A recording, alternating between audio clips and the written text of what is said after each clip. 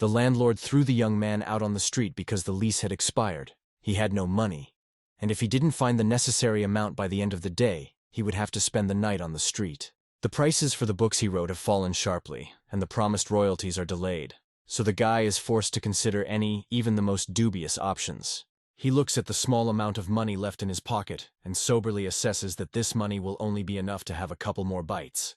In despair, he decides to try his luck at the lottery because he simply has no other ideas left. A young man named Beiwu stares long and hard at the sign of a shop that sells lottery tickets. He slowly walks inside, convinced that in his situation it makes no difference whether he buys tickets or not, because everything in his life has already fallen apart. When Beiwu asks to sell him 5 tickets, the seller, not particularly interested in the outcome, suggests choosing anyone and leaving the choice to fate.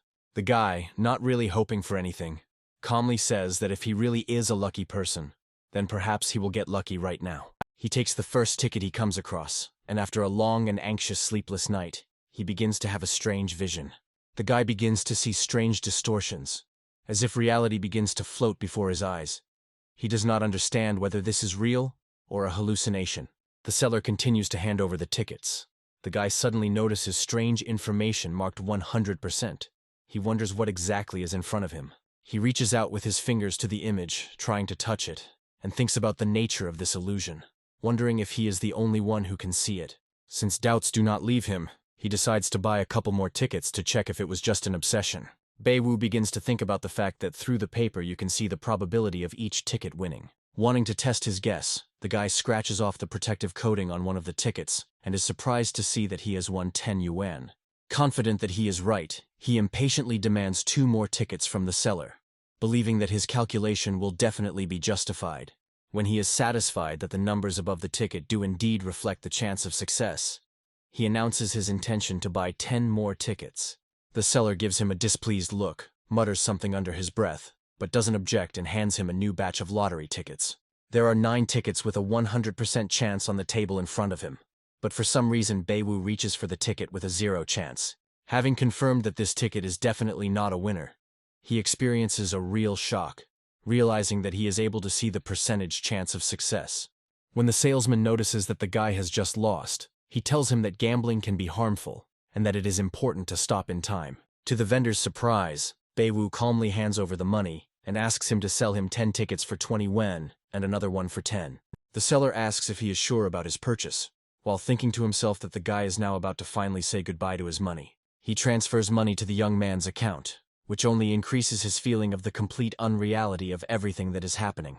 Beiwu begins to wonder if the percentages displayed above lottery tickets do indeed show the chance of success, but do not reveal the size of the winnings. He believes that it would be much more useful if one could see not only the probability, but also the amount of winning. He begins to think about how exactly this probability is calculated, trying to understand whether some kind of pattern can be identified. Suddenly his eyes widen as he comes up with what he thinks is a brilliant idea that could change everything. He points to a stack of lottery tickets lying on the table and asks the seller for those. Beiwu looks at the tickets he received in his hands with great surprise and carefully examines each of them, assessing the probability percentage. The seller decides to himself that the guy was just lucky and is sure that this time he will definitely lose and everything will finally end. Beiwu feels great and decides that it is worth taking another chance, as his intuition tells him that luck is clearly on his side. The seller begins to get irritated, because the guy has already won about 20,000, which means it's time for him to lose. The young man scratches off the protective coating on another ticket and easily wins another 20 yuan, without showing any particular surprise.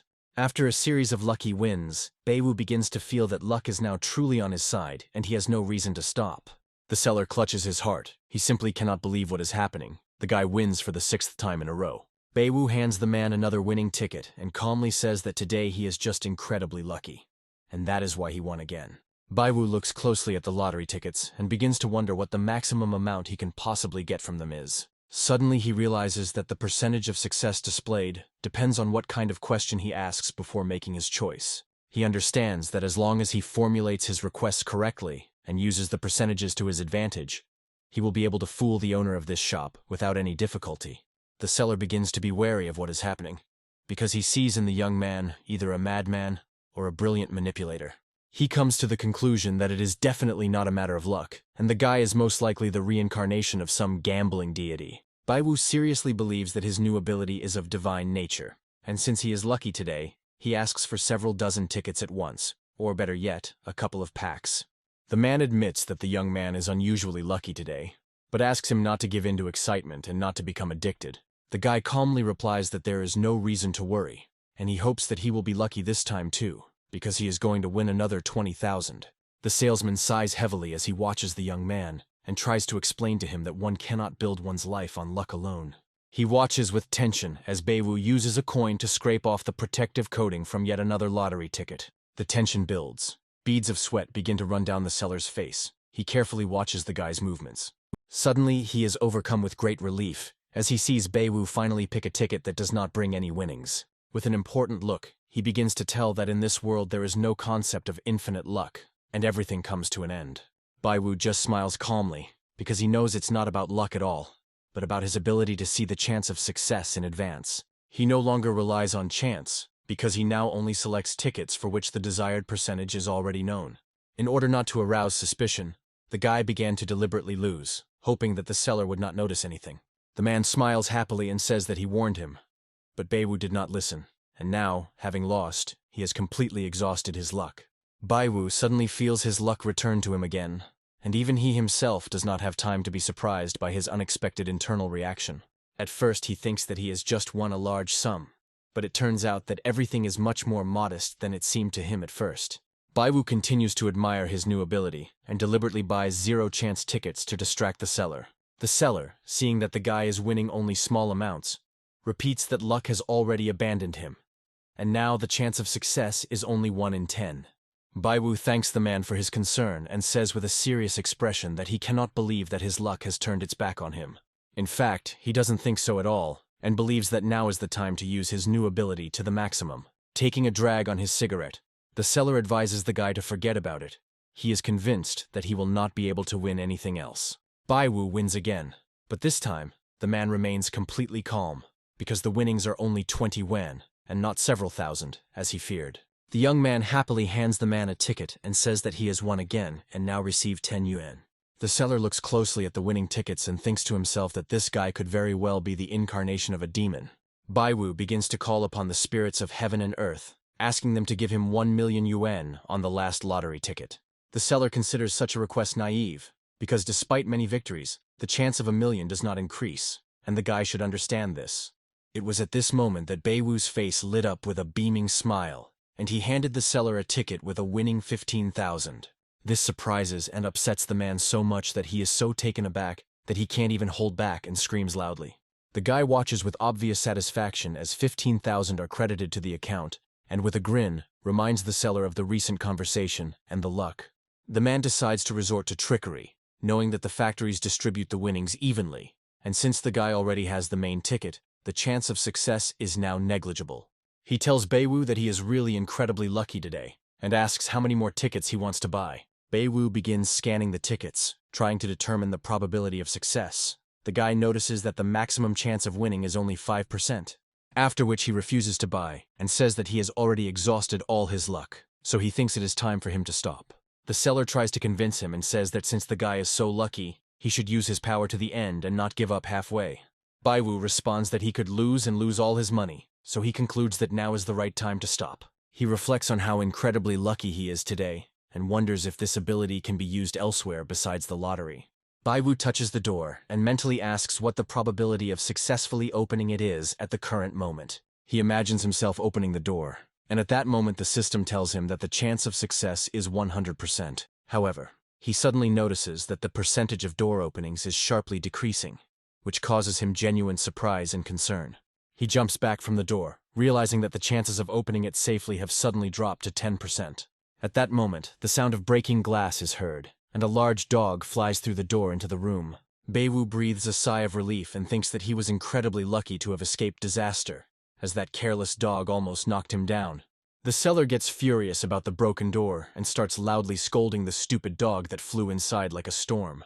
After some time, he begins to suspect something because the guy's behavior seems increasingly strange and seems to go beyond the ordinary. The man suddenly grabs Baiwu's hand and says that he can't just let him go after everything that happened in front of his eyes. Baiwu realizes that he has clearly gone too far this time, and now the seller will definitely start asking too many unnecessary questions. The surprised salesman suspiciously asks the young man how he could have known in advance what was about to happen.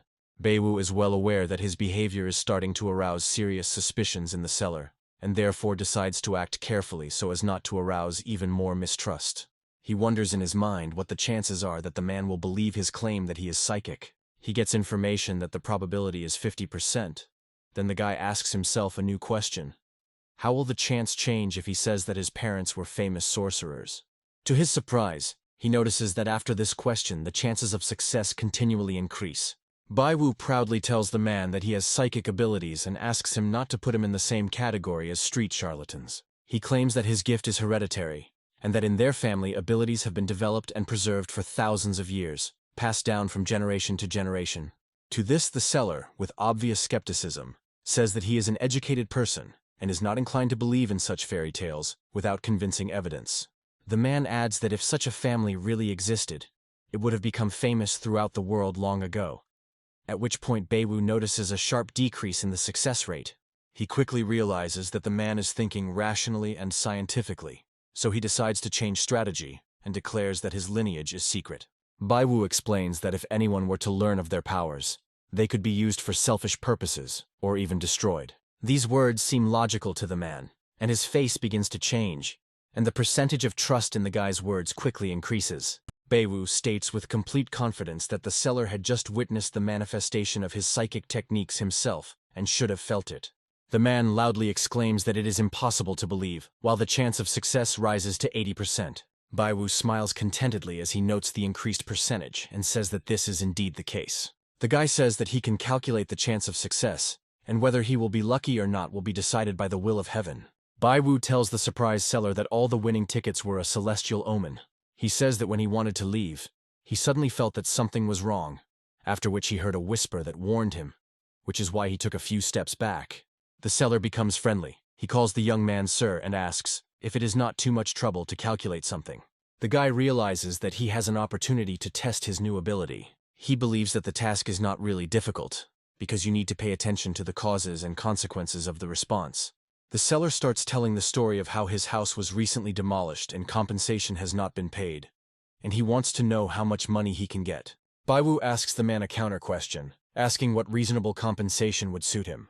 The seller begins to count out loud, remembering that his apartment was 200 or 300 square meters, and each square meter costs about 10,000. Baiwu asks what is the chance of getting compensation of 2 million. At this moment, the answer comes that the probability is 100%. After which he asks a question about compensation of 5 million, to which the answer comes that the chance will be only 5%. The guy continues asking questions, this time asking what the chances are of a 4.5 million payout. The salesman looks closely at the focused young man, and he is increasingly overcome by the thought that the guy really does have abilities. After a short silence, Baiwu looks up at the man with a heavy gaze, full of confidence and mystery. Clenching his hands hopefully in front of him, the salesman joyfully calls the young man a master, and asks if he has found out the answer. Baiwu reports that if a man asks for 4,200,000, he will not be refused. However, he warns that if the seller asks for 4.5 million, the chance of success will be less than 80%. Baiwu suggests that the man call and ask directly if he doesn't believe him, and at the same time test his new skill. The man takes out his phone and says that he will call the agency immediately. He quickly dials the number with trembling fingers. After a short conversation, the seller is very surprised and says that he cannot believe it. The amount of compensation is exactly as the guy said. After which the man thanks the young man and says that he really is a real psychic. The seller believes that the master gave him a useful prediction and promises to pay 300,000 yuan as gratitude. Baiwu continues to play the role of a mysterious psychic and says that it will be the will of heaven. He closes his eyes and folds his hands in a prayer gesture. He thinks to himself how lucky he is today, and then receives a notification from the bank about the crediting of 300,000 yuan. Baiwu can barely contain the joy raging inside him as he got a huge amount of money so easily. He looks at the salesman and thinks that with this ability to see the percentage of success, he can make any wish come true. Baiwu says goodbye to the man. The seller calls him master and wishes the guy a good day. He smiles warmly and watches him go. Beiwu believes that if he uses this gold mine correctly, he can radically change his life and achieve success. He goes outside and immediately notices that stupid dog who broke the door of the store. He is surprised that the dog is still here. He thinks that perhaps he is looking for someone here. The guy asks this mental question and gets confirmation that the chance is 100%. He remembers how this dog helped him earn money and decides that now he must repay the favor and return it to its owner. Meanwhile, the dog happily grabs the ball lying near her and throws it sharply into the air, wagging her tail in excitement. The ball begins to ricochet violently off nearby buildings and advertising signs, before returning and hitting the dog in the head. And then the same ball, after hitting the dog's head, rushes at great speed straight into the guy's head. In severe pain, the young man rubs his head and wonders how his owner copes with such an animal. The guy thinks what's happening is stupid, but decides that he still has to find the owner since he's already taken it on. Suddenly the dog takes off, and the young man decides to follow the dog, believing that it can lead him to its owner. While running, the young man thinks more than once about whether he should continue the pursuit. But curiosity turns out to be stronger than doubts. After a few minutes of running, he finds himself in a central park, where he notices a girl standing near a bench. Beiwu looks closely at the girl, amazed by her appearance, and decides that such coincidences only happen with incredible luck.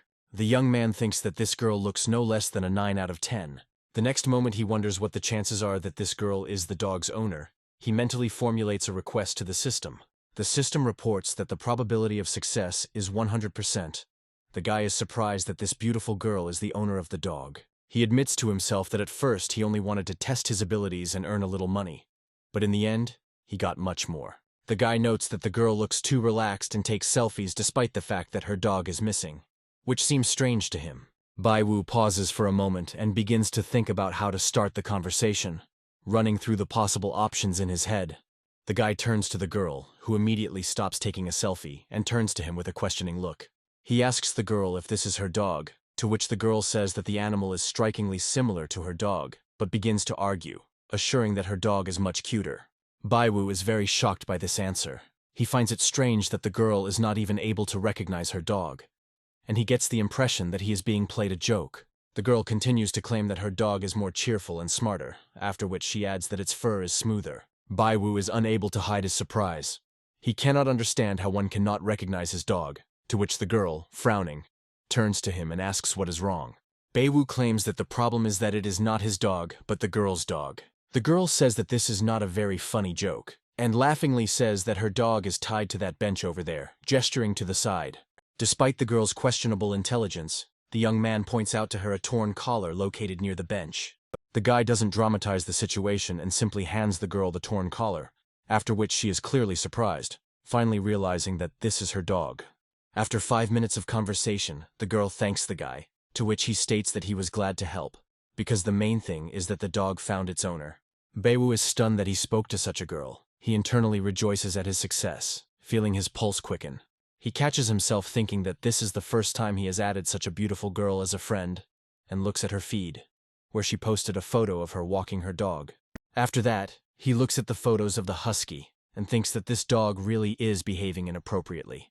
Judging by the destroyed interior in the background of the photos, he states that if he had behaved in this manner, he would have been beaten and kicked out long ago. A moment later, he sighs and thinks that it is not for him to talk about this, because the guy himself was kicked out of his rented apartment today, and even the locks were changed. The girl cites being busy, after which she says goodbye to the guy and wishes him all the best. Suddenly, Beiwu realizes that he can see the success rate of any business, and wonders why he should pay rent when he can become rich and buy his own house. Even though the guy now has 300,000, it is not enough even for the initial payment, and he is going to come up with a quick and effective way to make money. He notices a bright sign for an antique market in front of him, and suddenly comes to the idea that antiques are a quick way to make money if you know how to find valuable things. A guy stands near a huge gate that leads to a square where old antiques are sold, thinking about new possibilities. As he passes the rows, he hears the loud voices of merchants offering ancient items at a very favorable price. Beiwu immediately finds himself surrounded by merchants, one of whom persistently offers him a porcelain bowl from the Northern Song era, assuring him that it is genuine, and asking for only 50,000 for it. The other two merchants, watching from the side, whisper among themselves. One of them smirkingly asks his comrade to look at this idiot newbie who clearly doesn't understand antiques. Beiwu sadly realizes that these people treat him as a brainless newbie and easy prey, seeing him only as an opportunity to make a quick buck. His thoughts are interrupted by a merchant sitting opposite him, who pompously declares that all these items were inherited by him, and that his ancestors were famous connoisseurs of art. The guy asks to show the goods with a joyful smile, but thinks to himself that the merchants don't even realize that such a seemingly naive newbie has an unusual ability. He mentally asks himself what the chances are that there is a real antique among this junk, and gets the answer that the probability is 100%. Baiwu thinks that all these items cannot be genuine and senses something fishy. He looks at the things laid out in front of him with distrust. He understands that he really has antiques in front of him, but he doesn't know how old these things are, and he wonders how to find something truly rare and valuable among them. The guy wonders what the chances are of finding an antique worth 5,000 here. The system replies that the probability is 0%. After scanning the surrounding objects, Baiwu became interested in the prayer beads, which had 100% authenticity and a 5% chance at a price of 300 yuan. The merchant says that the boy has a keen eye and explains that these beads are the most valuable item because they were worn by the empress herself. Hearing that the man is asking 20,000 yuan for the item, the guy leaves, realizing that the seller is clearly deceiving him. Baiwu is inclined to think that most of these traders are just street scammers, and decides to use 10,000 yuan as a price determinant. He approaches the vendor next to him and asks what the chances are that this shop will sell anything for more than 10,000 yuan. Having received an answer of 10%, he begins to ask about 20,000 and 30,000. After receiving the answer, he continues to raise the price and asks for the probability of items worth 50,000 yuan. He keeps asking higher and higher for the items and gets a 10% chance, after which he thinks that he can make good money here. The salesman gives the guy a contemptuous look and thinks he needs to teach this newbie a lesson. The seller tells the guy that the purchase does not depend only on luck, and claims that he runs an honest business and does not deceive customers. After this, the man tries to sell the guy another item, claiming that it is a truly worthy and valuable thing. However, Baiwu interrupts him and firmly states that he wants to buy the glass, which has a 100% chance of being worth it when valued at 500,000. The guy thinks that he is not a simple newbie who can be easily deceived, because he has the skill of probability management. The merchant in turn wonders why the guy is interested in the last of the 10 bronze items sold, which he considers trash, and decides to raise the price. Baiwu catches the seller's intention, silently calling him a fatso, who tries to raise the price at every opportunity. Baiwu begins to scold himself for showing interest too early, at which point the salesman offers him to look at the porcelain. He shows off an old vase and invites the young man to take a closer look at it to appreciate its details. The man asks to pay attention to the circles on the bottom left by the potter's wheel and claims that it is completely handmade. The man asks for 50,000 for it and says that he can make good money if he resells it. Baiwu feigns surprise. However, he thinks to himself that this fatso is again trying to sell some garbage, the price of which is no more than a couple of yuan. It suddenly occurred to him that this fat man didn't even realize that among other things, he had antiques worth 500,000 yuan. Baiwu asks for forgiveness and says that buying antiques is certainly a fun activity, but he is not interested in porcelain.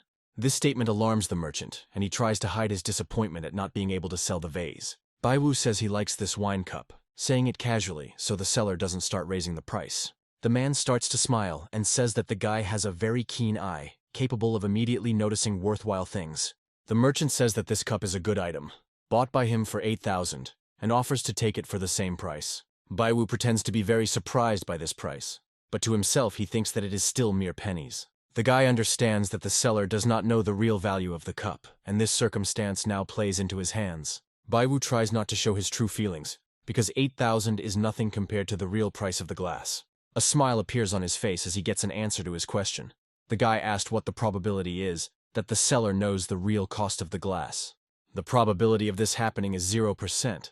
The guy thinks that he should pretend to be a poor newbie to lower the price even more. He asks about the likelihood of buying this glass for 4,000, after which he begins to lower the price further and further. Even at a price of 1,000 yuan, he gets a 100% probability, and this seems like the right time to him. Baiwu believes that it is not worth lowering the price below 1,000, since the probability drops sharply, and 2,000 is quite reasonable. He tells the seller that 8,000 is too much for him, and asks him to lower the price a little, hoping that he will agree. The seller thinks that this vase is not worth even 10 yuan, and suggests that the guy name his own price. Baiwu states that he is ready to pay 2,000.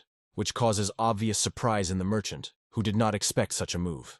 The man is unhappy that the young man has lowered the price so much, but comes to the conclusion that 2,000 is also profitable. Bai Wu reiterates that he will not pay a penny more and asks if the merchant is satisfied with this amount. The seller agrees, although he complains that it is too cheap, since he allegedly sold the same glasses to a girl for 8,000. Bai Wu says that if the seller doesn't want to sell, it's no problem, and the man eventually reluctantly agrees to the deal.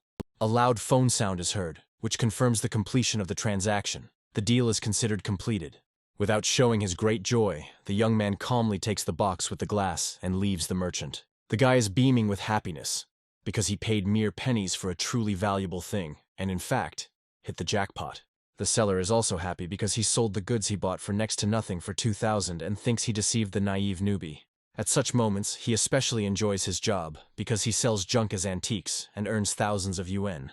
He considers the young man a naive fool, who bought a cheap product with the intention of reselling it. Looking at the guy leaving, he calls him an idiot, thanks to whom he managed to earn 2,000. After this, the merchant boasts to his neighbor, telling him that yesterday a girl bought an old thermos for 9,000, and today a guy bought a trinket for 2. The man looks at the braggart with distrust and wonders what exactly makes him so proud. Suddenly he points his finger forward and asks if this is the girl the man sold the thermos to yesterday. The man happily informs the salesman that he seems to be in serious trouble. The girl approaches the shop. The seller, without looking up, immediately states that he does not return money for items already sold. The girl does not react to his excuses, carefully examines the counter and notices with surprise that the item she needs is not there. The seller does not understand what the girl is trying to achieve, because he was expecting a demand to return the money for yesterday's thermos. Suddenly the girl asks where the bronze wine goblet is, and declares that she is willing to pay tens of thousands of yuan for it. Hearing that the girl is raising the price to 50,000, the seller loses his composure and starts shouting at the top of his voice.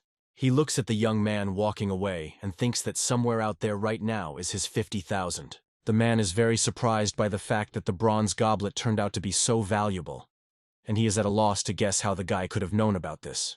The girl wonders why this fat man is so stunned and staring at her as if he can't understand what's happening. She assumes that the man is not satisfied with the proposed price for the glass, and decides to increase the amount to speed up the deal. Gradually she raises the bid for the bronze wine goblet, offering 70, then 80,000. The neighboring merchant, hearing the announced amounts, freezes in place from shock and opens his mouth wide in surprise. The girl begins to get noticeably nervous. She wonders what is wrong with men and asks if they even hear her words. The merchant can no longer hold back his tears because he regrets his lost 80,000, and also the fact that the inexperienced goose so cleverly outwitted the old one. The neighbor begins to find what is happening amusing, and he thinks that this swindler himself got caught on the hook, although he always tried to fool customers. The fat man gradually pulls himself together. Greed overcomes him, and with a greedy gleam in his eyes, he offers a price of 100,000 yuan. To his amazement, the girl doesn't even think about bargaining and calmly states that she's happy with this price. Suddenly, a loud scream is heard and the girl turns to the merchant with a frightened expression on her face, not understanding what is happening. The man falls to the ground from severe shock and, breathing heavily, presses his hand to his heart. The man, with difficulty pronouncing words, tells the girl that the merchant has already sold the very glass she was looking for. He clarifies that the item was sold for only 2,000 yuan because the seller considered it to be ordinary junk. This statement greatly surprises the girl, and she asks the seller again whether he really managed to sell that very glass. The merchant asks the girl to wait for him a little and not to go far. He assures that he will return very soon. Suddenly, their conversation is interrupted by loud shouts, and someone nearby enthusiastically offers a price of 300,000. They immediately fall silent and turn to face the crowd where the noise is coming from. Someone calls the young man lucky, saying that he is holding a bronze goblet worth no less than 300,000. The man asks the merchant with a grin if this is the glass he just sold for next to nothing. The girl's face changes dramatically. She becomes serious, because she realizes that another serious problem has arisen on her path.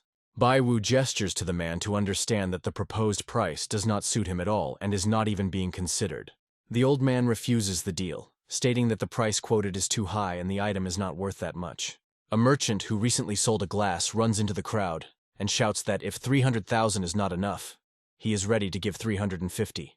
The next second he receives a powerful blow that throws him to the side with force. The old man approaches Bai Wu and firmly states his price, 400,000 and not a yuan more. Baiwu believes that this is not the limit, but still decides that this amount suits him quite well. The young man also concludes that the old man is apparently a real expert who is not so easy to deal with. After some time, he asks the system about the chance of selling the glass for 500,000 and receives a confident answer, 100%. The old man sighs heavily, declaring that the younger generation is too impatient, after which he agrees to pay 500,000. The seller of the glass is unable to hold back tears of despair, while those around him discuss that the item was bought very close by, and the seller probably already regrets it greatly. One of the passers-by, noticing the expression on the merchant's face, asks in bewilderment whether he had accidentally sold that very item. The crowd is genuinely shocked that such an experienced and well-known seller made a mistake and gave away the valuable item without recognizing it. Suddenly, a loud female voice is heard through the noise of the crowd. The girl confidently declares that she is ready to pay 550,000. Baiwu is impressed by the beauty of the girl with white skin and long legs. He thinks that she is a real beauty and appeared in his life like the goddess of fortune descended from heaven. However, the young man does not know that he absolutely should not test her patience, because the consequences could be much more serious than he thinks. Baiwu thinks that before he would never have dared to talk to such a girl, but now he believes that he can easily charm even the most beautiful beauties. He stared at the girl, causing her to become noticeably irritated, while she thought that she needed to get that wine glass at any cost. Otherwise, her grandfather would never forgive her. The guy decides to find out if the girl is ready to pay more, and thinks about how to play on her strong desire to buy this cup at any cost. Baiwu notices the vendor who sold him the glass in the crowd and happily announces that the item he bought for 2,000 turns out to be worth more than 500,000 yuan. The girl, in turn, raises the price to 550,000 and insists on an immediate deal. The older man objects, saying that he proposed first and considers the girl's demands to be unreasonable and contrary to the rules. The girl reacts to his words with irritation and declares that no agreement has yet been concluded, which means she has every right to participate in the bargaining. The guy begins to think that the girl is not buying this item for herself, but is just accompanying someone else's antique deal. Baiwu says he is not at all against selling the jug, but suggests that the buyers first come to an agreement among themselves to avoid disputes. The girl confidently states that the winner in the antique market is the one with the highest price, and she believes that this is how real rules should work. The elderly man does not give in. He begins to raise the price and calmly offers 560,000 for the cup. Showing determination, the girl immediately answers his challenge, and without hesitation, sets the price at 570,000. The price increase continues. The older man looks closely at the girl and suddenly says that she reminds him of someone. He calls the name of his old friend, which greatly surprises the girl. She says that this man is actually her grandfather. The man starts laughing loudly and happily declares that her grandfather is an old friend of his, after which he asks if he really asked her to buy this bronze goblet. The man begins to tell that he is a professor in the history department at the university, and the girl remembers that she had indeed heard about him before. Baiwu asks its customers whether they are going to buy the glass or continue talking about their personal lives. The stranger interrupts her conversation with the elderly man, turns to the guy and firmly says that she will buy this glass. She tries to lead the man away and tells him that if he has some free time, he can meet her grandfather, have some tea with him, and she will personally give him a ride home. Baiwu happily looks at his phone screen as he just received a message that 600,000 yuan has been transferred to his personal account. He hands the girl a glass and thinks with a satisfied face that he has practically become a millionaire, after which he wonders if maybe he should get to know this stranger better. Inspired by his success, the young man politely asks the girl for her contact information so he can add her on WeChat. Such statements and such an open offer cause not only great surprise in the stranger, but also noticeable irritation. The guy tells the girl that she looks like someone who is interested in antiques and promises to write to her if he has anything interesting. The girl thinks with disgust that this mad little frog has seriously decided to try swan meat. The guy gradually begins to understand that the girl considers him a pathetic dreamer, striving for the unattainable and impossible. She reacts aggressively to his advances and indignantly declares that he doesn't dare talk to her like that. However, a shadow of doubt appears in the stranger's eyes for a moment, and she wonders if the guy really considers himself blessed by the goddess of luck.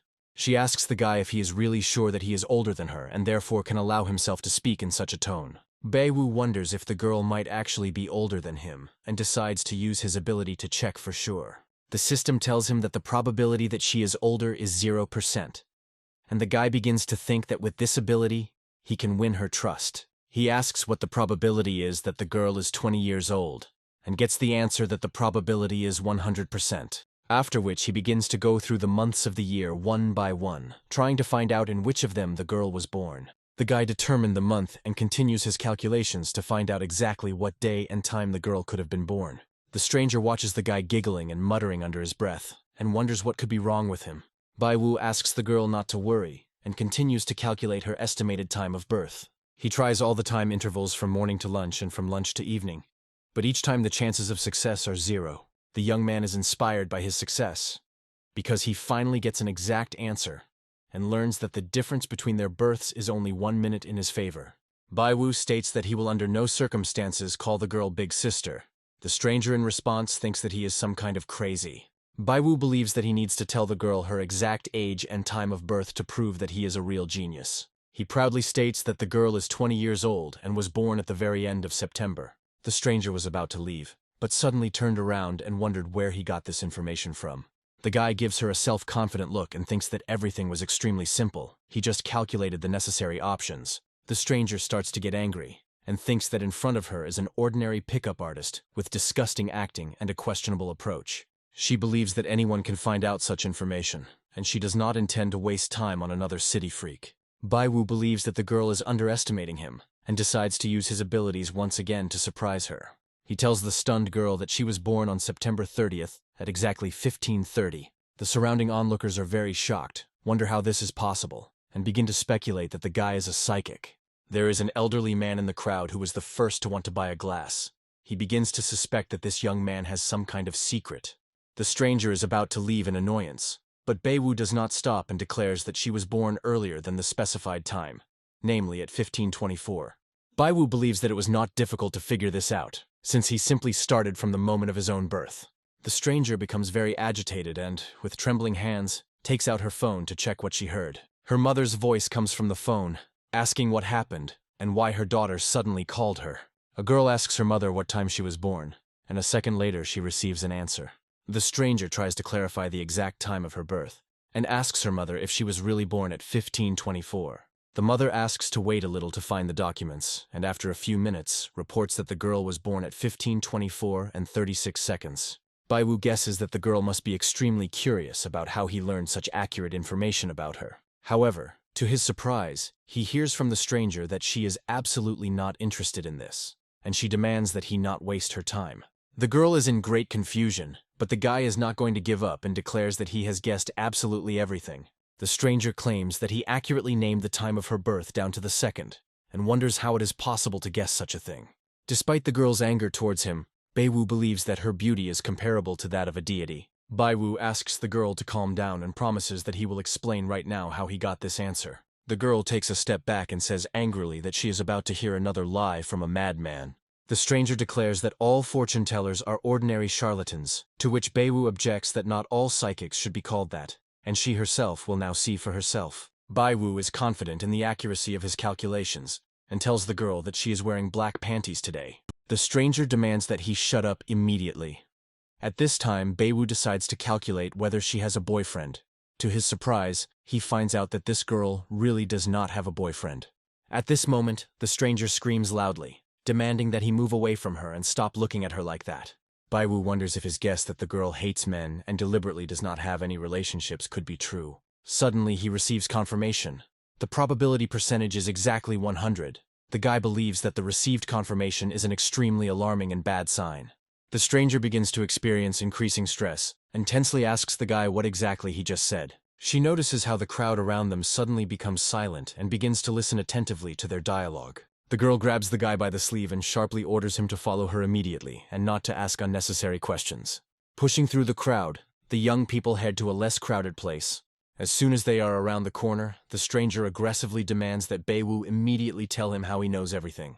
Bai-Wu states with complete confidence that he has calculated everything, and there is no mysticism in this process, and there cannot be. An expression of extreme surprise appears on the girl's face, and she barely audibly says that this is completely impossible. Bai-Wu states that if she doesn't believe him, he can guess the exact location of her moles right now. The guy approaches the girl and claims that he is acting solely for the sake of science, without the slightest personal interest. The stranger is in great shock and still cannot understand how the guy is capable of such a thing. After adding the girl as a friend, Beiwu tells her that he will let her know if he finds anything interesting related to antiques. He also tells the girl that she can contact him at any time, and he will share his advice using his precise method. Beiwu whistles a cheerful tune and reflects on how he has no trouble finding out other people's secrets with his ability to see success rates.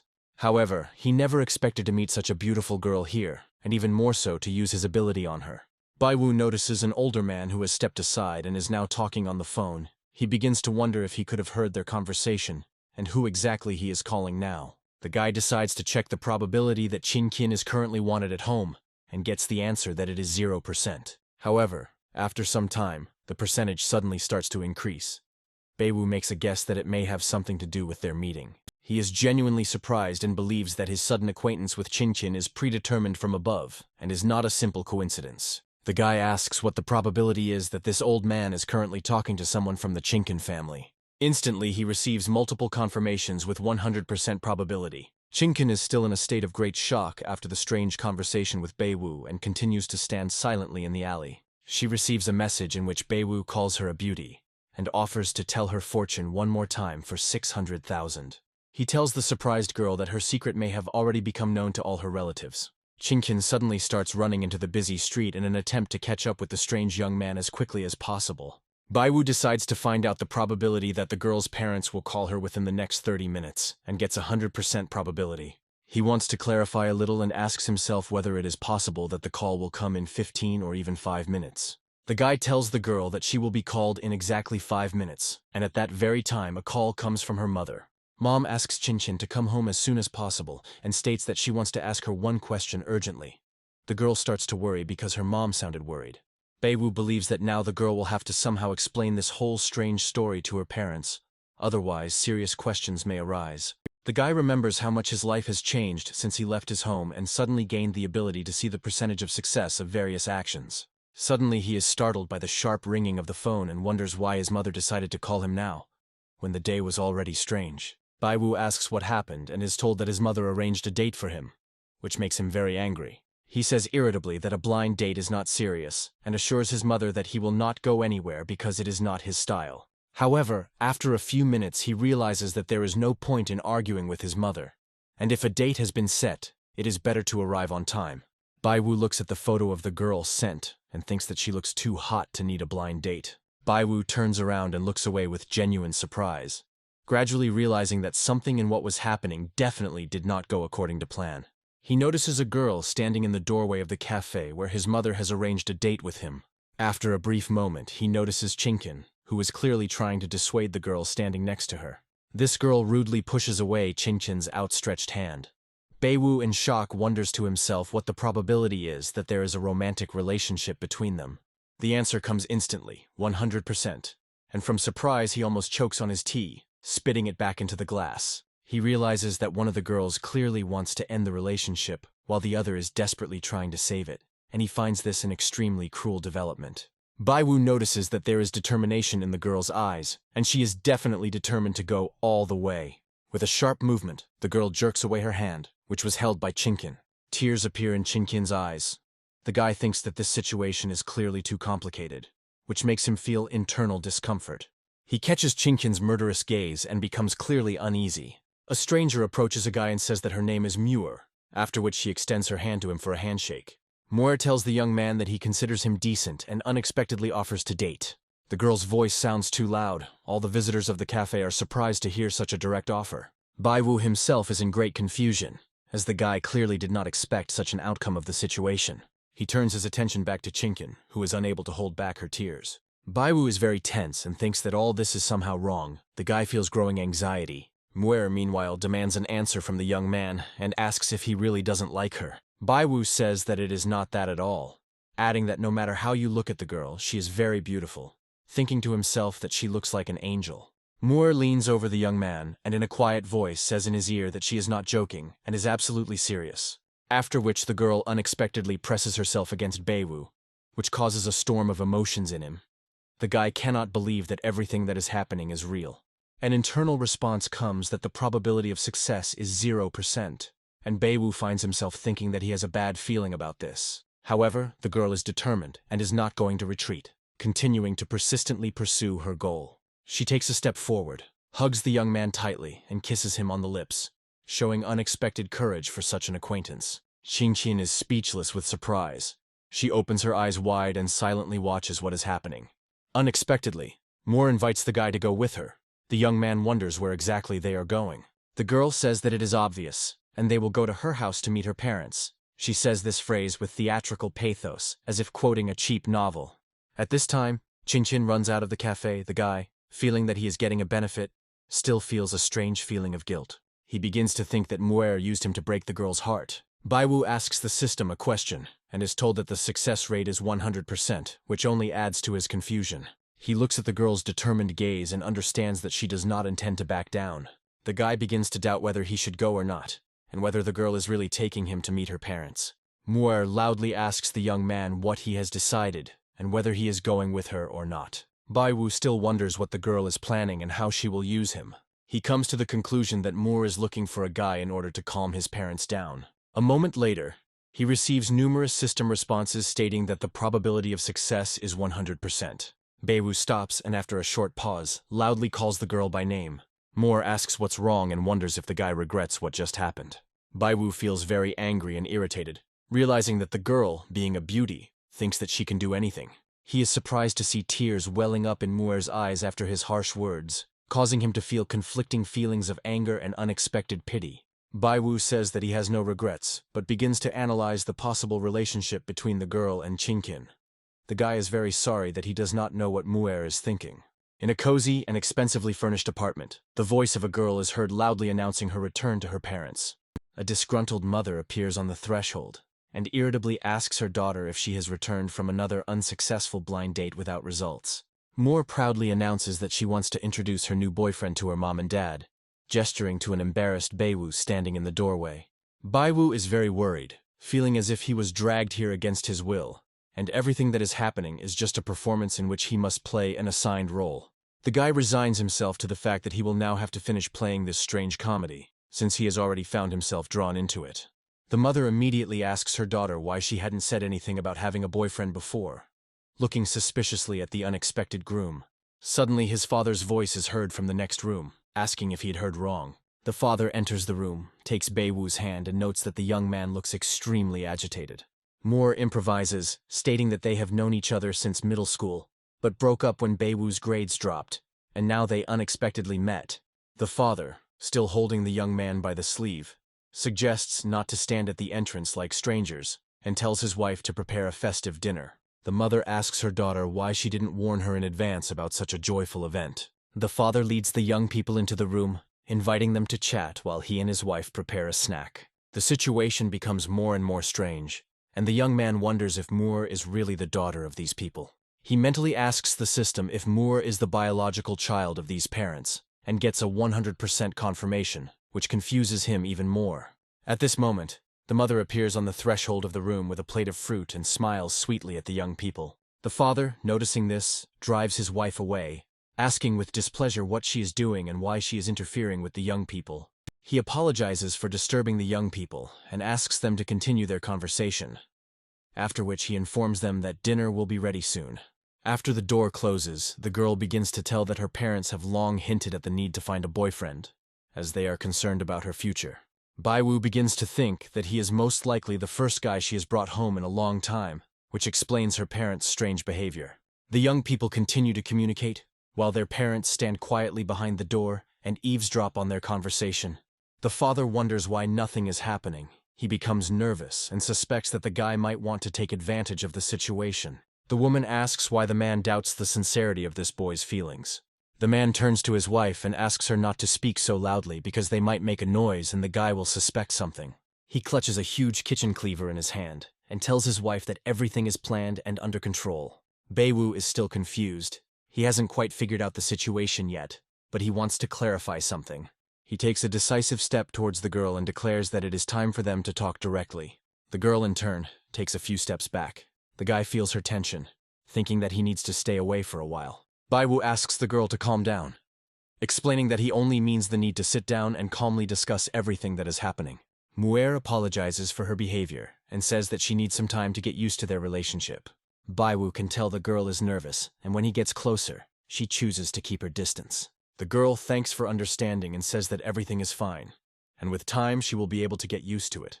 Baiwu admires the girl's beauty and thinks about the likelihood that she will feel comfortable if he takes her hand. After getting a high percentage of probability, he asks about the kiss. The high percentage surprises him greatly. Baiwu tries to think rationally and not deceive himself, finally coming to the conclusion that the girl is using him only to deceive her parents. Baiwu begins to reflect on the fact that, first of all, the girl must be honest with herself, and with visible effort he reaches out his hand to her. The guy takes a hesitant step forward and accidentally trips over his own foot, completely losing his balance in that awkward moment. Losing his balance and unable to stay on his feet, Baiwu falls to the floor with a crash, causing a loud noise to echo throughout the entire apartment. The next second, an enraged father runs into the room, holding a huge kitchen cleaver in his hands, and loudly asks what happened and if everything is okay with his daughter. He stops abruptly and looks in surprise at his daughter and the young man kneeling next to her. Muir is very irritated and angrily turns to her father, asking what he is doing. The mother quickly replies that everything is fine, and states that the father is simply very worried about his daughter. The wife drags her husband out of the room by his ear, while the guy thinks about the inadequacy of the man who burst into the room with a cleaver. Baiwu is very surprised by what is happening, because he did nothing. And besides, the man himself brought him into the room, and now he burst in with a knife. The guy gradually calms down and thinks that this is a very strange family. At this time, outside the door, a woman scolds her husband, calling him crazy and asking why he is running around the apartment with a huge kitchen knife. The man justifies himself. Even if the guy has a good heart, they cannot blindly trust him with their daughter. Baiwu is a little upset and wonders how he can possibly qualify as the girl's boyfriend after her parents almost stabbed him to death. Muir slowly approaches the young man and asks if he is okay. Baiwu continues to wonder how much longer he will have to play this role, and tells the girl that they need to discuss this issue later. Muir asks in response if the guy really regrets everything that happened between them. Baiwu counters by asking if she really thinks that she can hide the truth from her parents with this theater. He states that he wants to resolve the situation honestly, because her parents care about her, and she is going to deceive them. The guy tells the surprised girl that the only way to solve the problem is to simply talk to her parents. Baiwu takes Muir's hand and resolutely pulls her towards the door. The girl pleadingly asks him to help her just this once. A strange smile suddenly appears on Baiwu's face, and he begins to laugh quietly, as if realizing the absurdity of the whole situation. The parents, pressing their ears to the door, continue to eavesdrop. The mother whispers that the young couple is arguing because of her husband's ridiculous behavior. She indignantly states that her husband behaved thoughtlessly, and most likely the quarrel arose precisely because he burst into the room with a knife. The woman continues to express her dissatisfaction, to which the husband irritably replies that now is not the time for reproaches, and they must immediately end this conflict. They notice that the young man is about to leave and rush towards him in panic, trying to prevent his escape. Baiwu silently walks between the confused parents, thinking that if he stays, the only thing he can do is cause the girl even more pain. The parents look at the departing boy in confusion, feverishly thinking about how to stop him. Suddenly, the mother shouts loudly at the boy not to put on his shoes, apologizes and explains that she accidentally spilled soup on them. However, it's too late. Baiwu already puts his feet into the boots and immediately screams in pain, burning himself with hot and sticky soup. He looks at his shoes, then at the girl's parents, and wonders what kind of madness is going on here. Muir indignantly asks his mother why she was in the hallway with the soup and not in the kitchen. The father supports his daughter, calling it irresponsible. The man, seeing the wet boots, asks how the young man will get home now, to which the mother immediately offers him to stay with them for the night. Baiwu understands that now everything depends only on the girl. The parents insistently offer him to stay. He politely but firmly refuses, making up a story on the fly about how he needs to go to the hospital today to visit his grandmother's niece, whose son is sick. Muir smiles faintly at this ridiculous excuse, while her parents nod and begin to discuss the young man's complicated family ties. Lying on the bed, the guy thinks about how easy it has become to earn money now, and firmly decides to visit the antique shop tomorrow. The next morning comes and Baiwu heads to a huge square where dozens of antique dealers have set up their stalls. The seller irritably polishes an antique vase, thinking about how yesterday he went into the red because of some newbie, and also publicly disgraced himself in front of other sellers. He is thinking with annoyance about the great opportunity he missed to get rich yesterday when he suddenly notices a shadow hanging over him. The seller automatically smiles at the visitor and offers to examine any product that he likes. A second later, he notices with horror that standing in front of him is the same guy who yesterday bought an extremely valuable item from him for pennies. While munching on street food, Beiwu casually greets the vendor, noticing the new items on the stall, and asks if there is anything new since yesterday. The salesman, quickly pulling himself together, exclaims in a mocking tone what an amazing coincidence it is that the guy arrived just in time, and assures that he really does have something to show. Inside, he is jubilant, believing that this is the perfect opportunity for revenge, because this time he has specially prepared several special items for the unsuspecting buyer. Beiwu, continuing to eat street food, nods indifferently and says that in that case the man can safely show off his goods.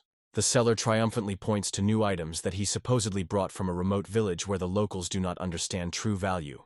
After asking about the cost, the man confidently names the price of 50,000 for the entire set. He whispers to the boy that he spoke with the village elder and learned that one family received this inheritance back in the late Song dynasty. The man whispers that this porcelain is probably incredibly expensive, after which the guy theatrically feigns great surprise, opening his eyes wide. The seller, running his finger over the pattern, confidently declares that judging by the carving and texture, this porcelain was made using the technology of ancient masters. He says that the guy is his best customer, and therefore the price will be especially attractive. The man explains that the price of 60,000 yuan is more than justified, because it is an extremely rare work worthy of a museum. Beiwu loudly repeats the stated price and asks in bewilderment whether the seller is really ready to give away such valuables for such a ridiculous amount of money. The guy, with false indignation, declares that in his opinion, this porcelain is of excellent quality and should cost several times more. The seller gloats internally, thinking how wrong the guy is in his conclusions. Beiwu states that 60,000 is a negligible amount. He pompously declares that if he buys a set for such a sum, his conscience will torment him for the rest of his days. The salesman begins to feel very irritated, but through clenched teeth he politely says that the guy's words touched his heart. Beiwu pats the man on the shoulder in a friendly manner and states that he cannot allow such a kind person to suffer. He asks for some time to think and promises to name his price, at this moment mentally asking the system for information about authenticity. The guy is disappointed to learn that the authenticity of the set is no more than 14%, but suddenly his eyes widen in surprise. Among the 7 figures, one turned out to be genuine. Beiwu quickly calculates in his mind that if there really is an original among the figurines, then its value must be at least 1 million. Having learned that the probability of the price being 1 million is over 90%, the guy indifferently asks again how much the merchant wants for the whole set.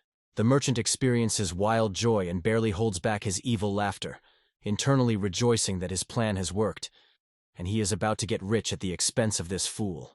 Suppressing his laughter, the man, with false seriousness, announces that he is offering a new price, 600,000. Beiwu carefully studies the joyful merchant, who is already mentally trying on the image of a rich nobleman. The seller, playing at generosity, declares that if this price is too high, he will make a discount and sell the set for 500,000. Beiwu says it's no problem and takes out his phone, ready to transfer the money immediately. After scanning the QR code, the young man transfers 500,000 yuan to the stunned merchant, after which he quickly grabs the box with the figurines. To the man's complete bewilderment, the guy instantly disappears into the crowd, running in an unknown direction. The merchant began to be tormented by the strongest doubts.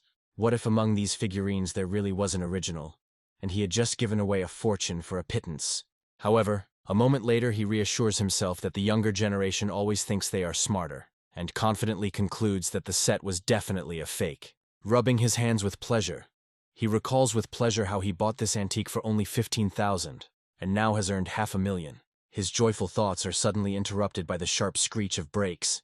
An SUV stops next to him, and an angry girl gets out. She immediately pounces on the merchant, asking where the 15,000 fake porcelain she sold him the previous evening is. The girl, with a trembling voice, declares that she is ready to buy the porcelain for 1 million. This news shocks the merchant. His face instantly turns pale. She begins to plaintively explain that this porcelain set is extremely important to her grandfather and begs him to return it. The merchant's mood immediately sours, and he admits in a choked voice that he sold it to another buyer just a few minutes ago. A neighboring merchant, hearing this, confirms that he actually saw some guy buy fake porcelain for 500,000. He sarcastically tells the stunned fat man that he is terribly jealous of his luck today, to which he proudly replies that skill comes with experience. The girl suddenly starts crying, confessing that she mistakenly put her grandfather's favorite china in the wrong box, and now the family heirloom is lost. The merchant tries to calm her down, muttering uncertainly that even if it is grandfather's favorite porcelain, it is still just a fake. Suddenly the girl starts screaming, furiously asking who told him that the porcelain was fake, since one of the items was a genuine relic passed down to them from their ancestors. The fat man's mood worsens again. He understands that this time he screwed up big time and could have earned many times more. The neighboring merchant begins to openly mock him, reminding him how yesterday the fat man sold a glass for 600,000, and today he sold the porcelain for less. The girl demands that the sellers immediately tell her where the young man who bought the porcelain went. Baiwu is in the home of an antique expert. An elderly man carefully examines the piece, noting its impeccable gloss and state of preservation. The expert continues his examination and after many minutes of silence declares that it is a magnificent specimen. Suddenly, the grandfather notices that he has exactly the same figurine at home. The man explains that this porcelain is over 1,000 years old, and asks suspiciously how such a rarity could have come into the possession of a young man. Baiwu mentally asks the system if this porcelain really belonged to the old man, and receives a 100% confirmation, which takes his breath away. When the expert asks what's wrong with him, the young man clears his throat and mumbles that everything is fine. He just choked on his tea. Baiwu wonders if the fat merchant stole the porcelain, and the answer is that the probability is 0%. After which the guy suggests that the old man's granddaughter sold the porcelain to a street vendor. The probability of this is 100%. The guy, looking at the old man, thinks that he has a crazy granddaughter, which explains the strange behavior and unusual circumstances surrounding the deal. The expert says that this item is being sold at auction for 12 million, and he is willing to buy it for 9 million. Baiwu believes that 9 million is quite a lot, considering that this is just the beginning of his career in the antiques world. The guy smiles at the old man and confidently says that they have come to an agreement. The old man says that this is a good start to their cooperation and takes his business card out of his pocket. The expert tells the guy that if he finds anything interesting in the future, he can call at any time. Baiwu takes the old man's business card, says goodbye to him, and slowly walks out into the street, feeling satisfied with the result achieved. At that moment, a car suddenly parks next to him, and a girl jumps out of it. Baiwu looks at the girl running fast. He wonders where she is rushing to and assumes that she will fall. There is a 100% chance that the girl will fall, and the guy loudly warns her. She stops and asks the young man in surprise why he thought she would fall. The girl aggressively tells Baiwu that she is not stupid and does not need to be warned in this way. Suddenly the guy gets the idea that this girl is the granddaughter of the expert who sold expensive porcelain for next to nothing. He receives the answer that the probability that the girl is the expert's granddaughter is 100%. The young man begins to become noticeably nervous. He understands that the situation is getting more complicated. While passing by the guy, the girl stumbles literally on level ground and falls to the ground with a loud scream. Baiwu also starts screaming loudly in fear. He stretches out his arms and rushes forward to catch the girl. The guy manages to grab the girl and hugs her tightly. The girl wonders what kind of trick this bastard just pulled and why she fell on level ground. People around them look closely at the young people hugging and wonder what is wrong with them and why they do not observe the rules of decency. The stranger starts screaming loudly and demands that she be released immediately. Baiwu, reporting that everything happened as he said, believes that the girl should have listened to his words. The girl is very excited and asks the young man how he could know about this. She frees herself from the guy's embrace and jumps to the side with a sharp movement, after which she asks the question of who he even is. Baiwu says that they have nothing more to discuss and says that he is going to leave. However, the girl asks him to stay put. Baiwu says that he did nothing and asks not to bother him. With a sharp movement, she snatches the phone from the guy's hands and says that she has an urgent problem, after which she says that she will contact the guy next time. Having left her contact number, the girl returns the phone and leaves the guy alone, ending their short dialogue and parting. Baiwu is walking along a busy street in high spirits, thinking that he has a lot of money and can spend it wherever he wants. A young man is thinking about what to buy first, a car or an apartment. At this time he meets an antiques seller. The fat man tries to find out how much the young man sold the porcelain for. Baiwu, smiling, says that he got 9 million for it. Baiwu is surprised by the merchant's calmness, because this fat guy looked so calm, and was not even surprised. This makes the guy puzzled. The merchant hides his true feelings very skillfully. Watching the guy go, he calls him a stinking bastard and believes that they will still get even. At this time, the girl looks into the room of her grandfather, who is looking at a porcelain figurine he recently bought for 9 million. She believes that everything worked out, and that her grandfather found his porcelain, after which she plans to leave unnoticed, wanting to avoid unnecessary attention. However, the old man notices his granddaughter and asks her suspiciously why she suddenly decided to visit her grandfather. The girl, realizing that she was already late, and that the porcelain had already been bought by her grandfather himself, remained silent in confusion, not knowing what to answer. The old man, looking intently at his granddaughter, asks what is wrong with her. She, smiling nervously, begins to convince him that everything is perfectly fine. The expert catches himself thinking that his granddaughter has been acting strangely lately, as if she really had sold his favorite porcelain. This guess is instantly confirmed. He realizes that he is holding his porcelain in his hands. The girl, feeling that the situation is getting tense, declares that she urgently needs to go to the hospital because everything hurts. She takes out her phone and through tears begs her grandmother to save her, because her grandfather will definitely punish her now. The old man takes on a demonic appearance and loudly demands that the girl look at what she has done. The granddaughter runs out into the street and thinks about who managed to sell the porcelain so quickly. She instantly remembers the guy who was leaving the house. The girl believes that this is exactly the young man who predicted her fall. Suddenly, Baewu feels a powerful bolt of lightning strike him. He turns his head from side to side, trying to figure out where the fat antique dealer has disappeared to, and thinks that something is wrong with this fat man. He thinks that the merchant is playing some kind of tricky game, and the answer comes that the reality of this is 100%. Baewu wonders how the fat man will try to take revenge. The system reports that the probability that the merchant wants to take the money is 100%. Baewu calms down a bit, as he still has a reliable power that shows the success rate, which gives him confidence in his actions. The guy thinks that dealing with antiques is a profitable business, but even with superpowers, it is quite difficult to find gold in this trash. He remembers that the girls he met recently were all very strange, and he thinks that for safety's sake, he'd better not get involved with them.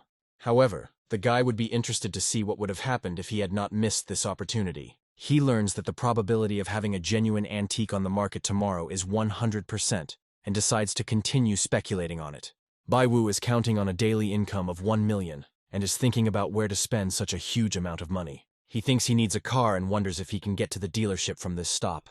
Suddenly, he notices the expert's granddaughter at the bus stop, who is glued to her phone and is intently reading messages. From the message, he learns that the girl was unlucky today.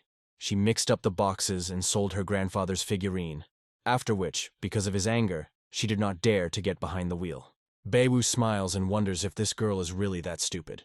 After this, the guy notices a strange man in the crowd of passengers, and thinks that this guy looks extremely suspicious. Baewu asks if the person is a threat and gets a 50% chance of success. The chance that this guy is a bus pickpocket increases to 100%, and the guy texts the girl that the man next to her is dangerous. The granddaughter reads the messages, after which she is surprised and suddenly lifts her head up. She notices Baewu next to her and wonders what he's doing there, before thinking that nothing good can come from this guy. Baewu writes a message saying that an ungrateful person cannot distinguish a good person from a bad person, and says that the girl is such a person. Bus number 666 slowly approaches the bus stop and slows down near it. The passengers begin to slowly move towards the entrance of the bus. The pickpocket has clearly spotted his new victim. The girl notices the touch and turns towards the man. The pickpocket apologizes and says that it wasn't on purpose. Someone just pushed him. The granddaughter accepts the apology and immediately goes back to looking at her phone, returning to her previous activity and ignoring what is happening around her. Baewu is irritated. He thinks that this girl does not listen to him at all. The guy notices how the man extends his hand to the girl and understands that the pickpocket has started to act, and the girl does not understand anything at all. Baewu begins pushing his way through the dense group of passengers and loudly orders them to stop immediately. Suddenly, the granddaughter delivers a powerful elbow blow to the pickpocket, who began to act, demonstrating determination and fighting skills. After this, she grabs the opponent's arm and delivers a powerful kick to his groin. Baewu feels uneasy. He finds himself thinking that he would not want to be in the place of this pickpocket. Meanwhile, the granddaughter makes a sharp turn, grabs the opponent by the elbow, and intends to throw him. With a powerful, professional move, she throws the large man onto the floor of the bus. The pickpocket lands on the floor of the bus with a loud thud, wheezing loudly and in severe pain. The bus stops, and the surprised passengers begin to discuss what is happening. The girl points her finger at the pickpocket lying on the ground and says that this nasty guy wanted to grope her. Baewu feels fear. He realizes that the girl is a martial artist and is still standing in front of him. The granddaughter looks at the young man and wonders what the guy has jinxed again. She wonders whether he wanted to help or whether there is something wrong here. Baiwu thinks that this is the end for him. This strong girl is the same porcelain seller that he bought. Baiwu heads to the next bus, thinking that he needs to get away from this girl as soon as possible. He only needs a few dozen minutes to get to the car dealership. Suddenly, he gets the answer that the probability of getting to the car dealership is 0%. Baiwu thinks that today is an unlucky day and asks whether a traffic accident is possible. The probability of accidents or traffic jams is 0%. But the young man still has a bad feeling that haunts him. The rude man demands that he immediately step aside and let him pass, which makes the guy suspicious and afraid. He believes that there may be a criminal inside. The guy gets the answer that the chance of a bus being hijacked or hostage being taken is 0%, which doesn't relieve his anxiety. Baiwu is very upset because he can't figure out what will happen, but he knows for sure that there is a criminal on the bus, with a 100% probability. The guy doesn't know what to do because if the criminal's plan comes true, many people could suffer. He learns with horror that there is a 100% chance that the bus will catch fire, and he wants to prevent it, but he is not sure that he can cope. Baiwu realizes that he has no time at all and needs to urgently call the police to report the criminal on the bus. In a quiet voice, he informs the operator that there is a criminal on the bus who intends to start an arson, after which the dispatcher asks him to state his location. The duty officer reports that he has marked the call as an emergency and assures that all necessary measures will be taken to prevent tragedy. Baiwu reports that the criminal has 8 or 9 liters of gasoline, to which the operator demands proof. He asks how the boy knew about the intentions to set the bus on fire and warns of severe punishment for false information. Baiwu realizes that he cannot prove his words in any way and is outraged that they do not believe him.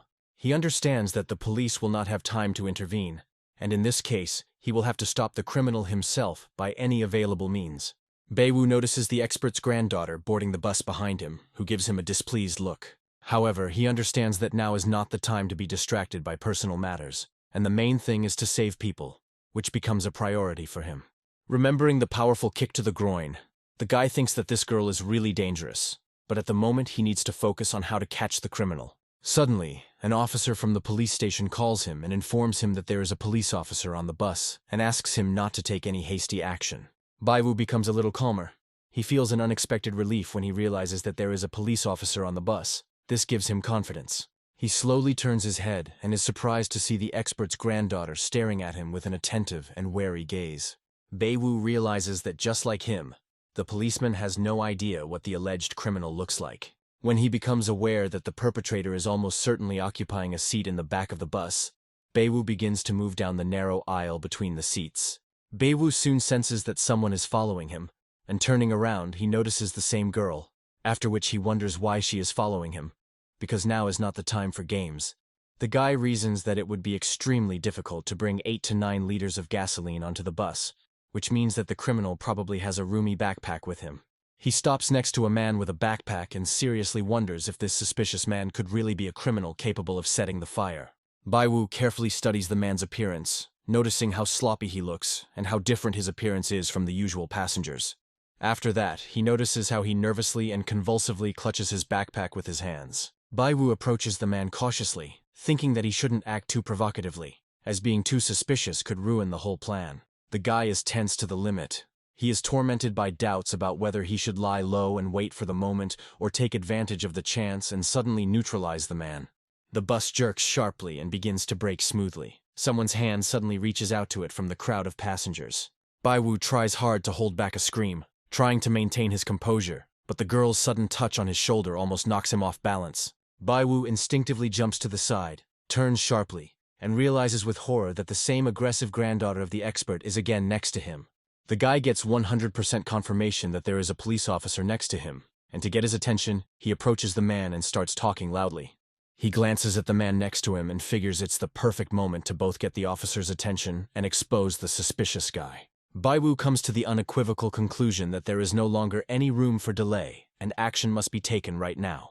He looks back at the girl standing right in front of him and clenches his fists. Suddenly, the girl pushes Baiwu aside and makes a powerful lunge towards the man holding the backpack. The man sitting by the window was completely unprepared for the attack, and the guy manages to grab his bag, which opens to reveal several bottles. The man instantly jumps up from his seat, his face contorted with anger, and he screams and demands to know what Baiwu is doing. The guy falls to the floor of the bus and watches closely as an enraged man approaches him menacingly. Baiwu is literally shaking with fear, thinking about how quickly events have unfolded and how he doesn't have the slightest chance of dealing with such a big guy. Suddenly, with lightning speed, the girl's fist crashes into the man's face, knocking him off his feet and causing him to stagger back. Baiwu lets out an involuntary cry of surprise, his mouth falling open in surprise. Meanwhile, the girl does not stop for a second and methodically continues her attack, delivering a series of precise and powerful kicks to the man's body. Despite her modest physical characteristics, the girl behaves like a real fighting machine, and, shouting loudly, delivers a final and very powerful kick. After this lightning-fast and devastating attack, the man is left lying on the floor of the bus. Baiwu can't stop wondering where this girl got such strength from. A metallic ringing sound is heard. The girl calmly takes the handcuffs out from behind her belt. She loudly and clearly states that there are police on the bus, and the man is officially under arrest for attempted arson. After this, the girl carefully reaches for the bottle that fell out of her backpack, takes it in her hands, and lifts it from the floor. Bringing the bottle to her nose and sniffing it carefully, she quietly confirms that there really is gasoline inside. Baiwu, in complete confusion and horror, realizes that this aggressive creature is actually a police officer and decides that he needs to get out of here immediately. Taking advantage of the general commotion at the bus stop, the young man tries to leave the landing area unnoticed, hiding behind the girl's back. However, the girl immediately turns around sharply, calls him by name, and suspiciously asks where exactly he is going. She grabs him by the shoulder and says that she heard that it was he who informed the police about the planned crime on the bus. The guy is confused and wonders why she is still stalking him, and realizes that he won't be able to clearly explain how he found out about the arson. He begins to panic and spout nonsense about a monk who came down from the mountains and told him about it, immediately realizing how absurd it sounds. Baiwu realizes that the situation is getting worse, and now there is a risk that he himself will be suspected of preparing the arson. He decides that he needs to get out of here as quickly as possible. At that moment, the girl suddenly hits the wall next to his head with her hand. Her face becomes menacing. She looks at him with fury and demands to know how he knew about the crime before it happened. Baiwu becomes increasingly amazed by the physical strength of this girl and begins to realize that he is in a very serious mess. The girl again asks the question of how an ordinary citizen became aware of the planned arson of a bus. Baiwu gently moves the girl's hand aside and says that it wouldn't hurt to thank him for warning her about the crime in advance. To this, the girl mockingly remarks that she personally finds it hard to believe this version of what happened. She abruptly twists his arm and reminds him that he called the police before he got on the bus, then asks him if he knows the criminal. Suddenly, Moore appears nearby, attracted by the noise and crowds of people near the bus stop. She notices a crowd of onlookers and immediately turns her attention to the unfamiliar girl pinning Baiwu against the wall. Baiwu tells the policewoman that all her conclusions are nothing more than guesses, but she indifferently states that they will go to a more suitable place where he will tell her everything. The number of onlookers is rapidly increasing, and the guy increasingly feels that he has found himself in an extremely humiliating and unpleasant situation. He thinks about how cunning and dangerous this policewoman turned out to be, because of whom he is now drawn into serious trouble. Muir addresses Baiwu by name and asks in confusion what is going on. The guy notices the girl with surprise, and in response, asks himself what she is doing here, and how she ended up at the bus stop. The policewoman turns a heavy gaze to Muir and asks if she knows this young man. Muir begins to explain that her car broke down, so she left it at the workshop and ended up here by chance. After this, the girl again asks what is going on and why this lady is so persistently pestering Baiwu. Baiwu feels like the situation is starting to look more and more like the scene where he was caught with his lover. He decides that this is a great chance to get out of this, and discreetly winks at Muir, counting on her help in this absurd situation. The girl looks at him defiantly, obviously expecting an explanation that could somehow clarify what was happening. Baiwu breaks free from the girl's grip and addresses Muir, assuring her that it is not at all what she thought. After which, the guy falls to his knees in front of the girl, insisting that he has nothing to do with the stranger. This causes shock among those around. One of the onlookers, chewing a cookie, says in surprise, Well. Baiwu points to the police officer and claims that she was the one who started harassing him, emphasizing that he does not know who she is. He reveals that he has a girlfriend whom he truly loves, and then asks the police officer to stop following him. The female officer, surprised by such accusations, tries to explain that she did not harass the guy at all. At this time, onlookers begin to gossip, discussing that Baiwu has a beautiful girlfriend, but he was just caught with another. The policewoman orders the guy in a stern voice to look at himself and asks who is chasing him anyway, to which Baiwu replies to Moore that his words are the pure truth, and asks him to pay attention to the fact that the girl does not let him go. Muir makes it clear with her look that the guy will owe her if she helps him this time. She tells the police officer that this young man is her boyfriend and asks her to stop touching him. The female officer blushes with anger and clenches her teeth with all her might. Baiwu feels extremely uncomfortable as he notices more and more people gathering around him. The officer calms down a little and notices that Muir is quite determined and has no intention of backing down. She is again overcome with intense anger, and she slowly and quietly calls the young man by name. After which, with a sharp movement of her left hand, she delivers a powerful and stinging blow to the guy's solar plexus. The guy immediately falls to his knees and tries to catch his breath, while the female officer turns around and begins to walk away silently. Passing by Muir, she declares that she is not interested in this brat, but advises the girl to be careful with him. She talks about how this guy is most likely not who he claims to be. Moore looks at the young man pitifully and asks how he is, and if everything is okay with him. Baiwu thanks the girl, and says that thanks to her he was able to get rid of this problem at least for a while. Muir reminds him that they have an unspoken agreement. She helped him, and now he must help her. At this moment, pushing aside numerous passers-by and onlookers, Chinkin approaches the bus stop. The girl immediately notices the young people who are chatting pleasantly with each other. She watches with irritation as Baiwu whispers something quietly to Muir. Chin decides that since the guy decided to pester Muir, he won't get off so easily this time. The next morning comes. Baiwu, sitting in an expensive car, thinks that he is not decisive enough to show any feelings, and is generally confused about them. He thinks that in the future he will stay away from all this and focus on making money. The guy does not notice at all how Chinkin is watching him. A young man parks near an antique market and believes that only money is real, as opposed to feelings. He catches himself in a familiar and pleasant feeling, which he has known since yesterday, this feeling of money. Baiwu hopes that today will be a wonderful day that will bring good profits, and does not notice at all how Chinkin looks at him with hatred from the car. However, when he approaches the stall of his friend the seller, the guy's mood changes. He asks the man where his salesman is, to which he replies that the fat man has gone to the village for new goods and will be gone for a few days. Baiwu immediately asks what the chances are that the fat man will have a genuine antique, and gets a 100% chance. The guy thinks that nothing can be done, and wonders if he will be able to find himself an antique today. The answer stuns him, as the system tells him that the probability of success is 0%. He asks the next question, wondering what the chances are of buying a genuine antique on the market. The system also reports that the probability is 0%. Baiwu begins to wonder why this data is so different from yesterday.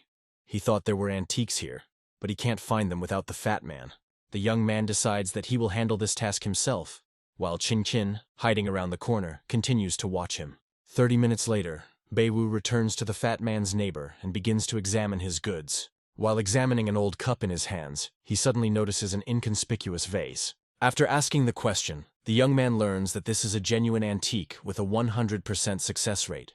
He approaches the merchant and asks if he can sell him this vase, to which the seller states that it costs 3,000, but he can give the guy a 5% discount. Baiwu is very indignant and asks what this 5% discount is. The young man demands 50. The seller agrees to the stated conditions and calmly says that if it's 50, then let it be 50.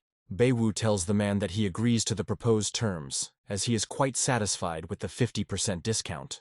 The guy thinks that the merchant still doesn't realize that he has a real product in front of him, but the system warns him that the chance of success is minimal. Suddenly, Chinkin announces that she is willing to buy the item at its original price, without bargaining. Baiwu is very surprised to hear the familiar voice of the girl, because he did not expect her to appear right behind him. He turns around abruptly and begins to think anxiously about why she appeared here and what exactly she is going to do. Chinkin continues to silently and haughtily examine the young man, looking at him with obvious arrogance. The merchant beams with joy at such an unexpected offer and immediately informs the girl that, of course, she can purchase this item. The guy asks the man not to rush into selling and emphasizes that he was the first to come to his shop. He offers 10,000 for the vase, but the girl interrupts him and immediately names the price at 30. The merchant beams even brighter from such luck and believes that today really was a particularly lucky day. While the guy is sure that the girl is acting out of spite, Baiwu understands that the seller has finally figured out the real value of the item and realized that it is significantly higher than its original price. The guy raises the bet to 50,000 and tells the girl that paying a large sum for this vase would be downright stupid. Chinkin doesn't react to the young man's words. She just smiles and says that she is ready to pay 100,000 for this vase. The girl approaches the guy and mockingly asks what he will say to this. Beiwu realizes that he will not be able to outsmart the girl with such methods, because she will continue to raise the bet without thinking. The guy casts a determined glance at her and begins to frantically think about how he urgently needs to come up with some other way. Chinkin is sure that the guy won't be able to deceive her, because she just bought what she considers to be useless trash, and now she is interested in what he will do. Beiwu admits that this time the girl outplayed him. He is not so naive to compete with rich people in the amount of money. The guy is very angry with the system, because it claimed with 100% certainty that success would be on his side. Chinkin is clearly pleased with herself and is thinking about how she will continue to bother this guy in the future. She is distracted from her thoughts and begins to examine the vase she bought with interest, suddenly noticing that it may belong to the Ming dynasty. Watching the guy leave, she suddenly realizes that he is not as simple as she thought at the very beginning. Beiwu notices that the girl is constantly following him and rudely asks when she will finally leave him alone. The girl calmly replies that she is in a public place, and no one has the right to forbid her to be where she wants. Approaching the next merchant, the guy confidently offers 100,000 for the goods, but Chinkin immediately interrupts him and names the price 200. Beiwu approaches another merchant and is about to buy an item for 3,000. But the girl interrupts again and immediately declares that she is ready to pay 100,000. Beiwu becomes very irritated and angrily yells at the girl, demanding that she leave him alone. The guy angrily asks why she is doing all this, not understanding her real motives. Chinkin calmly replies that if he can't afford anything, then it's entirely his own problem. She claims that the young man can, of course, continue to raise the stakes, but she doesn't care at all, because she has a lot of money. Suddenly, the girl comes close to him, which causes obvious tension and anxiety in the guy. She mockingly informs him that he is barely 20 years old and a recent high school dropout, and then asks how he can afford a luxury car. Chinkin asks a provocative question. Does it seem to him that everything that is happening in his life has happened suspiciously quickly? Beiwu tries to justify himself and says that he was just lucky and found a really good source of income. To this, the girl reminds him that earlier he mentioned some supernatural abilities, and this confession greatly frightens the guy, because he understands that she is digging into his past. Chinkin finds it extremely suspicious that the boy had nothing until he was 20 and was an ordinary person without any rich inheritance. She frankly admits that she doesn't know what tricks the guy used to achieve success, but she is sure that he was a pathetic loser before. The girl claims that he now really has a good income, and she intends to do everything to destroy him. Chinkin suggests the guy forget the old Chinese proverb that even salted fish can suddenly come to life. The guy believes that it is not his fault that he is different from others, and begins to think about what he should do next. Chinkin demands an immediate answer to the questions posed, and is convinced that the young man is frightened by the possibility of losing his source of income. Beiwu scolds the girl for repeatedly interfering with his daily earnings and wasting his precious time. He claims that Chinkin underestimates him and is unlikely to be able to completely block his ability to earn income. Chinkin asks him defiantly if he really believes that she is incapable of depriving him of his earnings. Beiwu replies that no matter how hard she tries, she will still fail, and he is 100% sure of it. He turns around abruptly and walks away, and the girl mockingly asks if he will cry today if he suddenly suffers a defeat. Turning around, Beiwu realizes that Chinkin really doesn't intend to leave him alone for a minute. Chinkin follows the young man and thinks that if he decides to buy something, she will deliberately inflate the price. The girl watches what is happening with interest, wanting to understand how the guy will behave in a similar situation. Beiwu's attention is drawn to the loud voice of a merchant, who insistently offers to take a look at his most valuable goods. Beiwu greets the seller and tries to engage in friendly and casual conversation with him. Chinkin watches closely as the boy whispers something to the merchant and becomes irritated, thinking that he is acting extremely stupidly. Much to her surprise, Beiwu, after carefully examining the goods, does not purchase anything, which causes the girl obvious confusion. He happily says goodbye to the saleswoman, which further increases her bewilderment. She is even more confused as she watches Beiwu approach all the merchants and whisper something in their ears, but does not buy anything. Chinkin can't figure out what exactly is going on, because the guy is just talking to the sellers and not making any purchases. Meanwhile, Beiwu makes a request to the system and receives a message that the success rate is 100%. A smug smile appears on Beiwu's face, and he thinks that today is just the right day to teach the girl a good lesson. After which the guy turns to the sellers and calmly says that he intends to buy from them absolutely all the goods that are available. The girl is surprised to realize that Beiwu decided to buy up the entire assortment from all the merchants and hid his plan until the last moment. She considers the young man naive and is convinced that he mistakenly believes that she is not able to stop him. Qingqian gives the guy a haughty look, confident that he will ultimately fail, and his plan is doomed to failure. The guy in turn turns to the sellers and says that if they don't mind, he is ready to make a deal right now. Suddenly, the girl intervenes in the conversation and announces that she also wants to buy absolutely all the goods that the merchants have. Baiwu is clearly indignant about this and tells the girl that she is going too far in her confrontation. Qingqian asks what exactly is wrong and states that, like the guy, he wants to buy all the goods from these sellers. Baiwu is genuinely surprised by what he hears, because although he knows about the girl's financial capabilities, he understands that there are a lot of goods. He wonders whether his rival is really ready to throw around such words just to intimidate him. Qingqian wonders if the guy thinks she's that stupid, and wonders where he got his courage from. She asks the sellers to state the total price of all their goods and states that she will add another 10% to the final amount. Numerous sellers are very surprised by the girl's unexpected offer and look at each other in confusion. Qingqian urges merchants not to waste time and to hurry up with the decision, adding that they can still earn money on delivery. The girl begins handing out numerous bank checks to satisfied sellers, who ask her for a delivery address and promise to bring everything. Qingqian asks sellers to leave their contact information and says that its assistants will contact them shortly. She asks the young man how he is going to react to this, since she has just completely deprived him of the opportunity to earn money. The young man is worried about the current situation, but does not show it, and smiles reservedly at the girl in response. With a satisfied smile, Baiwu silently walks past the girl and heads towards the vendors to complete the deal he had started. He thanks the merchants for their participation and informs them that, as agreed in advance, the money received will be divided between them equally, 50-50. The sellers express obvious satisfaction that they were able to sell all their goods, and ask the guy to immediately inform them of such opportunities in the future. Qingqian's expression suddenly changes as he realizes that this scoundrel has once again skillfully tricked her.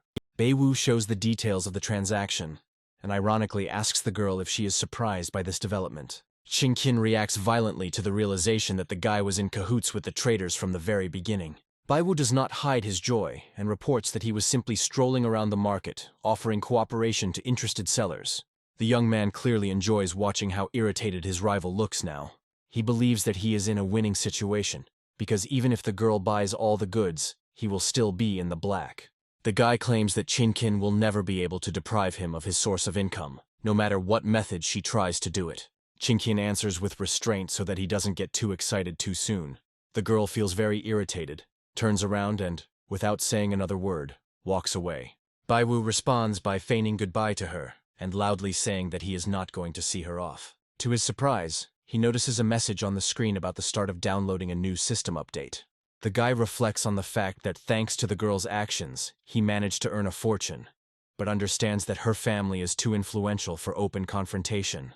He thought that with the system update there would be important changes, but since no noticeable changes have occurred, Baiwu comes to the conclusion that if he wants to increase his income, he will have to expand his circle of useful contacts.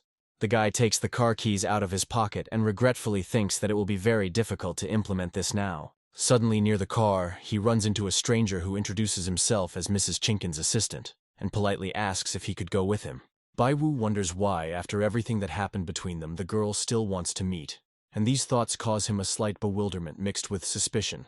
The assistant informs that his task is to come pick up the guy and take him to a social event as an apology for today's misunderstanding. Baiwu thinks about the assistant's words and thinks that the girl most likely has something bad in mind, because such proposals are not made just like that. However, he agrees because he believes that this is a great opportunity to expand his social circle, despite the fact that there are some risks. An hour later they arrive at Qingqian's house. The girl stands on the threshold of a huge mansion and watches them carefully, not taking her eyes off the guy. She confidently tells the young man that she was not sure that he would agree and come, but she still prepared properly. The guy believes that even if the girl invited him with evil intent, he still shouldn't be afraid, because it's a sign of weakness. The girl orders the young man to follow her. She wants to introduce him to her friends and see his reaction. Baiwu peers into the vast, richly furnished hall and watches the cultural bohemians socialize within it. Qingqian introduces his friends and says that among them are future chairmen, company owners, and CEOs. Baiwu realizes that there are indeed many influential people here and becomes a little nervous. Qingqian smiles contentedly, noticing how this upstart is visibly fussing in front of the guests, and wants to see how he screws up this time. The guy looks at the girl's satisfied expression and understands that she is clearly waiting for the moment when he will disgrace himself and lose face. He thinks that he needs to stop being nervous immediately, because it would be very offensive if he really became a laughingstock. The guy is convinced that no matter how high-ranking those present are, they are still ordinary people who eat and go to the toilet, and this thought helps him calm down. Baiwu extends his hand to the numerous guests and tells them his name, demonstrating confidence and openness in dealing with members of high society. Chingin is very surprised, as he notices that the guy has become more relaxed and confident. 5 minutes later, the young people find themselves at the table, and the girl tells the guy that he did well in a new environment for him. She admits that she was very surprised at how quickly the guy found a common language with those around him and was able to adapt to the situation. Looking at the expensive wine in the elegant glass, Baiwu confidently states that there is not much difference between the people of the upper and lower classes. The girl categorically disagrees with this statement, and thinks to herself that the difference between classes is visible even to the naked eye, and is expressed in everything.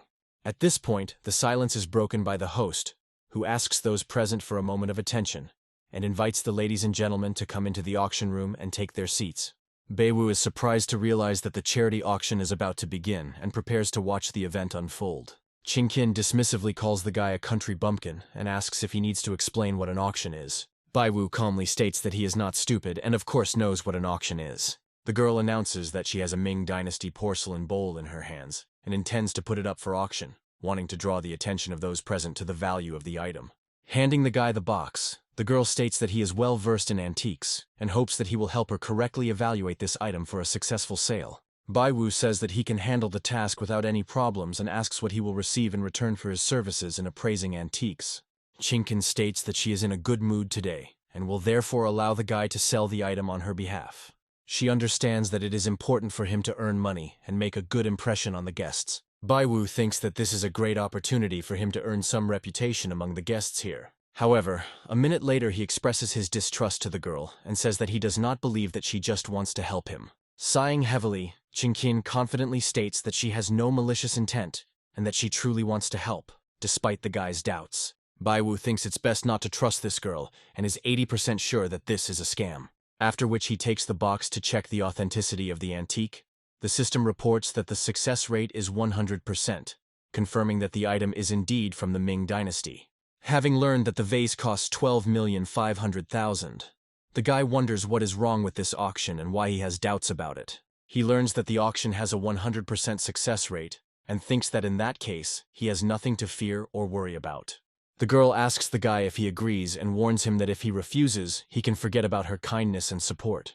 The guy replies that he agrees, because even if the girl decides to give him some kind of surprise, he has an excellent system that can cope with any difficulties. The host announces in a loud voice that Baiwu will now present the first lot of the charity auction, and all the guests turn their attention to the young man. Baiwu watches the girl closely, still not understanding what plans she is planning and what traps she might prepare. Meanwhile, Chingkin continues to watch the guy closely, casting a sly glance at him, full of hidden intentions. Baiwu begins to get very worried, because from the girl's expression one can say with certainty that she has planned something unpleasant and dangerous. The host officially announces that the lot is represented by Baiwu. The guy tries to suppress his anxiety, trying not to think about possible troubles. He sets himself up for success by holding in his hands an authentic antique, the probability of a successful sale of which the system estimates at 100%. However, Baiwu's mind is still filled with disturbing thoughts, wanting to understand what kind of tricks the girl might use to hinder him.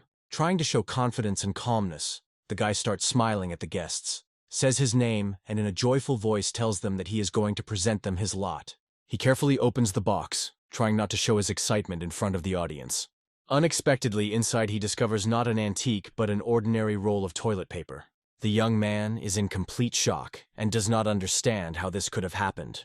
The people in the audience are no less shocked and amazed that the guy brought a roll of toilet paper to a charity auction, which causes bursts of laughter and ridicule. Baiwu thinks to himself that he suspected something was fishy, and laughter and praise for the organizers for creating such a fun and unexpected atmosphere can be heard from the audience. He finds himself so shocked and scared that he can't even move. The guy knows that he has calculated success 100% and suddenly remembers what the reason is. When they were sitting at the table, the girl suddenly said that her earring had fallen right at the guy's feet and asked him to help. While the young man was bending down to pick up the earring, The girl deftly and completely unnoticed replaced the box of antiques standing nearby. Baiwu feels annoyed and angry for falling for such a simple trick that didn't even require any special effort or sophisticated plan from the girl. He comes to the conclusion that the girl has clearly crossed all acceptable boundaries. Chinkin at this moment shines with a satisfied smile and playfully waves his hand at the guy, demonstrating his superiority. The host, trying to save the situation and divert attention, asks the guy if he wants to go to the toilet, and adds a humorous hint about the strange choice of accessory in the form of a roll of toilet paper. Chinkin, enjoying his cocktail, reflects with pleasure on how spectacularly the guy disgraced himself this time. Having received a well-deserved lesson, Baiwu realizes that he must find a way out of this situation immediately. Because if he runs away now, he will completely lose face and turn his failure into a complete disaster. The people present in the hall insistently demand that the show continue. They say that the guy is playing the fool well, and there is no need to end this performance. The presenter, leaning towards the guy's ear, quietly but insistently suggests that he leave the stage before the situation gets completely out of control. The guy is fiercely resistant to the thought of losing, especially considering that up until this point the auction had been a 100% success, and everything was perfect. He is convinced that there is always a way out. And in such moments one cannot blindly rely on the system, one must act independently and decisively. Baiwu is going to use his entire arsenal of skills and talents, because it's not for nothing that he has been writing books professionally for so many years. He holds up a roll of toilet paper and begins to talk about how for most people it is a banal hygiene product. But for him it is a priceless relic that holds deep meaning. The hall immediately falls silent. The audience, intrigued by the unexpected turn, freezes in anticipation of the continuation of this strange story. Chinkin begins to fidget nervously, a sense of foreboding gripping her, and she wonders what new trick this restless guy has planned. The guy continues his speech, stating that those present will probably not believe that such a tall, stately, and courageous man was a crybaby as a child. He talks about how older kids constantly made fun of him and compared him to a little girl who was always crying. He could burst into tears at any reason, unable to contain his emotions even in the most insignificant situations. The parents, having finally given up hope, came to the conclusion that it was no longer possible to influence him with simple persuasion. One memorable morning, his mother prepared a huge bowl of his favorite noodles and affectionately called him to have breakfast. Suddenly, during the meal, his father silently placed a roll of toilet paper in front of him, leaving little Baiwu completely bewildered. The boy, staring at the roll in confusion, asked his father directly why he had given him this hygiene product. The father calmly explained that since his son was constantly crying, he should at least wipe his tears properly, and then firmly stated that it was time to finally become a man. He taught the boy that real men don't cry, and the next time he felt like crying, he should just use this toilet paper. Little Baiwu picked up the ill-fated roll, but immediately heard encouraging words from his father that his dad would always be on his side, no matter what happened. Baiwu, continuing the story, bitterly admits that soon after this incident, his parents died, leaving him penniless, with a bunch of debts and this roll of toilet paper. Every time the boy remembered his father's words, he had a hard time suppressing the urge to burst into tears. Tears welled up in his eyes as he quietly told those present that he had been through an incredible amount of life's trials. However, he firmly remembered his father's instructions, which led him step by step to his goal. And now, he was finally here. Toilet paper became a symbol of all the trials he had endured, and he decided to put the roll up for charity auction. Those present in the hall suddenly fell silent, and judging by the expressions on their faces, many were deep in thought, touched by the guy's words. Chinkin watches what is happening in surprise, because she did not expect that the guy would be able to get out of such a difficult situation so deftly. She glances at a few of the guests and thinks that, fortunately, some of them are not impressed by this story. Baiwu stands at the podium and listens anxiously to the prolonged silence in the hall, tormented by the thought of possible failure. But a moment later he hears loud applause from the next table and looks at the man, touched by the story. The man stands up and enthusiastically says that he really likes this guy, after which he declares that he is ready to pay 10 million for the role. The auction host officially congratulates the man, and once again clearly states the current price of the lot. Baiwu begins to become noticeably nervous, and despite his considerable experience in writing novels, at this moment he is overwhelmed with a feeling of shame. The guy quickly looks around the room and notices Chinkin at the next table. At the same time, understanding that the girl initially wanted to set him up, he is nevertheless glad that he managed to get out of a difficult situation with dignity. The girl tells the guy with displeasure that he was lucky this time, but immediately warns him that luck cannot last forever. Baiwu wipes the sweat from his forehead, thinking about how he just managed to save himself from the embarrassment of almost becoming a laughingstock in front of all the guests. After this, he begins to watch as numerous guests leave the main hall one after another. The guy thinks with disappointment that his plan to meet famous people seems to have completely failed. He goes down to the underground parking lot, thinking about how he got out of this thanks to a fictitious story. But in the eyes of those around him, he remains a clown. He realizes that Chinkin has already left, and without her support, no one in this society will pay any attention to him. To achieve a high position, you need to work hard and earn really big money. Otherwise, you can forget about status. With these heavy thoughts, he slowly walks to his car, feeling emotionally exhausted. Suddenly, he hears the sound of an approaching car, turns in that direction, and is surprised to notice a familiar silhouette. He sees Moore driving past him in an expensive car, with an unfamiliar man in the passenger seat. He immediately remembers that this is the same man who previously bought a roll of toilet paper from him, and wonders about his connection with the girl. The guy watches the car drive out of the parking lot and still continues to wonder why these two ended up together. At this point, he receives a message informing him that Muir has a joint business with this man, and they are going to get married soon. The guy is pleased to realize that after updating the system, his abilities have noticeably improved, because now it also provides useful information. He begins to think about the girl's marriage and gradually understands why she decided to break off relations with Chinkin. Baiwu believes that these rich people are too difficult to deal with, and it is better to stay away and focus on your own earnings. Getting into the car, he comes to the conclusion that he needs to find help among antique dealers, since he himself is not very knowledgeable about this business. The guy decides that he needs a reliable companion and immediately remembers his recent acquaintance, an antiques dealer. Baiwu wonders if the seller has found anything valuable recently. He soon learns that the fat man has some worthwhile things again, after which he thinks with admiration that this guy is simply amazing. The fat man somehow always manages to find something really valuable that makes Baiwu rich, and so he believes that collaborating with such a person would be a great success for him. Thinking about how beneficial it would be to have such an ally in the antique business, Baiwu gets into the car and confidently presses the gas pedal. The next day comes, and the fat man is at the market where he is negotiating, and eagerly asks the supplier where he is. The seller sighs heavily and thinks that he has been waiting for the supplier for half a day, not noticing that Baiwu has been standing behind him for quite some time. The fat man suddenly turns around and shudders in fear, as the guy frightened him with his sudden appearance. Looking at the young man with distrust, the fat man says that he has nothing and cannot have anything for someone like him. Baiwu politely asks the seller not to hold a grudge, and says that he came not to make fun of him, but to discuss possible cooperation. The man is genuinely surprised by the guy's words, and directly asks what kind of cooperation they can even talk about after all this. Baiwu confidently says that luck always favors the seller who finds expensive antiques, and he himself knows how to appreciate their true value, and therefore they are made for each other. Baiwu continues to persistently persuade the fat man, and suggests that once their joint work begins, they will share the profits from sales equally. The man remains extremely unfriendly because the guy has already used him twice, and according to him, it is the same as if he ate meat with soup, and the merchant did not even lick the plate. He angrily tells Baiwu how dare he make offers of cooperation after everything that happened to him. The man is convinced that the young man did not come for business, but simply to laugh at him and his trust. Baiwu realizes that the seller blames him for those two incidents, and he is now too angry to have a constructive conversation, so he decides not to press him further. However, he intends to take advantage of any opportunity that arises, because in time, he believes, the seller will come to him himself. Baiwu passes between two unfamiliar men, and suddenly hears the voice of a fat man behind him, who irritably asks them why they are taking so long. The guy stops and begins to listen intently to the conversation that the seller is having with two strangers. Baiwu's gut instinct tells him that the seller seems to have a serious and very large deal coming up. The man scolds the suppliers for taking so long to get to him and demands that the goods they brought be inspected immediately. The old man unfolds the rag and declares that in his hands is the very same 7-star dagger of the legendary general.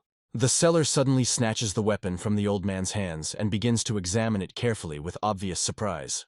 Baiwu watches the scene with skepticism and thinks that it is unlikely that this product is genuine, but rather a cheap fake. He watches closely as the merchant examines the weapon, wondering if it could possibly be real. At this point, the seller declares that the item is, of course, not bad, and asks the suppliers to name a price for it. Baiwu learns from the system that the authenticity is 0%, and wonders if the fat man is crazy to buy such a fake.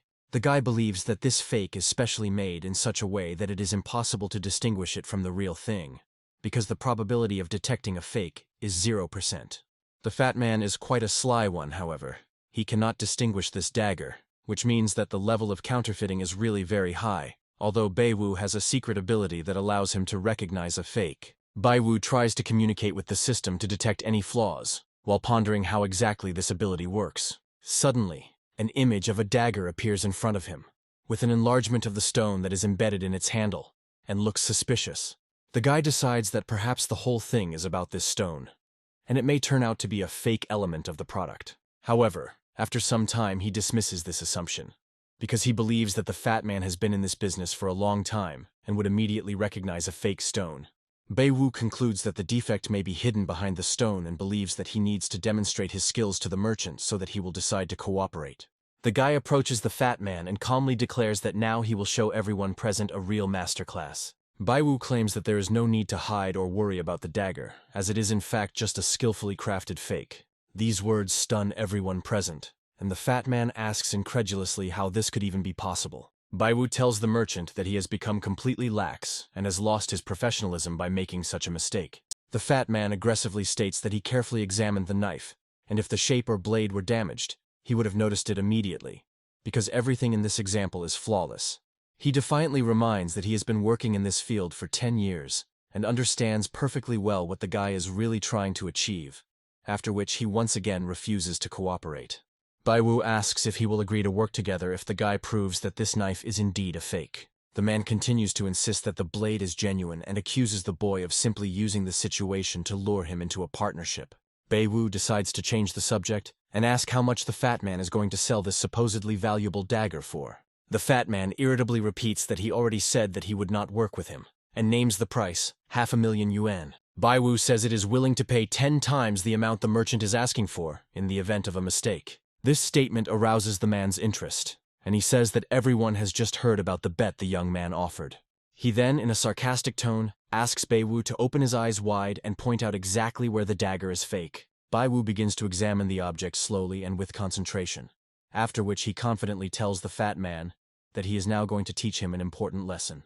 Then the guy suddenly starts turning his head from side to side, clearly trying to find something he needs to demonstrate. Suddenly, he quickly grabs a nearby metal container, holding it tightly in one hand. The seller is closely watching Beiwu's actions and is puzzled as to what exactly he is going to do with this container. A smug smile appears on Beiwu's face as he swings the metal container in his hand with all his might. With all his might, the guy suddenly hits the precious stone decorating the dagger's handle, causing shock among those around him with his unexpected action. Those around him are frozen in stupor, not believing their eyes, because the young man has just deliberately damaged an extremely valuable antique. From the powerful blow, the precious stone is torn from the handle, flies through the air and hits the stone floor with a characteristic ringing sound. The fat man, whose face is purple with rage, screams at the top of his lungs, threatening the guy with immediate reprisals and saying that he will not leave here alive after such vandalism. Beiwu remains unperturbed, ignoring all threats and only smirking smugly, clearly satisfied with the result of his destructive experiment. Calmly handing the damaged dagger to the merchant, the guy asks the killer question. Is he sure that QR codes really existed during the Three Kingdoms? The fat man, at first not understanding the hint, peers closely at the stone's mounting and is horrified to discover a clearly engraved modern QR code there, which had previously been hidden. With a furious movement, the seller snatches the dagger from Beiwu's hands, realizing the scale of the deception and his own gullibility. Beiwu, enjoying the moment, states that he already tried to warn about this, because he is a real expert in antiques and immediately recognized the fake. The merchant, overcome with rage, begins to curse furiously, turning to the suppliers and asking how they dared to slip him such a crude counterfeit. Turning furiously towards his assistants, the fat man was surprised to discover that they had already disappeared, as if they had evaporated into thin air. Noticing the fugitives' figures flickering at the exit, the merchant bursts into a stream of loud curses, promising them terrible revenge for this deception. Having cooled down a bit, the fat man looks at Beiwu suspiciously and asks how he immediately guessed that it was a fake, his voice a mixture of curiosity and distrust. Suddenly a suspicious thought arises in the merchant's head. Was it Beiwu himself who sent these swindlers to heroically expose the fake? The guy just grins, calling this idea absurd, because if he knew how to create such high-quality fakes, he would hardly help the fat man find them. He again offers cooperation, emphasizing his unique expertise and reminding that specialists like him are hard to find. The fat man almost agrees, but immediately snaps back, muttering through his teeth that he can no longer stand this impudent young upstart and his endless rantings. Beiwu reminds them of the terms of their bet. By exposing the fake, he won the right to partnership, and now the fat man is obliged to fulfill the agreement. The man admits that he is really afraid of dealing with Beiwu, in case he turns out to be the same kind of swindler as his previous partners. Beiwu's face changes abruptly, sincere indignation appears in his eyes. He reminds that they agreed on fair terms, and such suspicions are pure injustice. The fat man begins a plaintive monologue about how the antique market has long been controlled by bandits, where the word honesty is backed up only by fists and threats. Beiwu realizes with horror that he has entered a dangerous wilderness. It turns out that behind every stall here there are criminal groups ready to deal with those who are undesirable. The man sighs and declares that cooperation is out of the question, but in gratitude for the help, he offers Beiwu to choose any item from his collection. Beiwu looks at the items laid out with disdain. He claims that this is not an antique, but real junk, not worth a dime. The fat man turns purple with rage, pointing his finger at his treasures and shouting that he has invested years and a fortune in them, and this upstart is not even able to appreciate their value. He grabs a tattered robe, pompously declaring that it is the authentic attire of the imperial courtiers, and waves it in front of Beiwu's nose. Beiwu barely holds back his laughter, noting to himself that the imperial robe looks more like a traveling actor's costume, and even has cigarette holes on the sleeves. Not giving up, the fat man grabs the battered bowl, proudly declaring it to be a rare artifact from the Song dynasty, worthy of the imperial table. Beiwu winces in disgust, declaring that such rarities are lying around in every eatery, and demands to show something really worthwhile, if there is such a thing at all. The man freezes, looking uncertainly at the cup, and his face shows the first signs of doubt about the authenticity of his own product. He furiously rummages through the pile of junk, muttering that he's about to get something really valuable that will shut this insolent fellow up. Beiwu, watching the fat man sort through his antiques, thinks with pity that this man's life is a sad spectacle, filled with self-deception and pathetic ambitions. Finally, the man joyfully pulls a tightly wrapped object from the depths of the rubble and, breathing heavily, announces that he has found what he was looking for. Beiwu looks at the package skeptically and sarcastically asks if this is another piece of junk that the fat man picked up in the park from pensioners doing their morning exercises. The man, unpacking the cloth, triumphantly shows off the twin swords and declares that these are the authentic weapons of the legendary commander of the Three Kingdoms era.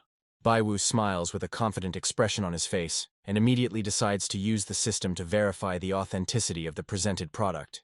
To his surprise, the system tells him that the item in front of him is 100% original, and that its owner actually lived during the Three Kingdoms era.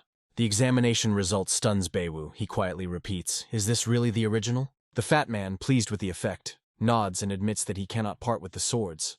They are his ticket to a new life. Beiwu does not hide his surprise. Among all this pile of junk, a real treasure was indeed found. Now the young man is feverishly looking for a way to get these swords. The merchant, noticing the greedy glint in Beiwu's eyes, smugly declares that he immediately recognized his envy, and demands to carefully examine the perfect preservation of the blades and luxurious scabbards. Suddenly, Beiwu reminds us of the recent incident with the fake 7-star dagger. This remark immediately deprives the fat man of confidence and irritates him. Taking advantage of the moment, Beiwu sarcastically asks if they will find the same telltale QR codes under the precious scabbard. The guy watches as the man turns pale and becomes very worried. Beiwu asks the fat man what he will do if it turns out that this item is also a fake. The man looks at the fake dagger and feels truly sad about it. The fat man compares the dagger and the swords in despair. Both look flawless, and this makes him admit that the creator of these fakes was a real genius of his craft.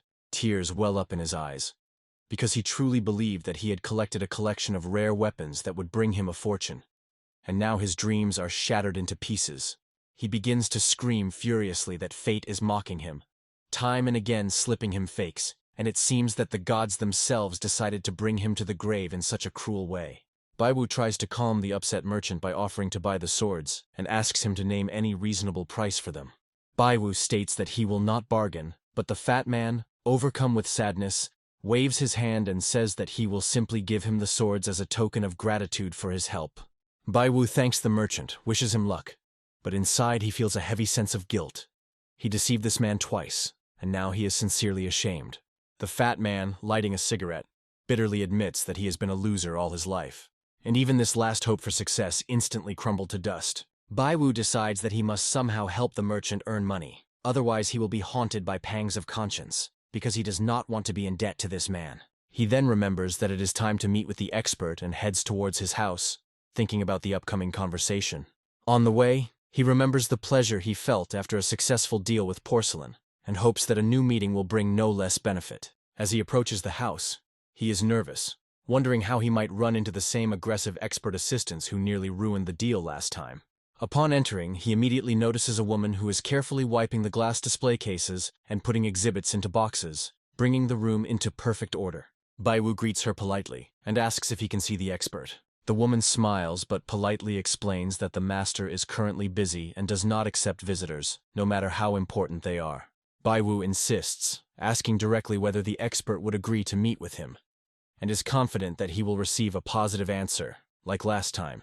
He asks to tell the expert that the same man who previously sold the rare porcelain has come to him, hoping that this will arouse his interest. The woman remains outwardly calm, but internally she begins to worry a little and asks Baiwu to wait a little. A voice suddenly comes from the far corner of the room, asking why the guy came here again. Baiwu instantly freezes in place and turns pale as he recognizes the voice, a cold fear permeating his entire body. He turns around with a fake smile, greets the girl, calls her madam, and reminds her that they haven't seen each other for a long time. Lao doesn't react to the greeting at all, fully focused on the ongoing stretching. A moment later, the girl stands up abruptly, casting an aggressive and threatening look at him, filled with determination. She gloomily states that he gets in her way too often, and today she simply has to teach him a lesson. Baiwu gets a system notification that clearly states that if he continues to stand there, he will be 100% taken. At this moment, Lao makes a lightning-fast lunge forward and raises his right hand with the obvious intention of striking. Baiwu is in complete shock, as he did not expect such a reception from the girl. At the last moment, he manages to dodge to the side, and her blow only slides past the target, causing no harm. Lao is annoyed that Baiwu managed to dodge, and can tell from his expression that he is about to run away. The girl suddenly grabs an antique vase standing nearby and lifts it up, intending to use it as a weapon. Her eyes blaze with rage and she exclaims menacingly, asking where the guy intends to run. At this moment, Lao notices his grandfather standing nearby and watching what is happening with displeasure. An elderly expert is irritated to see a priceless vase end up in the hands of his careless granddaughter. He angrily asks his granddaughter what kind of mess she has made again. His menacing voice makes the girl shudder. She almost drops the precious vase. He sternly informs Lao that her behavior is becoming more and more unbearable with each passing day, and orders her to return home immediately to think carefully about her actions. Lao lowers his head guiltily, but continues to glare at the boy, quietly whispering threats as he walks past him. She tells Baiwu that if they meet again, he will be in trouble, and there is genuine hatred in her voice.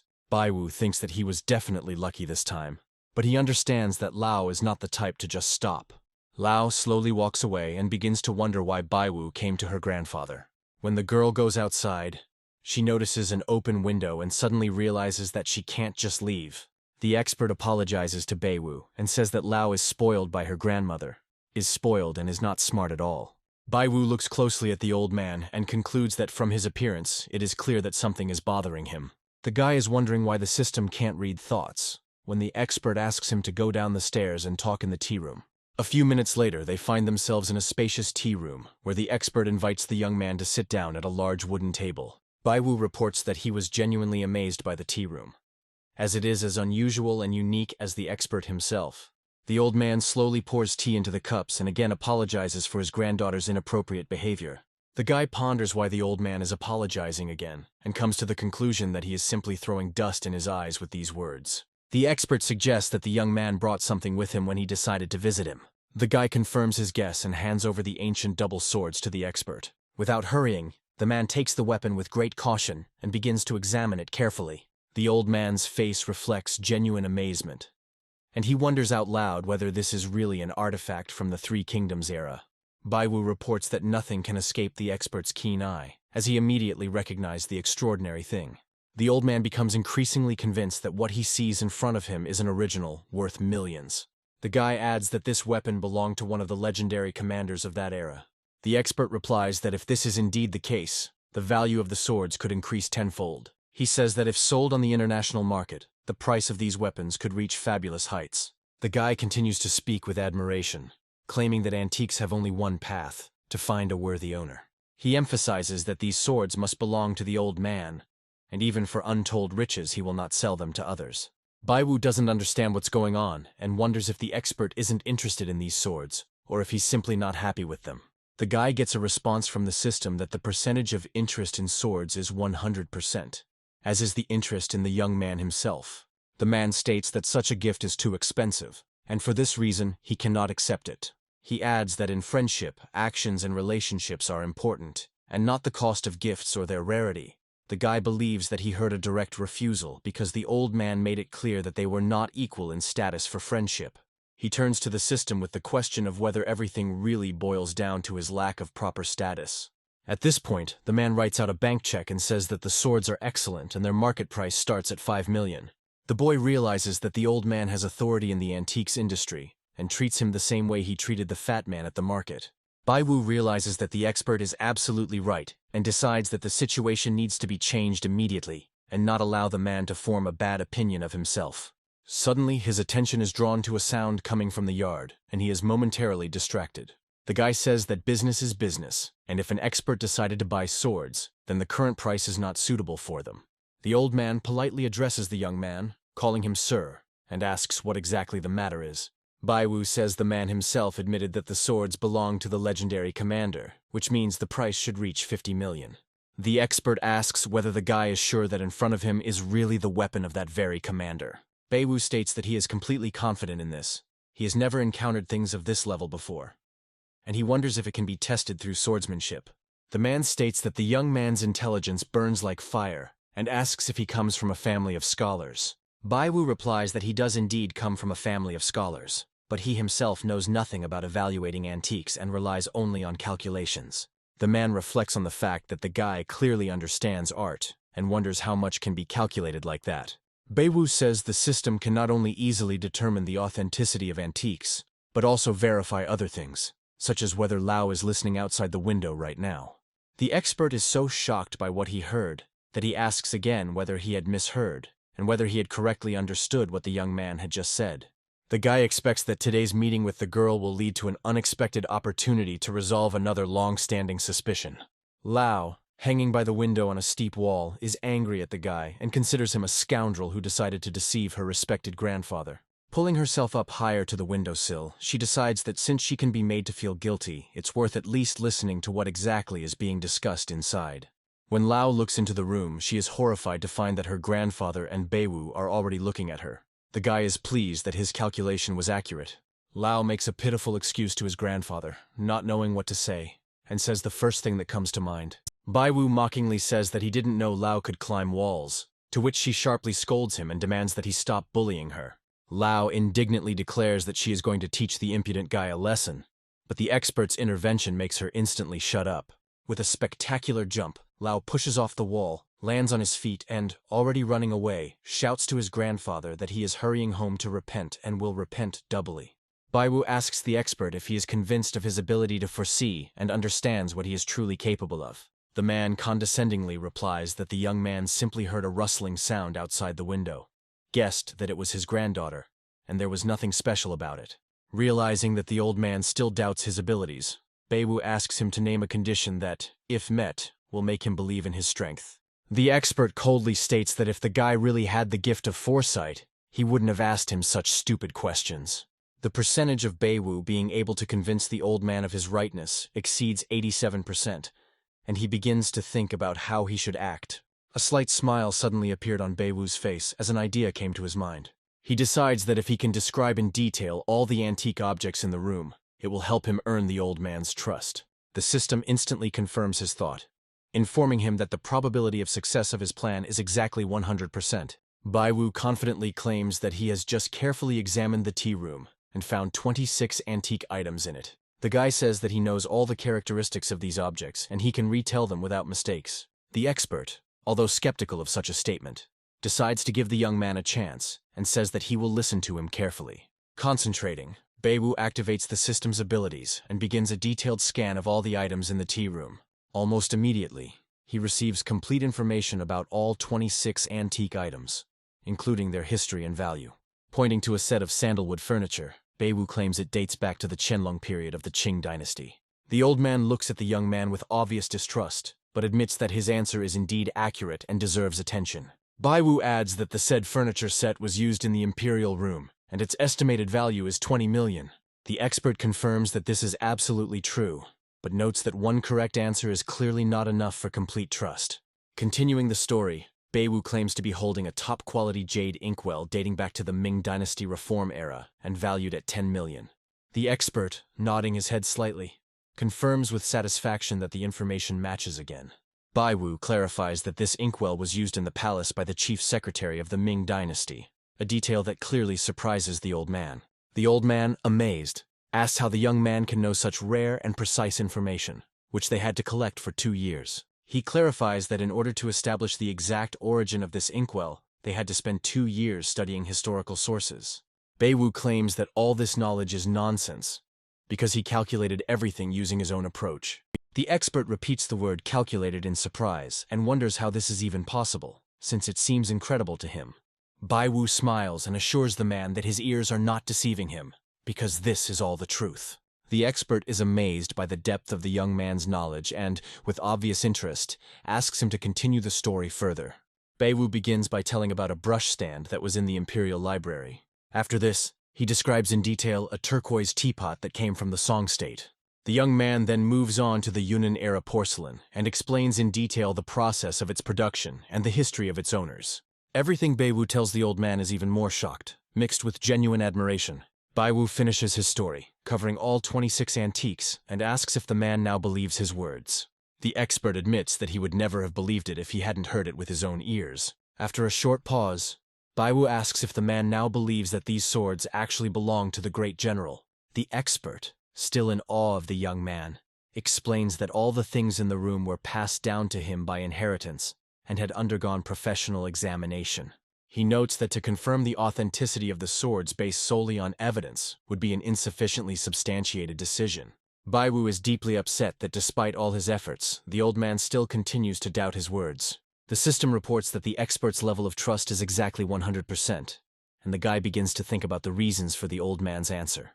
He wonders if the old man is trying to take advantage of him or is provoking him on purpose. The system confirms that the probability of this is 100%. Beiwu thinks that the old man is not a fool and is clearly thinking about how to use him, and then asks if the man is bothered by antiques, to which he receives 100% confirmation. The guy learns that the expert intends to conduct an examination, after which he tells him that the man has some things and offers his help in assessing them. The old man opens his mouth in surprise and asks the young man in amazement how he knows about this intention. He admits that since the guy has already guessed everything, it's worth telling the truth lately. One ancient object has really been bothering him. He tells the guy that if he can tell whether it's a fake or an original, he will be doing him an invaluable favor. Beiwu promises to do his best, because if he can help in this matter, he will get a great opportunity to establish good relations with the expert. The man thanks him for his willingness to help and expresses his sincere appreciation for his participation. He then suggests going down to the basement, and together they begin to slowly move down the stairs. Beiwu could hardly contain his surprise, because he had absolutely no idea that this house could hide such a huge basement. The old man explains that they have to be extremely careful, because he has very valuable items in his custody. After some time, they reach a massive iron safe door, behind which, as is clearly visible, valuables are kept. The old man begins to tell the story of how one day, quite by chance, he came into possession of a vase with an image of 9 dragons. Beiwu listens attentively to the story and thinks about how influential this expert is and how reliably he guards his valuables. Unlike him, he and Fatty are just nobodies. The expert begins to open the massive lock and continues to talk about the vase, which he considers to be an impeccable masterpiece of the highest craftsmanship. Opening a heavy multi-ton door, they slowly enter a spacious storage facility filled with valuables. The expert claims that he has tried many methods of analysis, and no matter how he looks at it, the item is definitely genuine. Beiwu wonders why there were any doubts in the first place. The old man says directly that he feels uneasy because inside he has a nagging feeling that something is wrong. He states that he cannot finalize the deal, and if the guy can prove the authenticity, then he will immediately buy this vase. The man tells the boy that regardless of the result, he will still thank him with 10 million yuan. Baiwu thinks about the fact that the expert is absolutely sure that he is only here for the money. The system reports that the success rate for the question is 100%. The guy thinks that this was in the past, and now his goal is far from this. Approaching the next massive metal door, the old man declares that they have arrived and that the thing is here. Baiwu begins to get very worried, but he suppresses this feeling and takes a decisive step forward. The expert politely asks the boy to pass, but Baiwu is also polite and says that only after the old man. They walk into the center of the room, where a huge porcelain vase with blue dragon designs sits on an elegant stand. Baiwu can't hide his amazement as he finds this thing truly amazing. The expert begins to explain that this is the very vase with dragon patterns that he was talking about. Its market value is approximately 1 billion yuan. The young man is shocked by this price and cannot believe that he has such an expensive item in front of him. The old man really hopes for assistance. The guy says that there is no need to stand on ceremony and promises to try his best. Baiwu calms down and concentrates with utmost concentration, then thinks about where to start. He stares at the vase while the old man asks if there is any conclusion. Baiwu asks him not to rush and says that he is still calculating. The guy contacts the system, but it is silent. He is very worried, because before it responded immediately. He reveals his anxiety and wonders why the system is not working now. Suddenly he realizes that this system only answers and analyzes his questions, not those of an outsider. The guy gets a clear answer from the system about it being a 100% fake and wants to know if there is any evidence. The system reports that the counterfeit proof is at the bottom of the vase, and the method of recognition is to break it. The boy learns that the chance of finding evidence is only 5%, and wonders whether it is worth risking an item worth 1 billion yuan. He comes to the conclusion that without a sufficient percentage of confirmation, he has no right to act so recklessly. The guy realizes that if he breaks the vase and doesn't find evidence, he'll be digging his own grave. However, if the vase is not broken, it becomes obvious that his abilities will not make the proper impression on the expert. He notices that the old man is starting to get noticeably nervous, and he realizes that it is time to give at least some kind of definite answer. The expert loses patience, is eager to hear the conclusion, and asks the guy if his research is complete yet. In a confident voice, Baiwu says that he has come to the conclusion that this vase is a fake. The old man reacts with great surprise and asks again if the young man is really sure of his statement. He stresses that the item is extremely expensive and that such claims require serious evidence. After receiving confirmation from the system, Baiwu says that the proof is hidden at the bottom of the vase. The old man objects, reminding that the vase has been examined many times and no suspicious signs have ever been found. He reminds the young man that he had already warned him about the need for convincing evidence. Baiwu sighs heavily and says that the only proof is inside the vase itself. This statement stuns the man, and he asks in surprise if the guy really intends to break her. Baiwu firmly states that this is the only way to be completely sure that the vase is fake. The old man explains that the deal is not yet complete, and he has not yet formally received ownership of the vase. He emphasizes that obtaining a license is an important issue for him, and he should first consult with a lawyer. Baiwu is very afraid that he might not be able to handle the jug, but he still decides to take the risk. He asks the old man to contact the owner to discuss all the details regarding the examination. The expert replies that this is no problem and takes his mobile phone out of his pocket. Quite quickly, a breathless man appears in the storage room and immediately apologizes for the delay. He excitedly asks what exactly happened and why such urgency was required. Baiwu believes that the old man could have handled this on his own, but since he was the one who started this mess, he is obliged to take the initiative. The guy tells the man that, looking at him, he finds it hard to believe that the antique he is representing is genuine. The man's face distorts with anger. He loudly asks who this guy is, what he's doing here, and whether he knows his place. Baiwu gives his name and says that he is here solely to help the expert acquire the 9-dragon jar. The man angrily reports that he has visited 10 experts, and each of them has confirmed the authenticity of this ancient jug. He asks the guy what exactly is wrong with this item, and what exactly he can say in his defense. Baiwu believes that the man is too confident in his fake, and the probability of error is high due to the non-standard counterfeiting technology. The guy believes that, despite the risk, there is nothing left to lose, and loudly declares that now they will find out whether this is true or not. He picks up the massive mace and suddenly realizes that he has never experienced such feelings before such a decisive action. The guy swings his mace, and the man immediately rushes to the vase, shouting whether he has gone crazy, because the jug has not been sold yet. Baiwu says his reaction gave him away, and he just confirmed that what they had in front of them was indeed a fake. The man starts cursing and says that the guy will pay a very high price for daring to joke with him like that. Baiwu watches as the man literally explodes with rage and thinks that now is the perfect time. He delivers a powerful blow with the mace to the jug, breaking it into small pieces, leaving the man in a state of complete shock. The expert remains absolutely silent, as he himself is in a deep state of shock from what happened. The man quietly repeats the question addressed to the boy, what did he do anyway? But receives the answer that he is just a counterfeit seller. He asks the expert what is going on here, to which the old man replies that there is no need to worry, and he will settle the score himself if the young man is right.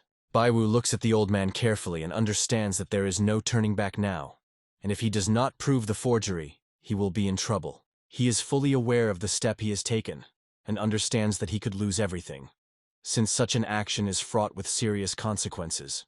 The guy thinks that the old man is not having it any easier because he is also taking a lot of risks, and therefore they both can only hope for luck. The man looks at the boy menacingly and quietly says that if evidence does not appear soon, he will skin him alive. Baiwu continues to break the remaining pieces of the vase into smaller pieces, wondering where the flaw might be hiding. The system suggests the exact location of the evidence and indicates which fragment to focus on. The guy is about to strike hard, but stops, realizing that he could destroy the place where the flaw is hidden. The system confirms his fears, reporting that the probability of evidence being destroyed by a strong impact is 60%. Baiwu's heart almost sank into his heels, but he pulled himself together and began to work with the remains of the vase with extreme care. When the probability of destruction drops to 13%, he thanks the system with relief for the timely warning. He methodically continues to smash the porcelain with his mace, which causes obvious surprise among the men standing behind him. Baiwu is deep in thought, feeling that he can't afford to make a mistake because there's too much at stake. The man sarcastically remarks that all the experts recognize the vase as original, but only one boy stated the opposite and did not provide any evidence. The expert reassures the man, saying that if the guy turns out to be wrong, the boy will personally compensate him for all losses. The guy catches the old man's attentive gaze and begins to think about the consequences if evidence is never found. The old man is not joking at all. If he screws up, he really is finished, and with this thought he strikes again. Baiwu is overcome with anxiety, and his previous confidence finally disappears. He desperately sorts through the broken shards of porcelain. He gets angry because no evidence has emerged and begins to think that everything has gone to hell. But just when the guy is about to lose hope, his gaze catches on something strange inside one of the pieces. With a happy smile on his face, he hands the shard to the man, offering him a look at what he can now see with his own eyes. The old man carefully picks up a small piece of porcelain and asks in surprise what it is. Inside the material, he notices a tiny metal plate with a QR code engraved on it that shouldn't be there. What he saw enrages the old man. He takes on an almost demonic appearance and seems ready to destroy everything around him. He demands an immediate explanation from the man, to which he, trembling with fear, barely audibly replies that this is impossible and remains silent. The expert's subordinates lead the man out of the storage room without further ado. Baiwu breathes a sigh of relief, realizing that this time, everything worked out. The expert thanks the guy for his timely help and states that he is deeply grateful. The young man remembers that a similar QR code was also on the dagger, and understands that these items were clearly made in the same place. The old man tells Baiwu that if he has any difficulties in the future, he can call him at any time and he will provide support. Baiwu accepts the expensive business card from the expert, and thanks him for his generosity, adding that it will definitely not be superfluous. The guy feels genuine joy, because everything worked out. Now he has a powerful patron and significant support. He received 50 million for the dual swords, and another 10 million for helping the expert, which gives him confidence. He believes it is time to move on to the next step, which is to try to make even more money. In a great mood, the young man gets into his car and heads to the historic center of the city. He remembers the fat merchant and decides that today is the time to visit his new acquaintance for further conversation. Baiwu is confident that after meeting such an authority as an expert, even a fat man will not be able to resist him. He decides that he must return the fat man 10 million for the twin swords and believes that he will definitely not refuse. At that moment, a minibus pulls up to the fat man's shop, and two strong guys with gloomy faces get out. Without further ado, they grab the fat man and begin to drag him by force to the car, and then roughly push him inside. The merchant tries to resist and shouts asking who they are and why they are grabbing him, but they don't listen to him. Baiwu notices what is happening and wonders with alarm if he has witnessed a real kidnapping. The system reports that the probability of kidnapping is 75%, and the guy decides to intervene immediately. He turns the car around sharply and gives chase, thinking that he cannot afford to leave the fat man in trouble. After some time, he reaches an abandoned industrial area and sees where the minibus turned. He wonders why this gang needed the fat man, and comes to the conclusion that it was probably for ransom. The system shows that the probability of a ransom demand is 12%, but Baewoo considers this secondary and decides to call the police immediately. However, he is surprised to notice that there is no cell phone service in the area, and later learns that the chances of successfully rescuing the fat man are only 37%. Baewoo stops, gets out of the car, and notices a dilapidated building nearby with broken windows and cracked walls. He carefully walks past the guard, knowing that in 5 seconds he will go to the bathroom, and he will have exactly 3.5 seconds to sneak inside unnoticed. Running around the nearest corner, the guy tries to catch his breath and thinks that in order to save the fat man, he has to risk his own life. He requests information from the system, and it immediately sends him a detailed map with the exact location of the kidnapped merchant. After walking 30 meters forward, he notices 2 bandits, and thanks to the system, he already knows that in 8 seconds they will disperse, after which there will be safe passage for 13 seconds. Having received new data from the system, he learns that he needs to go another 50 meters straight and then turn right at the next intersection. One of the thugs talks to his partner and asks why their boss needed this nasty fat man, to which he receives the answer that it's all because of the loss of the 7-star dagger. In one of the rooms, he notices a fat man with his hands tightly tied and a gag in his mouth. Suddenly, the fat man hears a faint noise coming from behind the wall and sharply turns his head in that direction, barely making out a silhouette. Baewoo uses an open window and cleverly enters the room, trying not to make any noise. By raising his index finger to his lips, he signals the fat man to be silent, thereby preventing any possible noise or shouting. Looking around, the guy quickly begins to untie the ropes that bind the prisoner, constantly listening to the sounds outside.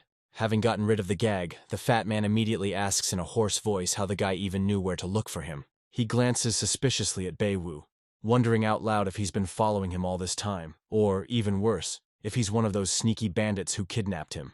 Baewoo angrily gives the merchant a light slap on the back of the head, and sarcastically remarks that his head is clearly not brains, but solid fat, after which he declares that the man has completely gone crazy from fear. Having calmed down a bit, Baewoo asks if the fat man knows anything about those who kidnapped him, or at least has any idea who might benefit from it. The fat man replies that he doesn't understand anything at all. These scoundrels suddenly attacked him, brutally beat him, tied him up and threw him in this damned basement without explanation.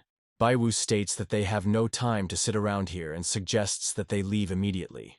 But the merchant only waves his hand hopelessly. He is too fat and also wounded, and therefore cannot escape. He persuades Baewoo not to risk it for him and to save himself, and when the guy gets out he can bring help and call the police. The merchant thanks Baewoo for the story with the fake dagger that saved him from ruin, and offers to forget all past differences. These unexpectedly warm words touch Baewoo to the quick, and he realizes that with his skills, getting the fat man out of here is not such a difficult task. A confident grin appears on his face, and he asks the merchant if he remembers their conversation about possible cooperation. The fat man sinks to the floor, muttering through his teeth that, of course, he remembers. But now they will only be able to cooperate in the next life.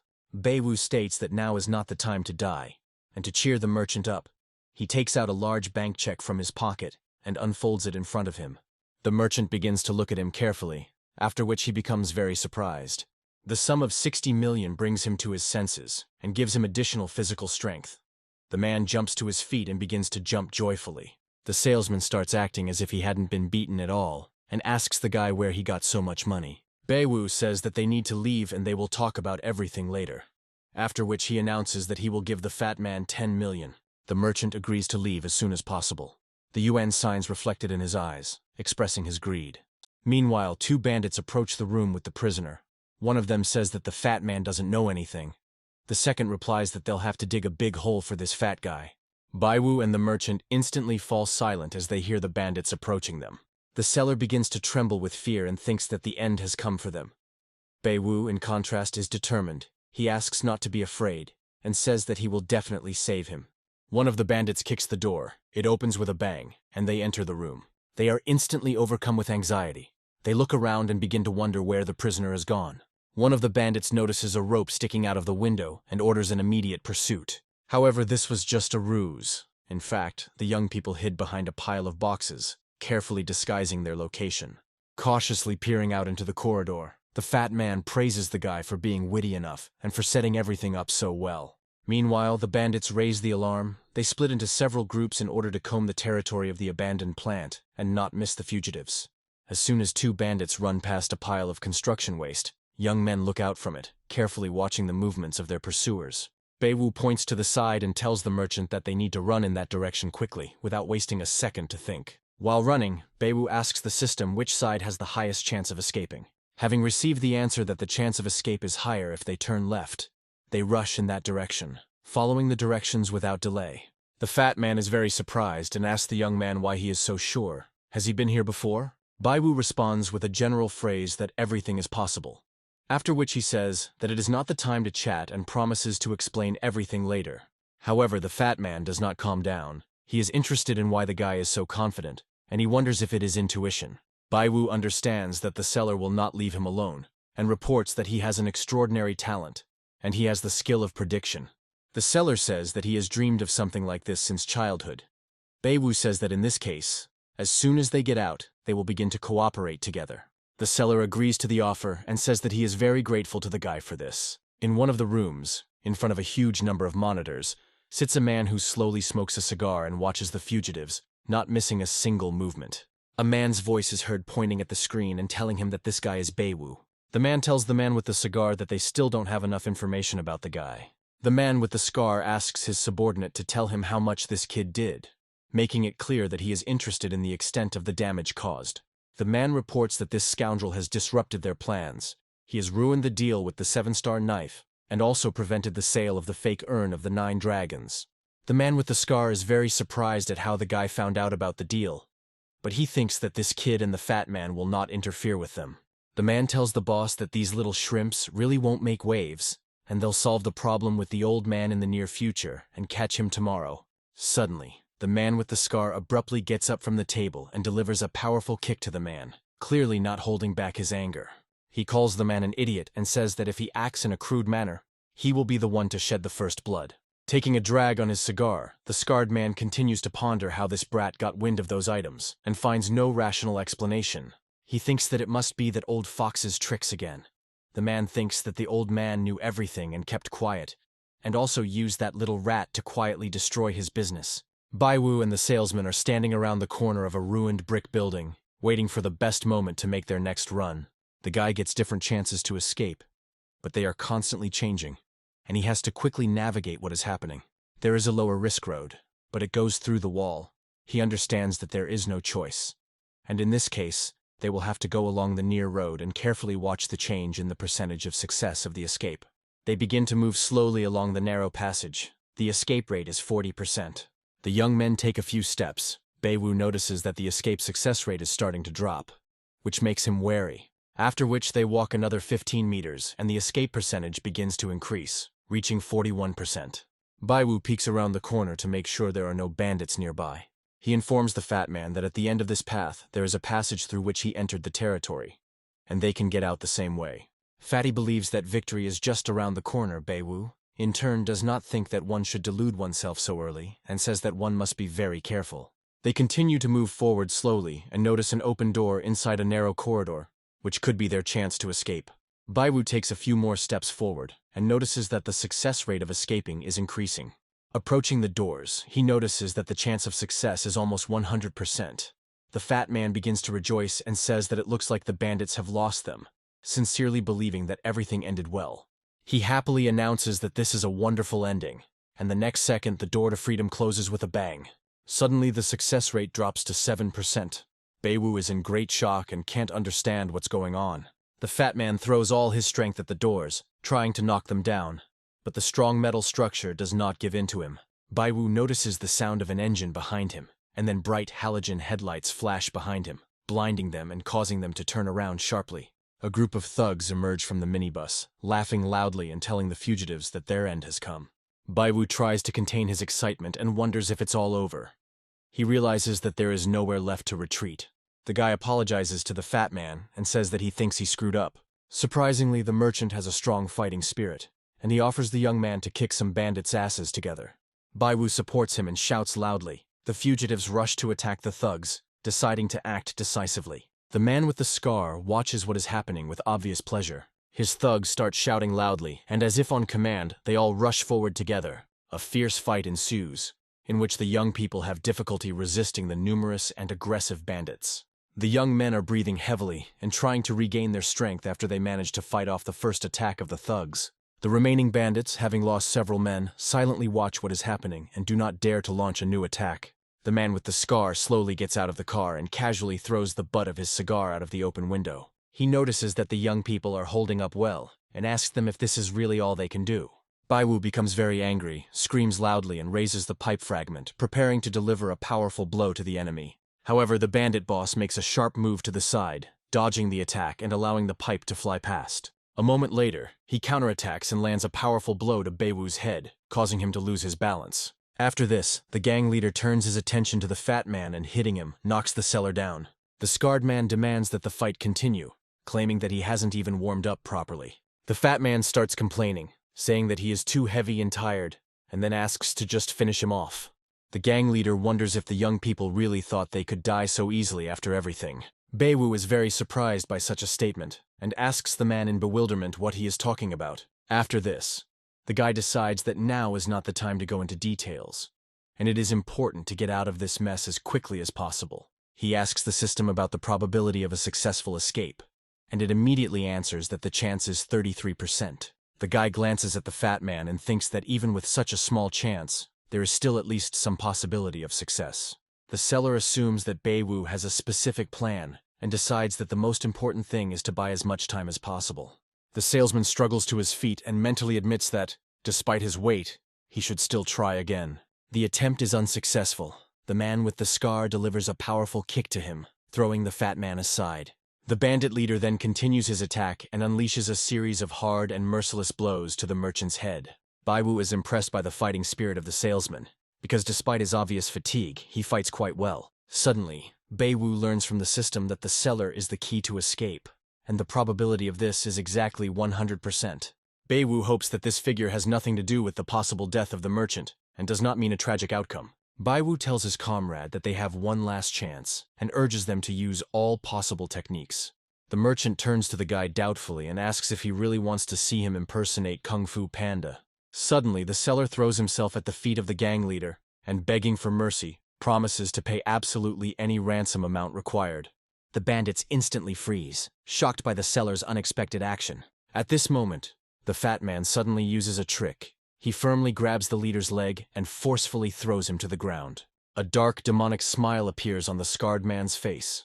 He is overcome with rage that this fat freak dared to attack him. The man delivers several powerful blows, each of which throws the merchant aside, preventing him from getting up. Baiwu watches in horror as the gang leader furiously pounces on the prone salesman and begins to brutally beat him. The guy suddenly realizes that when people are angry, they lose control of their emotions, and the adrenaline rush allows them to surpass their own limits. He asks the system what the odds are that the fat man will win against the scarred man if he is angry, and gets the answer 78%. Having finished the brutal massacre of the merchant, the leader of the bandits swears loudly and lights another cigar.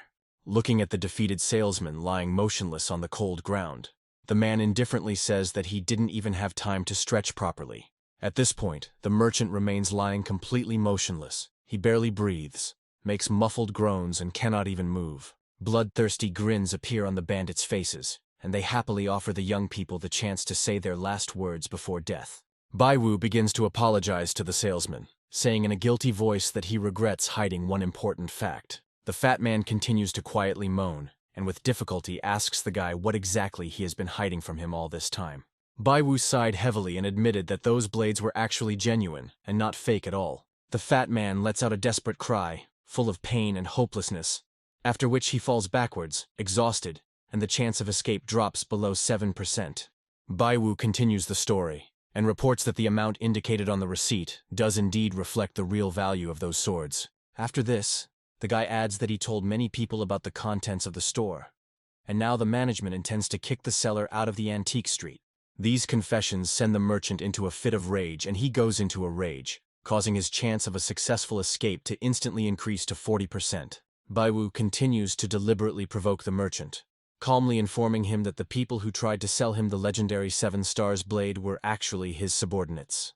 This becomes the last straw for the merchant. His body suddenly distorts, turning into a demonic creature with a face twisted with rage. The fat man's ominous cry spreads throughout the area, at which point the system states that the chance of a successful escape has suddenly increased to 70%.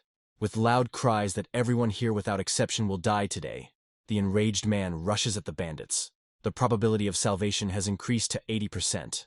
The fat man quickly approaches the bandit leader and hits him on the head with his forehead. The system announces that the chance of escape is now 93%. Suddenly the seller turns around and lets out a chilling, inhuman scream. With incredible speed, he crashes into the young man, knocking him off his feet and dragging him along in a mad dash. A moment later, they both crash into the nearest wall at great speed. It can't withstand the impact, cracks and falls apart into hundreds of small fragments. The chance of escape has reached 100%. Baiwu, overcoming the hellish pain, slowly rises to his feet and takes out a slightly dented metal shield from under his clothes.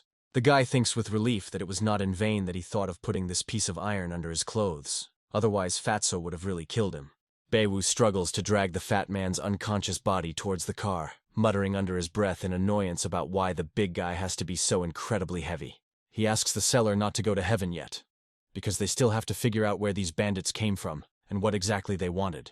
Suddenly, switching to a friendly tone, he calls the merchant brother and confidently declares that now is the time when they can begin to cooperate.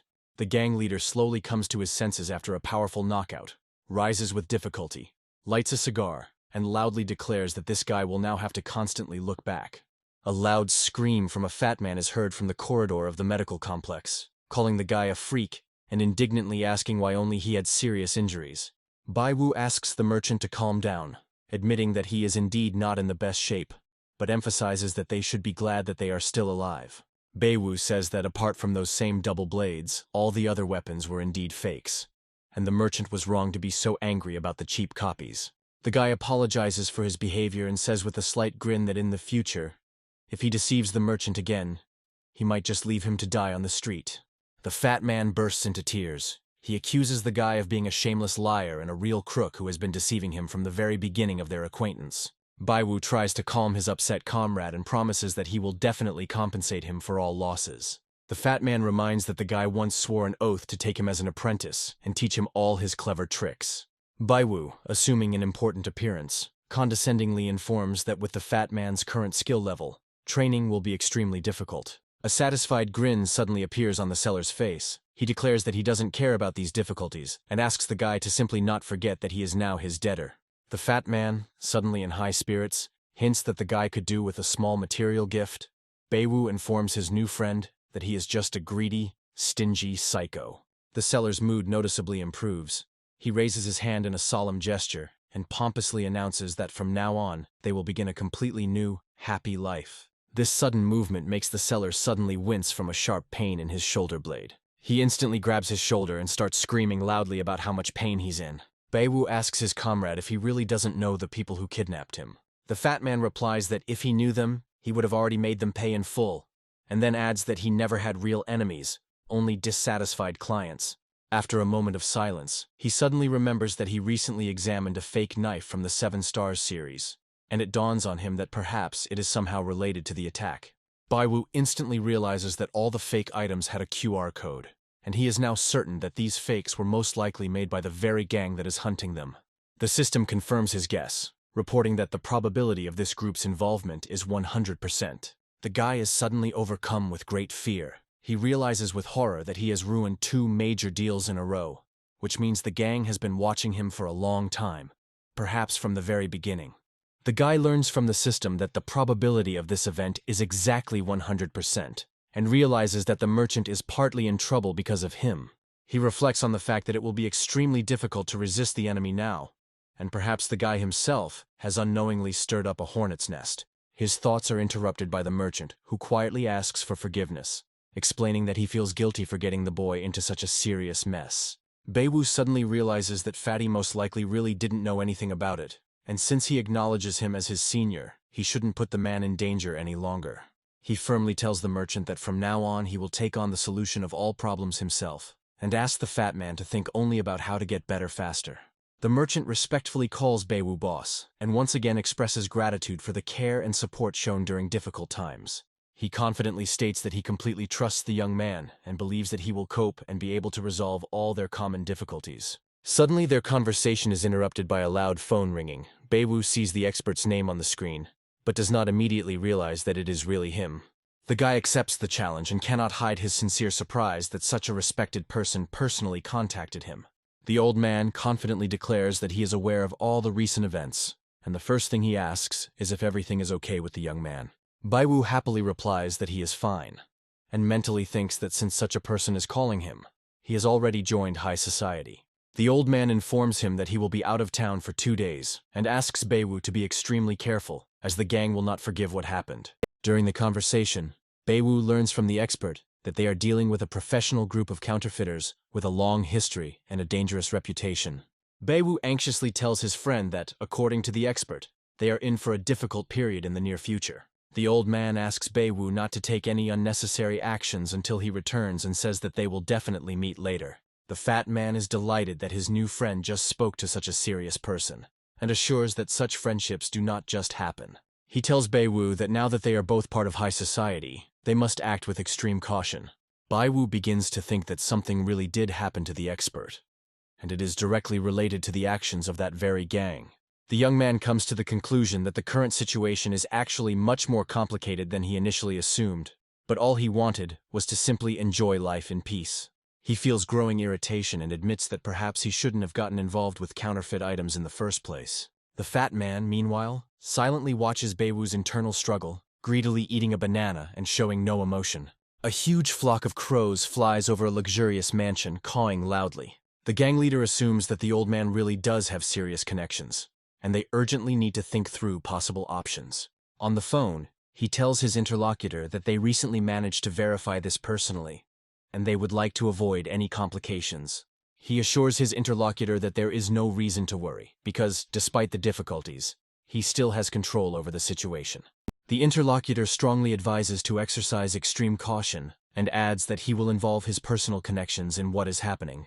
A few days pass, and the fat man's minor injuries heal fairly quickly, after which he is discharged from the hospital. The merchant puts a mask on his face and warns Baiwu that they need to be extremely careful, as danger can lurk everywhere. Baiwu asks his comrade not to panic and to relax a little, assuring him that it is morning now and it is unlikely that anyone will dare to attack in daylight. The fat man replies that this gang of counterfeiters is extremely dangerous and suggests that they lie low in some secluded place until the expert returns. The merchant says that he knows of a quiet resort in the mountains and asks whether he should go there and wait it out. Baiwu replies that he has already considered this option, but believes that running away now would be unnecessary. It would be better to stay and sort everything out. As they head towards the parking lot, the guy tells his friend that sitting back and waiting to be found is not the best strategy, and suggests that they instead take the initiative and strike first. Having climbed into the car, the fat man takes off his mask and asks in bewilderment if the guy really wants to deal with an entire criminal organization himself. Suddenly he falls silent, noticing a suspicious passerby on the street who seems to simply raise his hand in greeting, but this gesture seems unnatural and threatening to him. The fat man, cringing, considers this a bad sign and thinks that a gang of these thugs can strike from anywhere. Baiwu asks where all the fat guy's coolness went, and why all he does now is suggest hiding instead of taking action. The man, unable to find anything to answer, covers his face and puts on dark sunglasses. Baiwu, sighing, reminds them that they are good guys, and it doesn't suit them to hide like some kind of criminals, after which he suggests that they just gather information about the gang to begin with. He pats the fat man on the shoulder encouragingly and promises that they will definitely dominate high society, as he always dreamed, if they show a little courage. Suddenly the merchant's mood changes and he straightens his shoulders, declaring that only those who are not afraid of wolves and tigers can truly dominate this world. Baiwu, shaking his head, thinks that the fat man is completely incorrigible and tries to change the subject. He asks where they can get the information they need. The merchant states that the guy has come to the right place and reports that there is a person they need in the northern part of the city. This man had his own sources, and there was nothing he could not find out for a certain price if it suited him. Baiwu wonders about the usefulness of going to the Phantom Market and gets a clear answer of 100% from the system. However, the question turns out to be too complex, so the system says that visiting the Ghost Market can help, but does not indicate how exactly. Baiwu realizes that he needs to meet with the informant, as this will greatly increase the percentage of success. By asking the system if anyone else in this city can help, the guy gets a confident answer about 100% probability. With the thought that talking to oneself is pure torture for the brain, Baiwu turns the ignition key and tells his friend that it's time for them to move. With loud words that their path lies in the direction of the Phantom Market, the young people take off in a car at a very high speed. After some time, they reach the right place and begin to leisurely stroll through the numerous shopping rows, looking around. Baiwu thinks that this place is really interesting, because he has never been to the ghost market before. The fat man begins to talk about how many traders here are in the shadows and do not appear at the official market for various reasons. He thinks that they shouldn't rush to the informant and suggests that they take a little walk to get used to the atmosphere and see something. The young people are completely unaware that a stranger is watching them closely from the gateway, while simultaneously informing them on the phone that they have already arrived at their destination. He informs his interlocutor that he is able to easily cope with the task at hand and demands that he immediately act strictly in accordance with the instructions. The man feels great satisfaction from the promised reward, because for spreading just a few rumors, he will receive 100,000, and he wonders whether they will double the amount, since there are two goals. A sly smile appears on his face, and he quietly, almost in a whisper, asks the fat man for forgiveness, admitting to himself that he turned out to be a bad friend. The stranger continues to watch the young people, but does not notice at all that his actions are also being closely watched from the darkness. The fat man confidently states that he is an important figure in this market, and there is nothing he cannot find out if necessary. To confirm this, he greets the merchant enthusiastically, causing him obvious surprise and confusion. However, the merchant does not respond to the greeting, but abruptly turns away, as if he does not want to enter into a dialogue with the fat man at all. The fat man quickly switches to another man, also greets him, and says that he has good things. He asks permission to look at them. This man also shows no interest in communication and limits himself to a silent and distrustful look in the direction of the fat man. The fat man, clearly discouraged by such an attitude, sincerely does not understand what could have happened to these people and why they behave this way. Baiwu notices how his friend is treated by others and says that the fat guy is really cool. The fat man angrily replies that he simply made a mistake about the people, claiming that they were just small traders, and he was used to communicating exclusively with their bosses.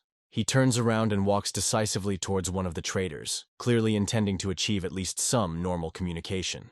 The man completely ignores his approach, not taking his eyes off the phone screen, and tells the fat man that he can look at whatever he wants and choose any items. The fat man, trying to establish contact, says that he hasn't seen the merchant for a long time, is interested in his child, and declares that he is going to buy a couple of things. The merchant seems to have recognized the fat man, because he suddenly says that he will have to look for another shop, and he will not get anything here. These words immediately make the fat man angry. He asks with irritation what kind of jokes these are and what exactly the seller means. The merchant sharply and angrily replies that he has already said everything, and insistently asks the fat man not to pester him with his questions anymore. Baiwu, trying not to interfere in the conflict, turns away. He is obviously not pleased with what is happening. At this time, the men glare at each other. Baiwu tries to calm his friend down, asks him not to get excited, and suggests looking around because this merchant is clearly not alone here. The fat man obediently turns around and notices with surprise that all the sellers present are looking at them with obvious suspicion and hostility. Those around them really demonstrate an extreme degree of aggression and mistrust, as if the young people had broken an unwritten taboo. The fat man again wonders what is going on and why all these people are looking at them with such hatred. Baiwu realizes that he urgently needs information. It is obvious that all the locals are extremely hostile, and he concludes that this is definitely not his day. He grabs the surprised fat man by the hand and suddenly says that they urgently need to leave before the situation gets completely out of control. Shouts can be heard from the crowd demanding that they leave immediately and never return to this market again. Baiwu tells the fat man not to hesitate and quickly leads him around the corner, trying to hide from the angry sellers. Changli turns to the young man and says that something very strange is happening here, because he has been shopping at this market for many years. Baiwu seriously considers what exactly could have influenced such behavior of traders and why everything suddenly changed, after which he turns sharply to the fat man, asks him to be quiet, and says that now he must simply follow all his instructions. 10 minutes later, the young people return to the trading rows of the ghost market, trying to be as inconspicuous as possible. This time they hid their faces. Changli even put on a mask, hoping that no one would recognize him in this form. Changli grumbled with displeasure because he had always been polite, diligent, and seemed to be liked by all the vendors in this market. He wonders why he suddenly finds himself among the enemies, as if something in him has changed dramatically. Baiwu asks his friend to be quiet and promises that very soon they will find out the reason for this attitude. Hiding their faces, the young men cautiously approach the merchants, who at this time are heatedly discussing some topic. Baiwu leans over to one of the counters, picks up a small box, and immediately attracts the attention of the seller. The man starts to smile in a friendly manner and says that the buyer can calmly choose what he likes. Baiwu continues to look closely at the goods and pretends to be interested, although in reality he is trying to eavesdrop on the conversations. One of the men reveals that Changli is now a member of the elite society and has become the expert's subordinate. He claims that the expert ordered Changli to smash the vase and slander the seller, accusing him of selling counterfeits. Another merchant picks up the conversation and says that Changli had an accomplice named Baiwu, and the loader was thrown into a reservoir outside the city. The man nearby is very surprised, does not believe what he heard, and asks why no one reported this to the police. The merchant replies that the expert is a man with huge connections, and Changli has nothing to fear. He is under reliable protection. The interlocutor says that Changli rejoices too early, because everything in this life comes back, and one will have to answer for everything. He continues to ask where all these rumors and speculations came from, and whether there is any evidence. The merchant replies that there is no evidence, but he is sure that there is no smoke without fire, and rumors do not just appear. The man wonders if this is all true, because Changli has been rarely seen lately, and perhaps he really is involved in something dark. Changli, hearing the lies and gossip about himself, becomes very angry and is unable to contain the emotions that boil within him. Baiwu shuts the fat man's mouth and immediately takes him away from the merchants so that he doesn't give them away with his behavior. Stepping aside, Changli angrily begins to tell his friend that they were set up and became victims of someone's conspiracy. Baiwu says that this is obvious and queries the system, trying to find out if this is all connected to a gang of counterfeiters. Meanwhile, Fatso does not calm down. He loudly says that they are crystal honest and begins to think about who could have slandered them. Baiwu confidently states that this rumor is not directed at them, but at Mr. Expert, in whose direction the accusations are thrown. He believes that the old man is a respected person, and therefore should not be afraid of such rumors, unlike the rumors themselves. Changli says that this really won't lead to anything good, because the merchants consider the expert their boss, and are aggressive. Baiwu tries to calm the fat man down. He says that it was an extremely dangerous trap, but fortunately they found out about everything in time. Changli believes that they need to find the person spreading the rumors as quickly as possible, and try to refute them. The guy says that the fat man is indeed right, and now they urgently need to come up with something to get out of the situation. The young man's ability tells him that some master must help in this matter, and he relies on this guess. However, he does not know who exactly this master is, and he understands that first of all, they need to find him as soon as possible.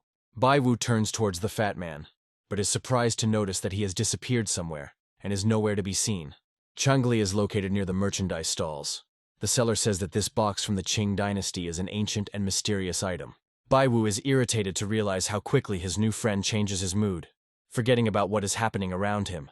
Upon learning that the ancient box is broken and won't open, Fatso begins to offer 3,000 wen for it. The seller disagrees. He claims that it is a very valuable item, and he cannot give it away for such a low price. Baiwu casts a disdainful glance at his comrade, thinking about how greedy and petty Changli is. The success rate is about 100%, and the guy decides not to interfere, allowing his friend to continue bargaining. The fat man partially agrees with the seller. He states the final price of 5,000 and says that he will leave if it does not suit him. The merchant admits that Changli knows how to bargain, but he believes that he will not make any money at all with such a deal. The fat man continues to press the seller and asks how much he wants. The man begins to tell that he got the thing from his father. Changli was about to raise the price a little, but at that moment the stranger snatched the box from his hands. A stranger appears next to him and tells the antique dealer that these two are unreliable buyers and should not sell anything to them. Baiwu immediately wonders who this man is and why he knows so much about them. The stranger continues to remain silent and looks at the young people with an appraising gaze, without saying a word. Fatso seems to recognize the stranger and hurriedly begins to put a mask on his face, while Baiwu ponders the importance of finding a master. The fat man asks the stranger why they are not allowed to buy any goods at this market.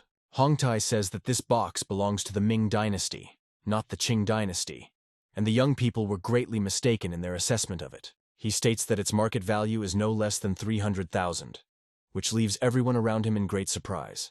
Baiwu asks the fat man who the stranger is, to which he replies that the man is a martial artist named Hongtai, who comes from a famous family of antique dealers. Baiwu thinks that it is more than obvious that this man revealed their identity and deliberately picked on them in order to provoke them. Hongtai calls the young people ignorant fools and says with disdain that he is very ashamed of customers like them. Baiwu believes that the master's behavior is a blatant provocation and understands that he clearly understood who he was dealing with. At this point, Fatso tells the master that he thinks too much of himself and asks if he really thinks that if he knows how to fight, he will rule the whole world. Changli sarcastically asks if Hongtai is not enough to be a martial arts leader, and is he really going to teach antique dealers too now? These words clearly touch the master. It becomes noticeable how he is trying his best to contain his irritation and growing anger. Baiwu asks if the fat man is really not afraid, and receives an affirmative answer, not understanding where he gets such self-confidence from. The guy notices how the surrounding merchants begin to angrily talk to each other and discuss how Fatso dared to talk like that to a martial arts master. Suddenly, loud voices are heard from the crowd, and someone present confidently claims that he has seen this fat man before. Baiwu understands that if they continue the confrontation, they will soon be exposed completely, and then the chance of finding the right master will become negligible. He apologizes to Hongtai and states that since the esteemed gentleman knows the true price of this thing, then of course they will not buy it. He then grabs the fat man by the arm and tries to drag him away from the crowd, insisting that they need to leave immediately. However, the master takes a sharp step forward and finds himself right in front of the young people. Holding out his hand, he blocks their way.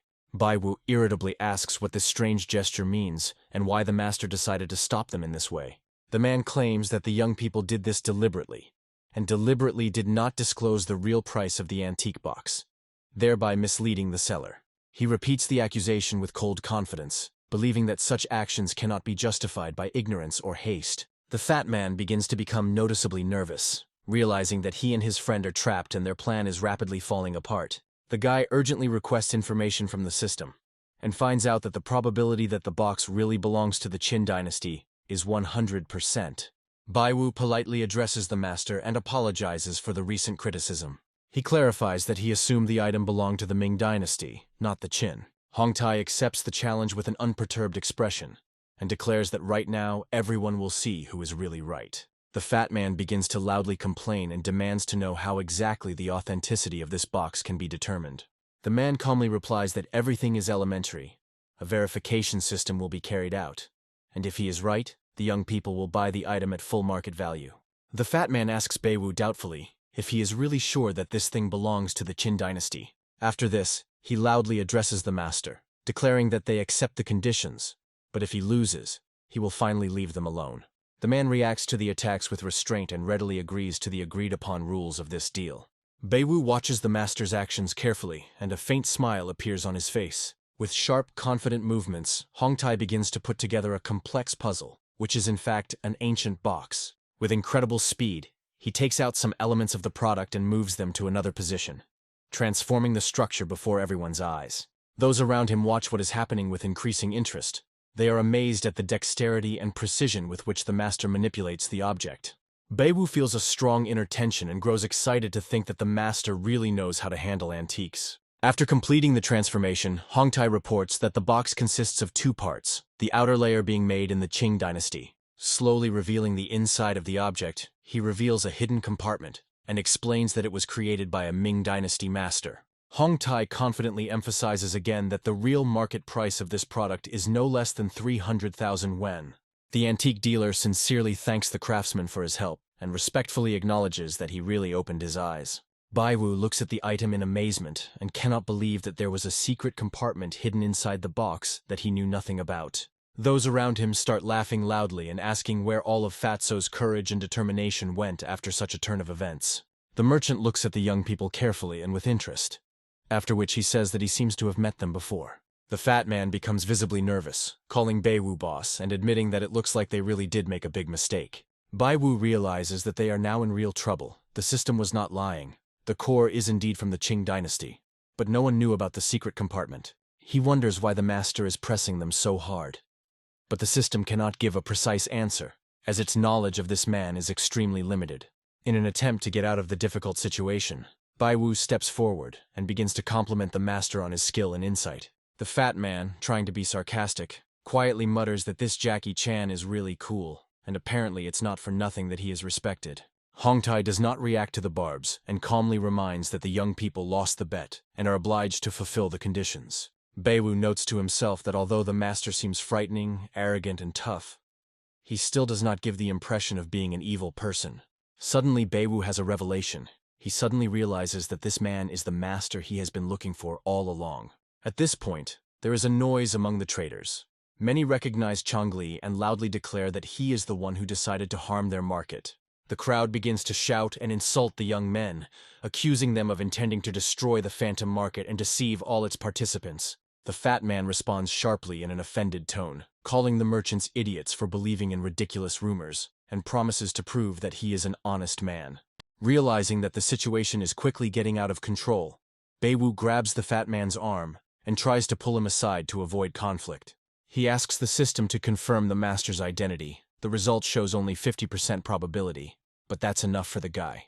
Even despite the uncertainty, Baiwu is convinced that the man is somehow connected to the family he needs, and he continues to ask the system questions. The fat man looks at Baiwu in amazement, not understanding who he is talking to, because only the guy himself sees the holographic screens.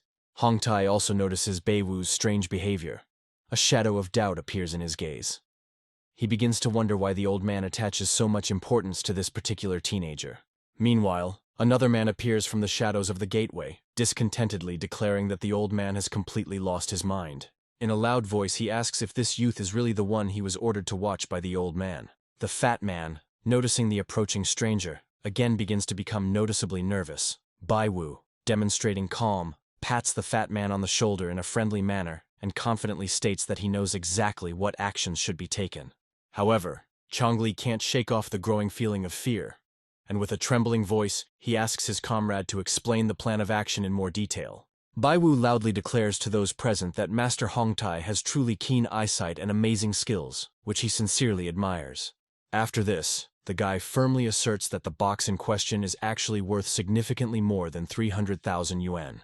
Master Hongtai is clearly surprised by such a statement and, with genuine interest, asks the young man on what basis he made such a bold assumption. Baiwu, maintaining a confident tone, replies that the master's family does indeed have a rich heritage, and he has no doubt that they have long known the true value of this item. They just haven't revealed it yet. The guy points his finger at the box and notes that everyone present has already managed to see that this item is clearly not simple, after which he suggests that there may be something hidden inside. Baiwu tells the assembled group that their family keeps similar boxes, and then invites the craftsman to try to open the item. Master Hongtai first categorically states that everything inside the box has already been thoroughly checked, but after some thought, he reluctantly agrees with the guy's arguments. With deft movements of his hands, the master begins to transform the complex puzzle box again, turning its elements. After some time, the secret lock finally gives in to his efforts. The lid of the box opens, but inside, just like last time, there is absolutely nothing. Master Hongtai sighs heavily and reminds Baiwu that he had already warned him that this box, like the similar ones in their family collection, was completely empty. Baiwu smiles contentedly. The young man confidently declares that they are still wrong about the box, and persistently asks for permission to take the item into his own hands. The guy picks up the mysterious object and begins to study it carefully, running his fingers over the surface, as if reading invisible signs. After careful inspection, he performs a complex sequence of combinations, skillfully transforming the box. But, to the disappointment of those present, the mechanism does not give in. The people around them watch in silence, their faces expressing a mixture of skepticism and curiosity, while Fatso already believes that they are close to complete failure. Some of the traders, unable to contain their irritation, begin to loudly complain, accusing the young people of ruining expensive antique goods with their inept actions. Baiwu, ignoring the disgruntled cries, makes numerous queries to the system, trying to find a clue, his eyes quickly moving over the data invisible to others. Having received the necessary information, the guy enthusiastically takes up the box, his fingers making dexterous, precise movements, reassembling the object using a completely new algorithm. Quite quickly, to the surprise of everyone gathered, he manages to activate the hidden mechanism and reach the double-secret bottom. The people around him, holding their breath, fall silent again and begin to watch the guy's actions closely. Their faces now reflect not skepticism, but burning curiosity. Baiwu carefully takes out a thin wooden plate from the false bottom, on which a mysterious ancient sign is engraved. With deft movements, he inserts the plate into a specially designated place under the lid and begins a complex manipulation of the sign. The first layer on the plate appears to be an exquisitely carved lotus flower, while the second layer is an incredibly complex labyrinth. Many craftsmen over the centuries did not even realize that this box was encrypted using a combination of Chinese and Western locks. Hongtai tries to keep a straight face, but he can hardly hide his growing excitement. Baiwu makes a few more precise movements, and suddenly, with a soft click, a secret compartment opens in the box, containing an ancient necklace. Master Hongtai cannot hide his shock. He sincerely does not understand how the numerous experts and professionals from his family who studied the box could not notice this hidden treasure. A satisfied smile appears on Baiwu's face. He has learned everything in detail from the system, and the complete shame is postponed. The boy hands the box to the master, modestly declaring that he may not have any special talent, but he can still do something. Master Hongtai folds his hands in a respectful gesture, and with genuine admiration tells the boy that he has exceptional abilities, after which he admits his defeat. Baiwu suddenly realizes that Hongtai is the legendary master he has been looking for so long, and most likely he did not interfere in this situation of his own free will. Hongtai states that since he lost a fair fight, he is willing to buy the box at the price he said earlier, and as a sign of respect, he gives it to Baiwu. The intense fear that gripped Fatso was instantly replaced by uncontrollable joy, and he, grinning sarcastically, asked the master where all his fighting spirit had gone. Master Hongtai, holding back his emotions, closes his eyes and lowers his head. He is clearly uncomfortable with the realization of his defeat. The merchants begin to whisper quietly among themselves, saying Baiwu's name with respect and discussing that this is the very same guy. From the crowd of onlookers, a loud voice of an unfamiliar man is heard, who approvingly announces that the current youth is incredibly talented. Baiwu's face begins to shine with genuine joy. The guy proudly thinks that he has finally appeared. Pushing aside the crowd of onlookers, a stately man in an expensive suit approaches the young people, whose confident gait and commanding gaze immediately reveal him to be a person of special status. The fat man begins to slap himself in the face and asks to be pinched to finally wake up. Baiwu is clearly pleased with what is happening, and is convinced that everything is going strictly according to the plan he had thought out in advance. Hongtai greets the man, calling him elder, while those around him quietly whisper, assuming that something serious must have happened for such an influential person to appear here. Baiwu steps forward, folds his hands in a respectful gesture, and greets the elder loudly, showing respect and reverence. The elder looks at the young man defiantly, and asks if they have seen each other before. The guy smiles and states that there is no one in this area who does not know the elder. A satisfied smile appears on the elder's face. Baiwu explains that his comrade almost made a mistake, but fortunately, he was helped in time. The elder points his gaze at Changli and asks if it is really about this fat man. He looks at Changli carefully and thinks to himself that he always thought this merchant was a complete idiot, not expecting anything decent or smart from him. Changli in turn begins to apologize in a trembling voice, which causes the elder to clearly become irritated and disliked. The elder asks Baiwu if that is really his name, to which the boy replies in the affirmative. After this, the elder laughs loudly and says that it is very good that the guy was able to beat Hongtai, and now he decides to test whether Baiwu can handle him. Baiwu pays his respects to the elder and asks how he can afford such a thing. The man tells the boy that he doesn't know much, and after these words says that he needs a little warm-up. Baiwu at this moment thinks that this man is their mysterious master. He is convinced that the old man is no slouch, and now he needs to show himself at his full potential. The guy states that if the elder asks, then he has no right to refuse, and asks the man what he wants from them in this situation. This kind of communication brings great joy to the old man, and he tells the guy that he is clearly no slouch and deserves respect for his determination. The man takes out 2 banknotes and says that now everyone will find out exactly what he wants from the young people. The young people look at the old man waving money in front of them in surprise and exchange glances, not understanding what is happening. The fat man claims that this is some kind of trick, to which the elder asks in an angry voice if he really thinks that a representative of such a family would be cunning.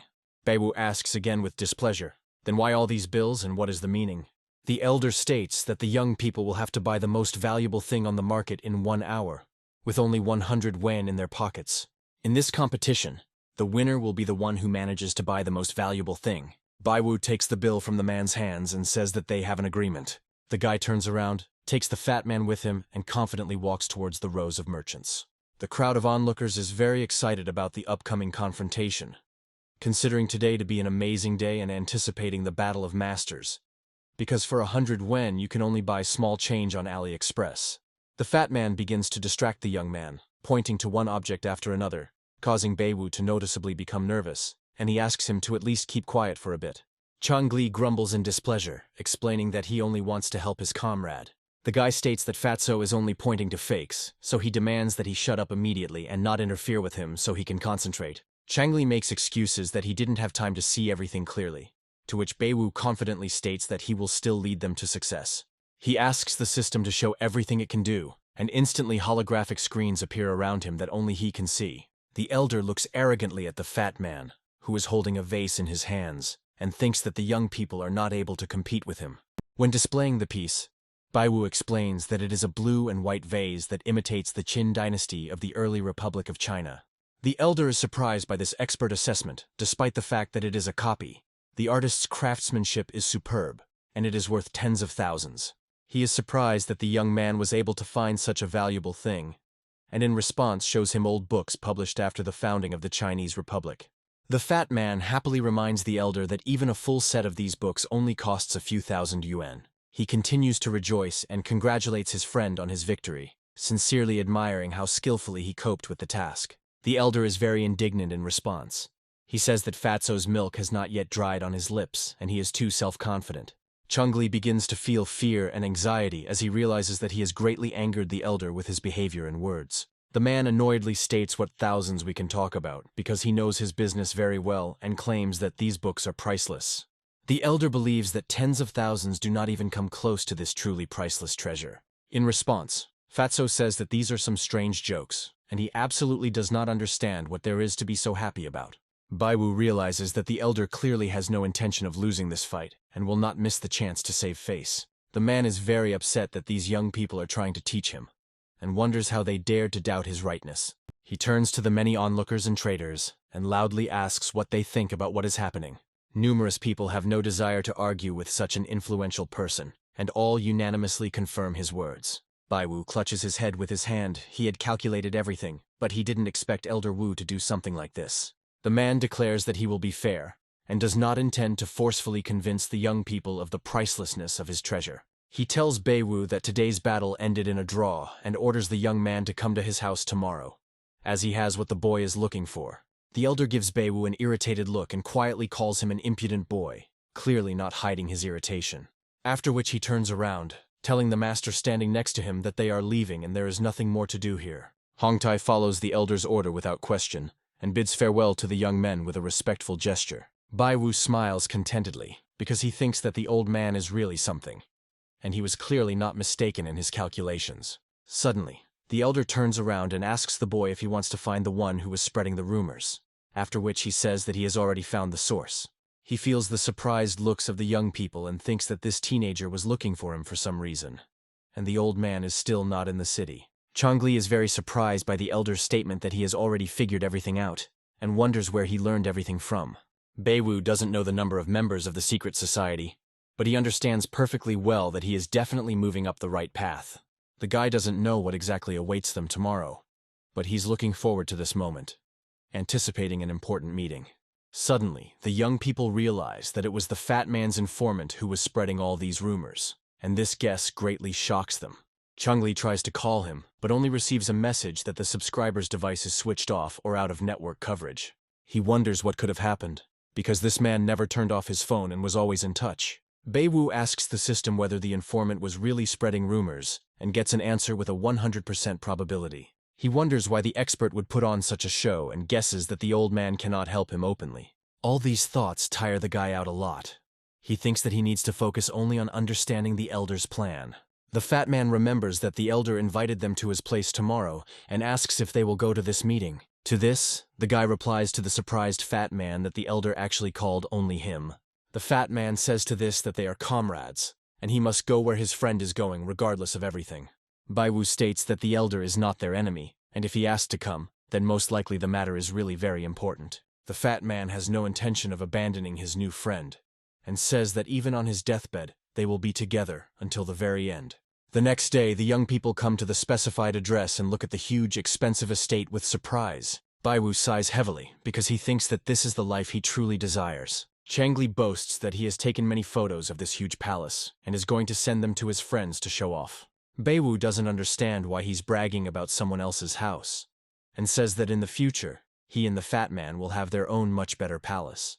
The fat man happily declares that the guy is right and confidently says that together they will achieve everything they dreamed of. Baiwu shakes his comrade's hand and offers to go together into a rich future without looking back. They continue to shake hands, and at that moment, suddenly the paws of a huge dog land on their hands. The young people turn around abruptly and notice a playful dog next to them, who is looking at them with curiosity.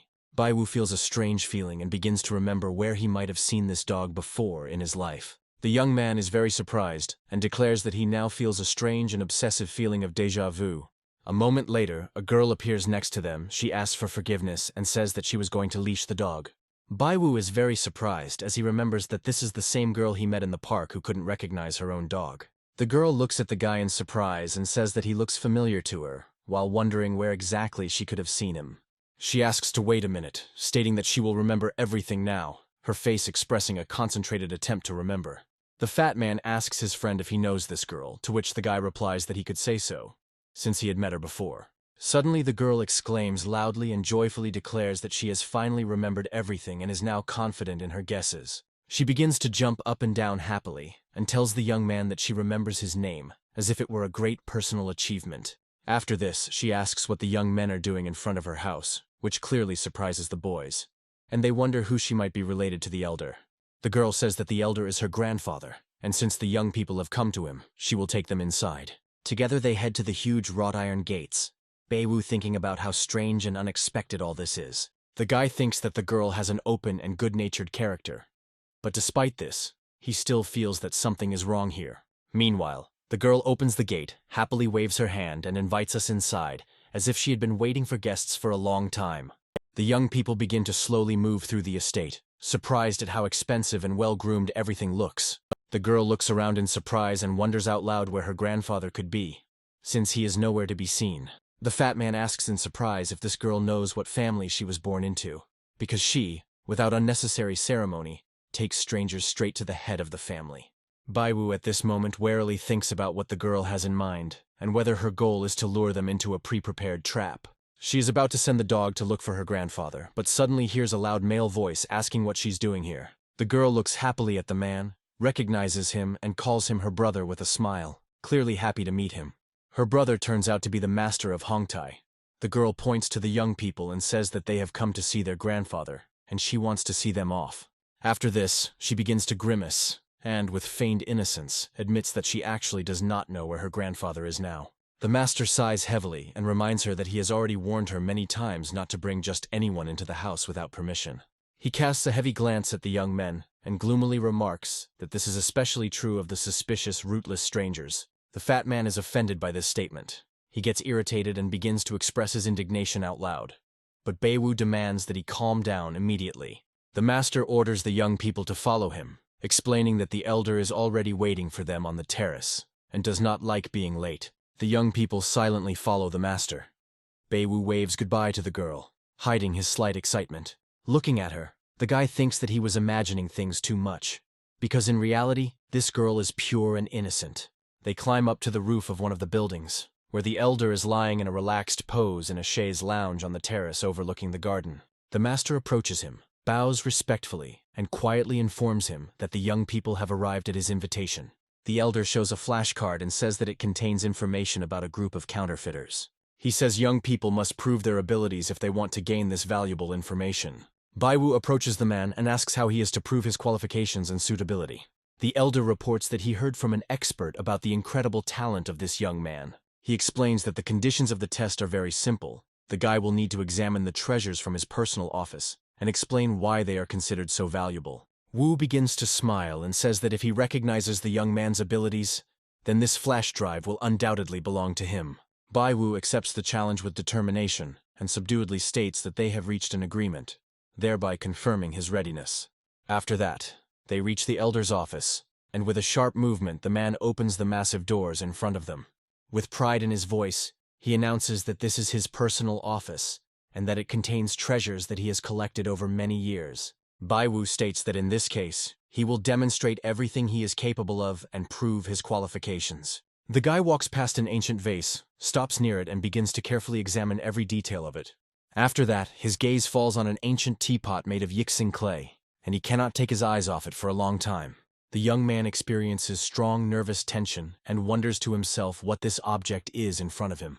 Changli looks closely at his comrade and is surprised to realize that he has never seen him so focused. He finds that his friend has a very strange and unusual expression on his face, and begins to wonder what could be wrong with him. The elder demands an immediate answer and asks with irony in his voice if there really were no worthy valuables in his house. Baiwu asks for a few more minutes as he wants to take a closer look at all the items on display. The fat man is very worried about his friend's silence and asks him what is going on, to which he receives a request not to interfere as he thinks. Changli states that the boss is clearly not in shape today and asks permission to perform in his place, as he is confident in his knowledge. The fat man believes that nothing can be done and admits that he will have to show off his knowledge so as not to let his comrade down. Baiwu rushes to stop his comrade in horror, because he understands perfectly well that now Changli might say something that will ruin everything. He firmly blocks his way and asks him not to interfere in the conversation, since he believes that the situation is extremely serious and requires concentration. After this, the young man again plunges into silent and deep reflection, trying to grasp the important details of what is happening. The elder asks with displeasure why he continues to remain silent, because, in his opinion, this silence will not lead to anything good. The man, with a slight sadness in his voice, says that apparently he was wrong to hear so much praise for this young man. The fat man watches his upset friend and decides that perhaps he should intervene, since 2 heads are better than 1. He believes that if he says a few nice words, it might appease the elder a little, since rich people are often arrogant. Changli reports that the Buddha's head looks magnificent. Its rarity and uniqueness amazes him, and he believes that it is a priceless item. The elder asks in surprise what he is talking about. Does he really mean this particular head? Baiwu sighs heavily, then explains in a measured tone that this is a fake, although very high quality, but was made only a few decades ago. He adds that the approximate price of such a thing is about 30,000. Changli is shocked by what he heard, and cannot fully believe that the item is actually a fake. He tries to get out of the awkward situation and claims that even tigers sometimes miss, because there is no sage who would never make mistakes. Then he glances at the graceful figurines standing at the back of the shelf. One of them in particular catches his attention. Taking it in his hands, Changli confidently declares that he has never seen such ancient and unique objects, and claims that such a figurine could take a central place in any museum. The boy, with a slight smile, tells the elder that he is incredibly lucky, because not everyone can enjoy such items every day. Baiwu looks closely at one of the items again, and calmly informs that it too is a copy. Such fakes were especially popular about 20 years ago. Changli is once again deeply confused, finding it hard to believe that such an elegant and skillfully crafted item is a clever fake. The elder falls into silent thought and looks at Baiwu carefully without saying a word. The fat man panics and decides that everything is lost. It seems to him that the elder is now capable of incinerating him with a glance. He again tries to smooth things over, telling the man that he feels very awkward and adding that the elder is certainly an outstanding professional with amazing taste. His gaze suddenly stops on an ancient papyrus, and looking at it with admiration, he notices that perhaps the elder is also an excellent calligrapher. The guy comes closer, starts reading, and quickly realizes that this is an excerpt from an ancient book that he has already encountered somewhere. He turns to Baiwu and asks if it is possible to fake calligraphy, since in his opinion it is definitely real art. Baiwu shakes his head in a discreet manner and says in a frustrated voice that this item is not genuine either, despite its impressive appearance. This statement shocks the fat man even more, and he wonders if this whole thing is some strange, drawn-out joke. However, he notices that the elder's face is becoming more and more stern, and, realizing this, he immediately falls silent, not daring to say anything else. He leans towards Baiwu's ear and whispers that it seems that the elder has begun to doubt his abilities, because it seems incredible to him to believe that all these works are fake. The fat man begins to worry even more, and carefully asks the guy if he is really confident in his assessments, because in front of them is a person who is better not to anger. Changli notes with alarm that despite the elder's appearance, he is likely capable of finishing them both off without even blinking an eye. Baiwu remains calm and begins to explain that this calligraphy was forged last year, using technology based on digital recognition of genuine works. adding that his words can be easily verified if one carefully analyzes the small features. He then approaches the vase and calmly states that it is only an imitation of the Ming era. But even so, its value can reach several 100,000 yuan. He slowly begins to talk about each of the items, explaining in detail what era they were faked for and what modern technologies were used in their manufacture. The elder suddenly throws an object down on the table in anger, then stands up abruptly, showing growing anger. The fat man, paralyzed by fear, freezes in horror and is completely unable to even take a step, as if he was paralyzed. In this tense moment, Beiwu decisively and loudly declares that all 73 antiques in this room are fakes. The elder slowly moves away from the table and begins to approach him, and in the silence the hoarse voice of the fat man is heard, repeating under his breath that this is simply impossible. The man asks the young man in an icy tone if he really considers him a layman, since he is none other than the head of the family, already in the 17th generation. His face changes rapidly, distorted with anger and fury. He barely restrains himself and defiantly demands an answer. Does Beiwu really think that his entire collection consists of fakes? The fat man tries to intervene and begins to justify himself, saying that his friend did not mean anything offensive and could simply have been mistaken. However, with a rough and decisive movement of his hand, the elder pushes him aside, making it clear that he does not wish to hear another word. In a loud, almost booming voice, he turns to Beiwu and demands an answer for the last time, whether he is truly confident in his expertise and in every word he says. Beiwu feels a strong excitement and internal tension, but tries not to give himself away. He casts a sharp glance from under his brows and calmly says that he is sure that absolutely everything here is fake. The fat man holds his breath, watching what is happening, and tries with all his might not to scream. Seeing how the gazes of his comrade and the elder intersect in the air like lightning, from unbearable nervous tension, he suddenly feels his body giving way, and a moment later, he falls unconscious right onto the floor. However, after only a few seconds, he suddenly jumps to his feet, as if waking up from a bad dream, and, gasping for air, begging Elder Wu not to be angry, stating that there must have been an unfortunate misunderstanding. He begins to explain haltingly that his brother didn't get enough sleep today, and that's probably why he's talking complete nonsense that shouldn't be taken seriously. The fat man looks at the guy in despair and asks in bewilderment what he is doing, because he cannot believe that such a respected person could have collected a collection consisting exclusively of fakes. Beiwu is thinking at this time that this whole situation really does look strange, especially since the system could have failed, since it has already given contradictory results before. He remembers how the system informed them that they could get support from the master today, but he has no idea how this could be implemented. The fat man assesses the situation and offers to apologize immediately, realizing that otherwise they simply won't be able to get out of here alive.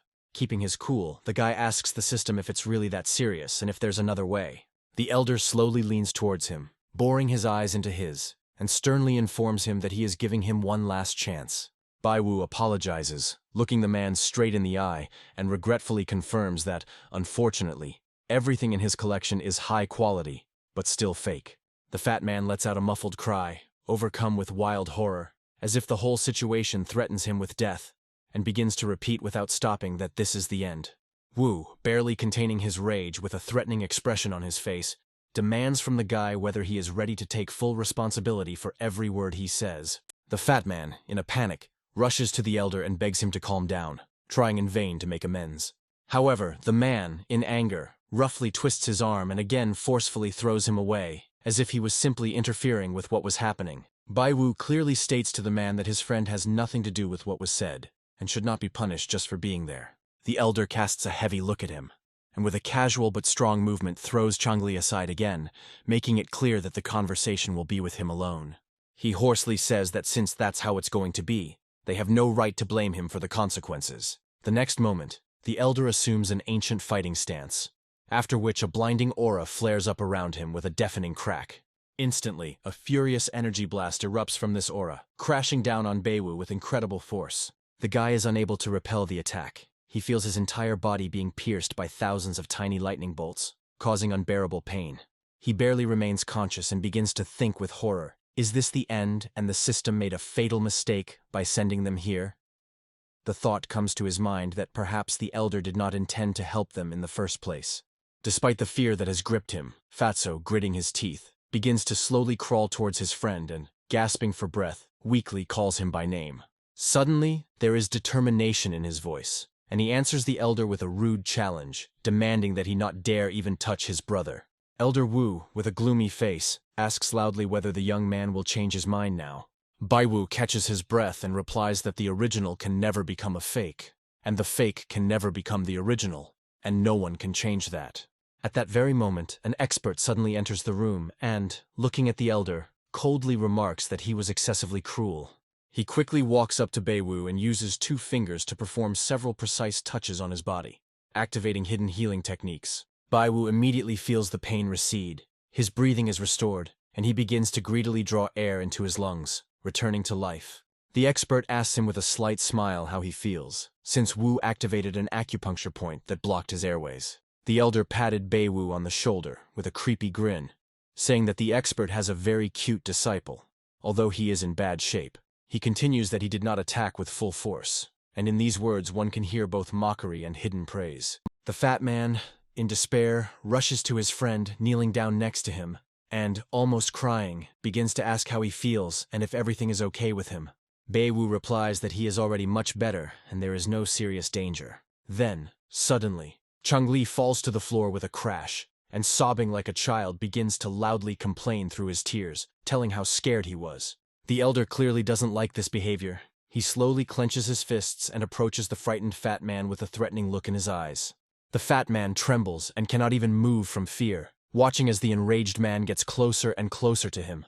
Wu effortlessly lifts him by the scruff of the neck, then gently presses on several hidden acupuncture points, causing the guy's body to instantly relax. The expert begins to calmly tell that he and the elder have known each other for a long time, and it was he who asked Master Wu to look after the young man until his return. After this, the old man confirms what was said and adds that the elder was worried about the correctness of the choice, and therefore decided to personally test the guy in combat conditions. Wu agrees with him and says that this is the very reason why he went to the ghost market.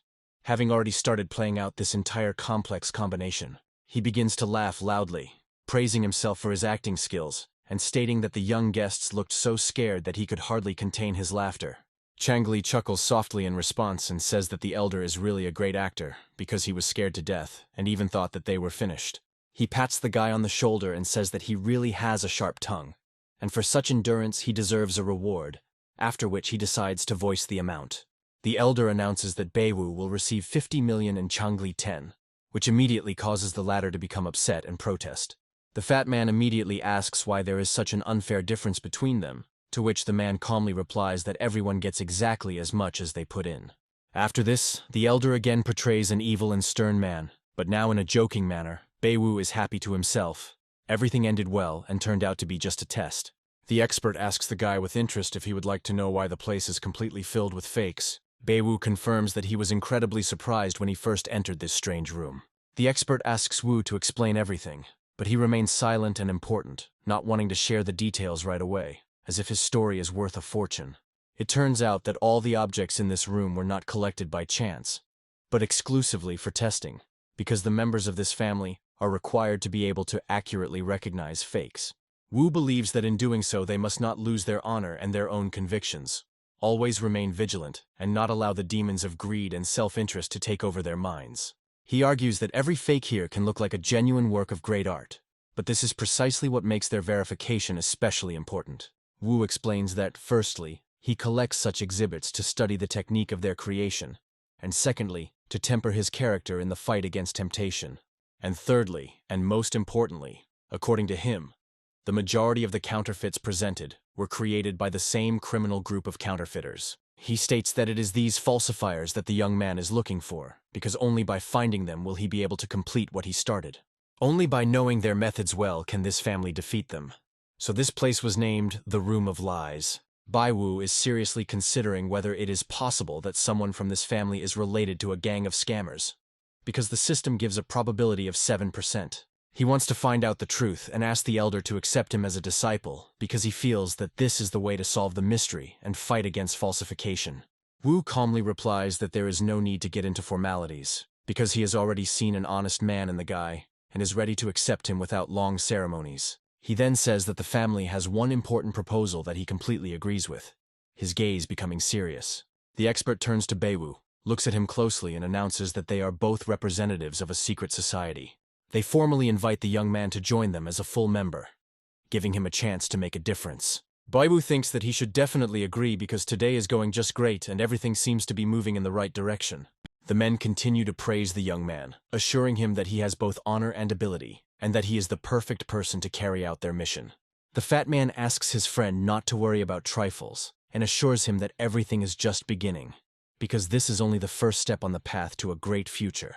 He states that he himself has certain talents, and therefore Baiwu should not be too proud, as if he alone is special. Baiwu is irritated because he is extremely hurt by the behavior of his friend, who, in his opinion, is unable to understand the seriousness of what is happening. The men discuss Mr. Baiwu's talents and abilities and come to the conclusion that he may well become a core member of their secret society. The elder suddenly loudly declares that the young man is worthy of greatness and suggests that they immediately begin to catch the vile falsifiers. Such a statement about the possibility of becoming a leading member of a secret society causes real shock and complete confusion among young people. Changli simply cannot believe that his friend could actually be one of the main figures in such a serious organization. Baiwu, still confused, asks who these people are, to which the fat man replies that they are extremely influential figures. He explains that there are only 17 such members, and even the decisions of the president and vice president of the society cannot surpass their collective opinion, which is why they are called the core. The fat man solemnly declares that being a key member of a secret society means being a true leader who determines the course of events. After these words, he suddenly falls silent and begins to carefully and appraisingly examine Baiwu, as if he was seeing him for the first time in his life. The guy is extremely surprised and begins to think about how Changli could know such things, because before this, he had never mentioned any society. The fat man enthusiastically runs up to the elder and anxiously asks if he can tell his friend the truth about the fact that he himself has long been an ordinary member of the secret society. He imploringly asks the elder if he can finally get a promotion, since he has served the organization faithfully for many years.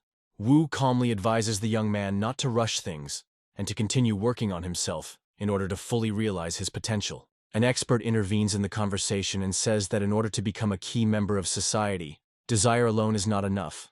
One needs colossal internal resources, knowledge, and the ability to constantly develop. Wu's face suddenly changes. He becomes gloomy and clenches his fists with force, then demands that Changli convince him right now that he has the necessary abilities. The elder sharply addresses the expert and asks why he is defending the young man and does not want to make a decisive decision on this issue himself. At this moment, Changli jumps up and loudly declares that Baiwu is his brother and he has always supported him, and therefore they are inseparable and always together.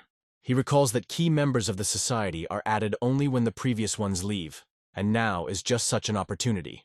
The elder says that one of the positions became vacant after one of the leaders was bribed by a group of counterfeiters and committed numerous crimes. He adds that the evidence was overwhelming, and all members of the society voted unanimously to expel the man from their ranks. The expert shares that his long absence from the city was due precisely to the fact that he was investigating this high-profile case and collecting the necessary evidence. The elder says that he considers the expert too soft. The young people are genuinely surprised that Wu prefers to resolve issues not through the law, but relies solely on force. Baiwu politely asks the elder where this group of counterfeiters came from, and the room immediately goes silent. The men exchange tense glances with each other, as if deciding whether to reveal the truth. Wu sighs heavily and says that it is indeed time for the young man to learn the truth, because now he has become a part of this story. The expert suggests moving the conversation to a calmer place and discussing everything over a cup of tea, after which everyone follows him into a separate room. There they sit down at a tea table and slowly pour tea into bowls. Wu suddenly pulls out a gourd flask from under his clothes, offering to drink something more serious. He claims to be knowledgeable about strong drinks, and then, with extraordinary dexterity, uncorks the flask and begins drinking straight from the bottle, much to Changli's surprise. The elder reports that the secret society has existed for about 100 years and has been waging an uncompromising fight against the falsification of cultural values all this time.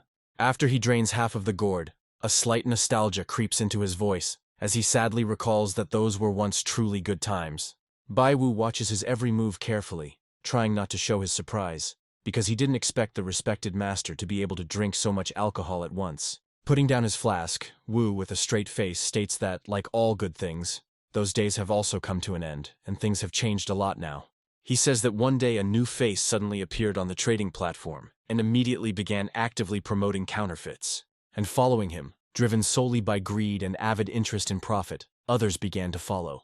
It is extremely unpleasant for him to think about this. He begins to get noticeably nervous and hits the armrest of the chair he is sitting in with his hand. The fat man instinctively shudders, realizing that the chair the elder is sitting on is a rare piece of antique furniture and may not hold up. Beiwu, meanwhile, learns that the counterfeiting organization has a sinister history. These people don't just cheat, they purposefully develop their skills, honing their craft. The expert admits with obvious concern that even they, the highest-level specialists, already have difficulty distinguishing the fruits of their labor from the originals. At this point, Beiwu remembers breaking a huge porcelain vase during his first meeting with the expert. The old man reports with obvious alarm that the influence of this criminal group is growing, and they are already beginning to penetrate into the very core of the secret society.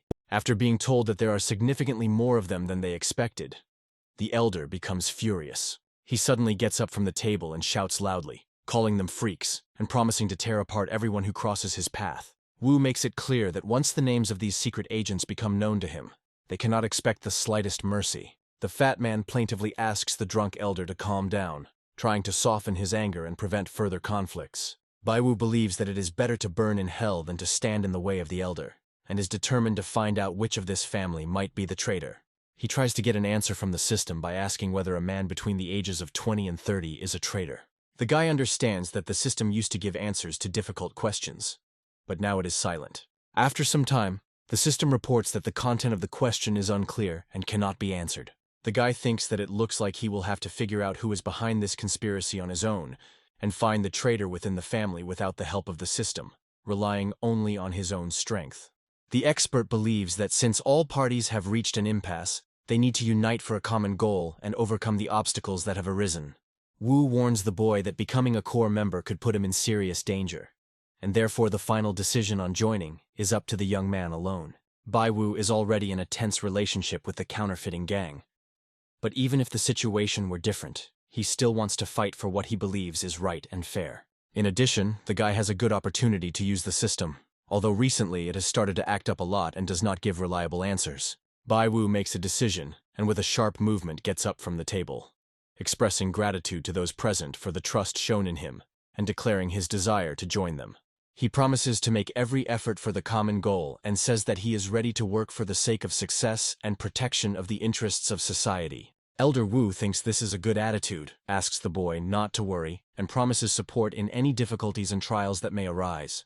In a quiet voice, the expert says that there are still some formalities left, such as voting, but the young man should not worry about these details.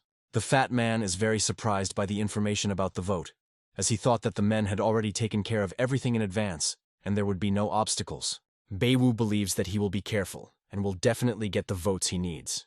The interlocutor informs the man with the scar that their agent has been expelled from the circle, and the old man will try to put one of his trusted people in his place. The man calls the expert a cowardly old man who convinced everyone to vote to expel the agent, which is why his business suffers, and important connections are lost. He tells his interlocutor that he will not allow their plans to come true, and the next step must be successful. He then glances at the photographs of the young men and elders hanging on his wall, and hopes that he will not have to remember his old skills.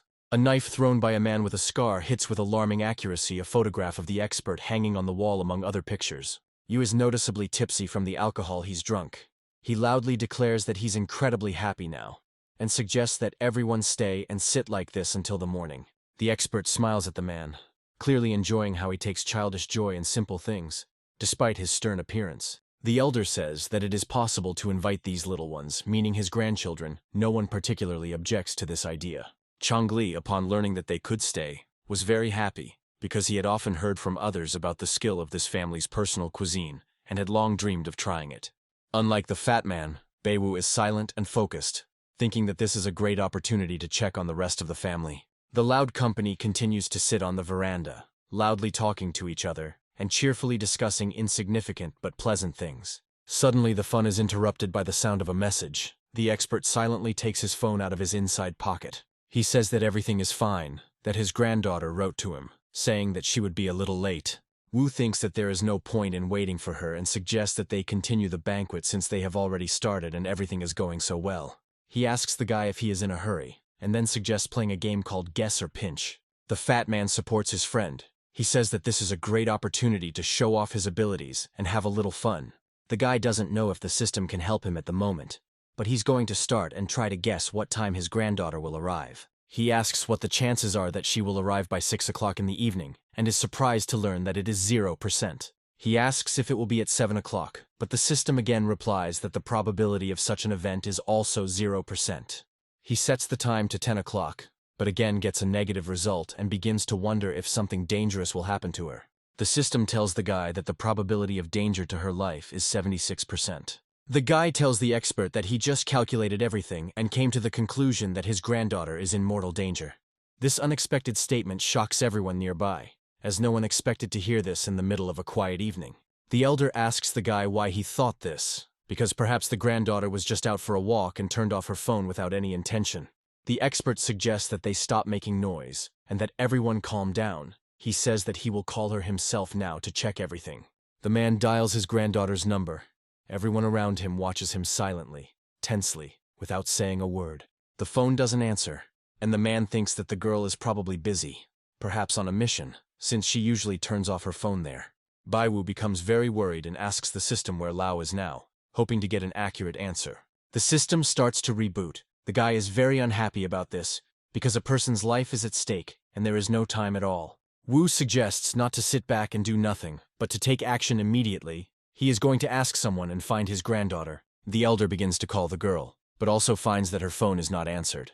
The man claims that Lao was hunting a petty thief, and with her skills, she should be in no danger. The expert slowly gets up from the table and asks everyone to sit here while he goes and tries to find out what the matter is. Suddenly, Beiwu abruptly gets up from the table and asks permission to find his granddaughter, a statement that greatly surprises the men. The guy resolutely declares that he will find his granddaughter, even if he has to go around the entire city, and no one will stop him. The old man is deeply moved by this statement and asks the young man to be careful and take care of himself during the search. Wu suggests that the guy start searching from the apartment where his granddaughter lives, especially since it is not far from here, after which he tells the young man that Master Hong Tai will go with him. Baiwu thanks the men and asks them not to worry. He says that he will definitely complete the task, no matter what it takes. The young people go out into the street. The master tells the guy that he will lead and asks him to tell him where to go. Baiwu is lost in thought for a moment, but the master urges him and orders him to get into the car without delay. The guy is very surprised why the master seems completely unconcerned, since he is the girl's older brother. Baiwu is visibly worried and thinks that the master must be very experienced and will have reliable backup next to him. He asks the system whether the road will be safe, and it responds that the probability of success is 100%. Baiwu begins to find himself getting irritated by the sudden change in scenery, as they were having such a good time. He believes that now he needs to put all these thoughts aside and fully concentrate on searching for the missing girl. Workers from the service organization carefully check the electrical panel and make appropriate entries in the log. However, these workers are fake, as Lao is undercover and reports via radio earpiece that they are there. The interlocutor answers the girl that they have already blocked the object at the window, and now he has no more escape routes. Lao makes a request for the next post, and is informed that there is no one nearby, and the situation around remains completely calm. The girl reminds all employees to remain cautious, as the criminal is armed and extremely dangerous. The team members receive the signal, and the girl and her partner begin to slowly and silently climb up the stairs. A man sits in the room surrounded by ancient vases, and tells his interlocutor on the phone that all that remains is to wait for a buyer. The interlocutor, in a threatening tone, orders the man to keep his ears open and not screw up again, after which he immediately hangs up. The man lights a cigarette, then leans back on the sofa and reflects on how today's deal will probably bring him a good profit. Suddenly, he is startled by a knock on the door and hears a voice outside greeting him and claiming that it is a gas system check. The man carefully approaches the door and slowly reaches for the belt behind his back. Coming closer, he begins to carefully examine the visitors through the peephole, not missing a single detail. He continues to stare at the pretty girl dressed in the management company uniform. Taking a pistol from his belt, he begins to slowly open the door and asks the guest to be less insistent in knocking. The partner gestures to Lao that he is completely ready and that the operation can begin without delay. Meanwhile, the car is rushing at high speed towards the location, whose coordinates were indicated by the system. Baiwu makes another request to the system and is irritated to learn that the probability of the girl's death is 80%. Lao slowly walks into the room, smiling at the man and apologizing to him for the inconvenience. After this, she explains to the criminal that they are conducting a routine inspection and monitoring the state of the gas supply. As soon as the criminal relaxes a little, the girl abruptly rips the cap off her head and throws it at the man. A second later, she lunges forward and kicks the criminal. The man is not prepared for such a sudden attack, does not have time to defend himself, and is thrown to the side with force. Baiwu tells the master that after 700 meters, you need to turn left, then right and continue straight ahead to the next mark. The guy receives alarming data, according to which the probability of using a weapon is 100%, and the probability of the girl's death reaches 89.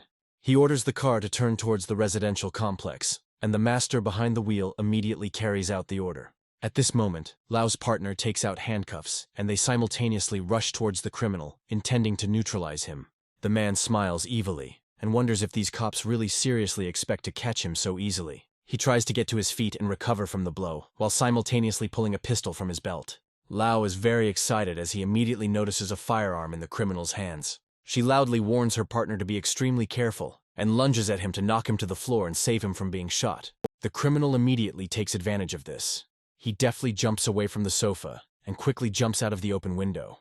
The girl immediately rushes after him, shouts loudly that the criminal will not be able to escape, and also jumps out after him. The criminal lands on the ground and immediately realizes that the chase is not over, as the girl continues to relentlessly pursue him. He turns around sharply and, smiling slyly, pulls the trigger. The next moment, the distinct sound of a pistol shot is heard. Lau manages to dodge at the last moment. She notices how the bullet flies very close to her head and crashes hard into the concrete wall.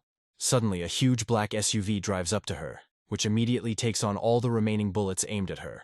The criminal rushes towards the car with the intention of taking it, but the mechanic quickly opens the door and knocks the weapon out of his hands.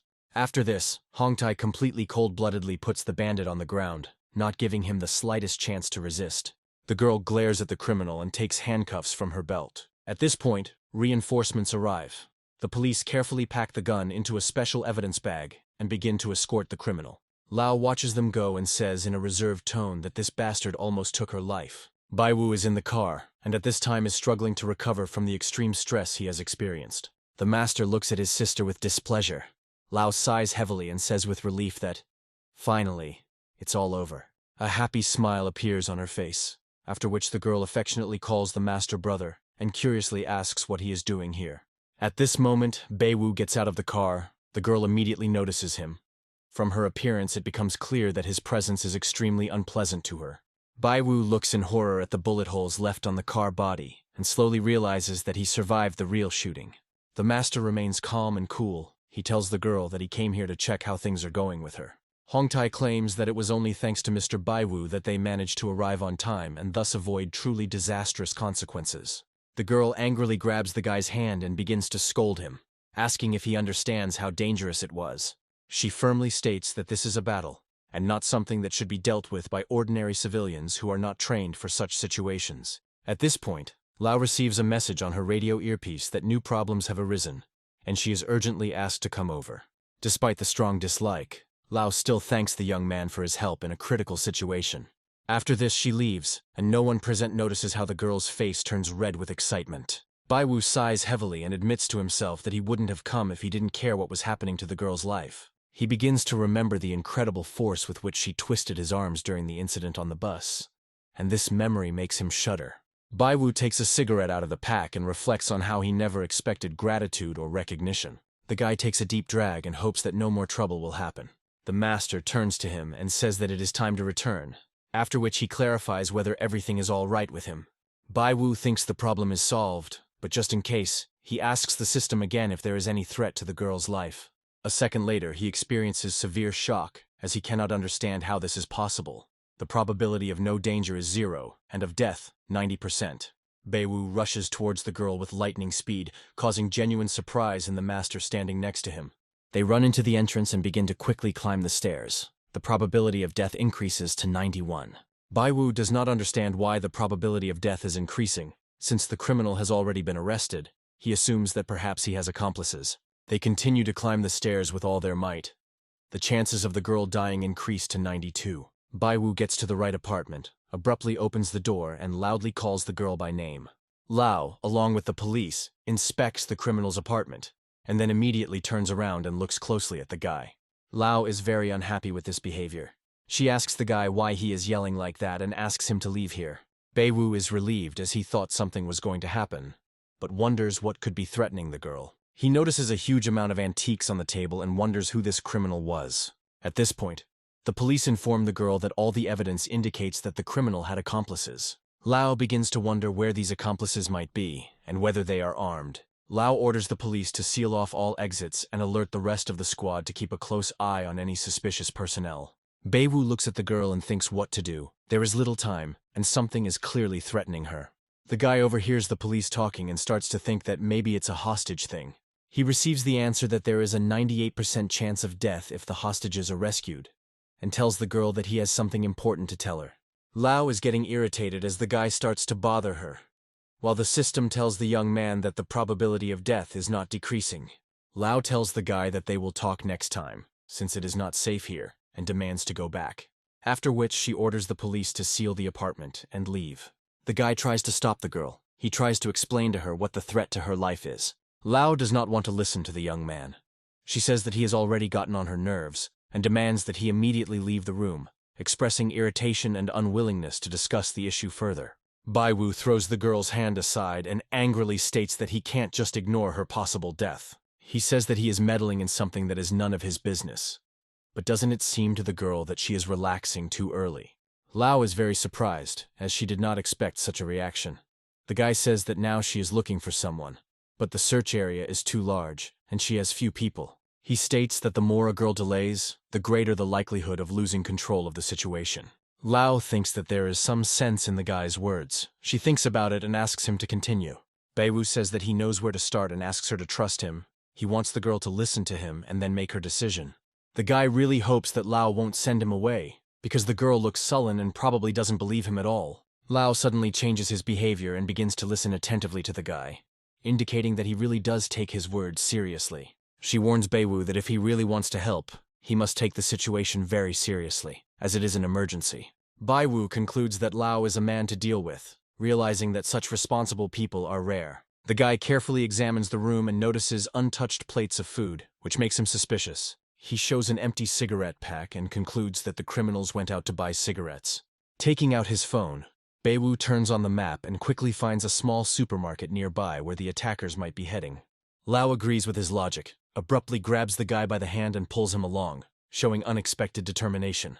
Coordinating the group's actions through a radio earpiece, she gives the order to the team to head to the designated supermarket. Beiwu assesses the situation on the street. The large number of civilians increases the potential danger to 50%. The young men run out into the street, where Lao receives a message through his earpiece about a possible target being detected. The girl jumps into the car and gives clear orders not to let the criminal escape and ensure the safety of civilians. After getting behind the wheel, Lao yells at Beiwu, demanding that he hurry up and take his place in the car. Beiwu reports that if the criminal is heading towards the southern supermarket, they should move from the east, bypassing the fork, to intercept him in the commercial district. The guy explains that there are 2 multi-story residential complexes to the north, at which point the girl suddenly turns the steering wheel, causing him to hit his head hard on the side window. One of the criminals, noticing the police checking the documents of random passers-by, immediately starts running, trying to hide from the raid. The undercover agent immediately notices the fugitive and reports over the radio that the suspect has left the high-rise building and is now heading towards the unfinished buildings.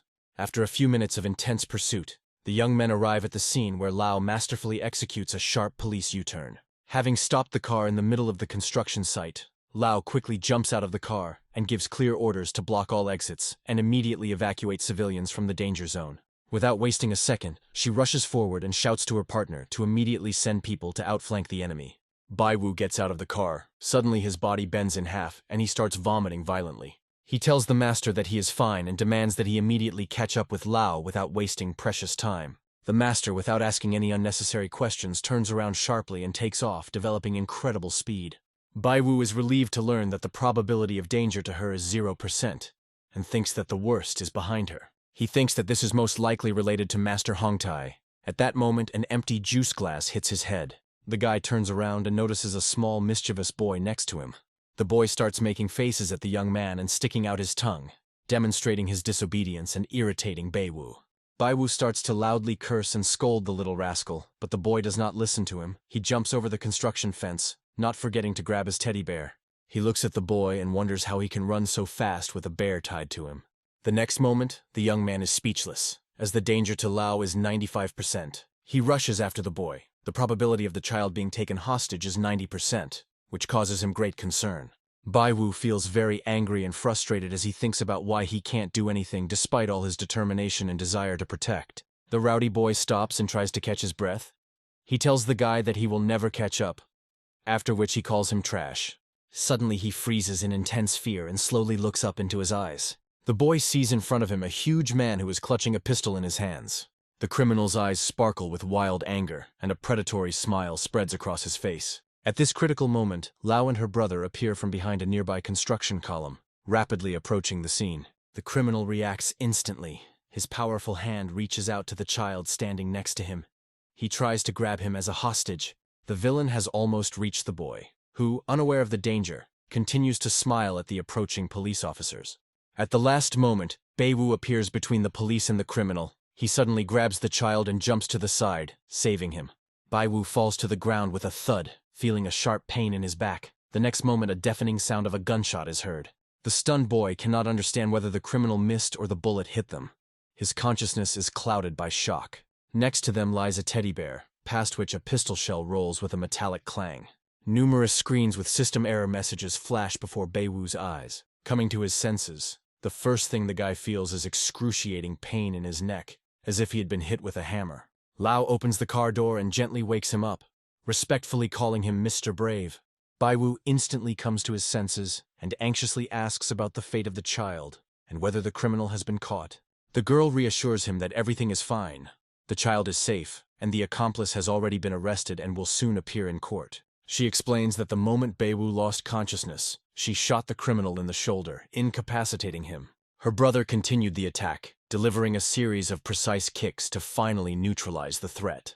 Lao looks at the boy with genuine sympathy, assuming that he hit his head hard when he fell. She insists on a medical examination, remembering how scared she was when he lost consciousness. The girl is convinced that he needs to be examined, as the blow could have caused a serious concussion.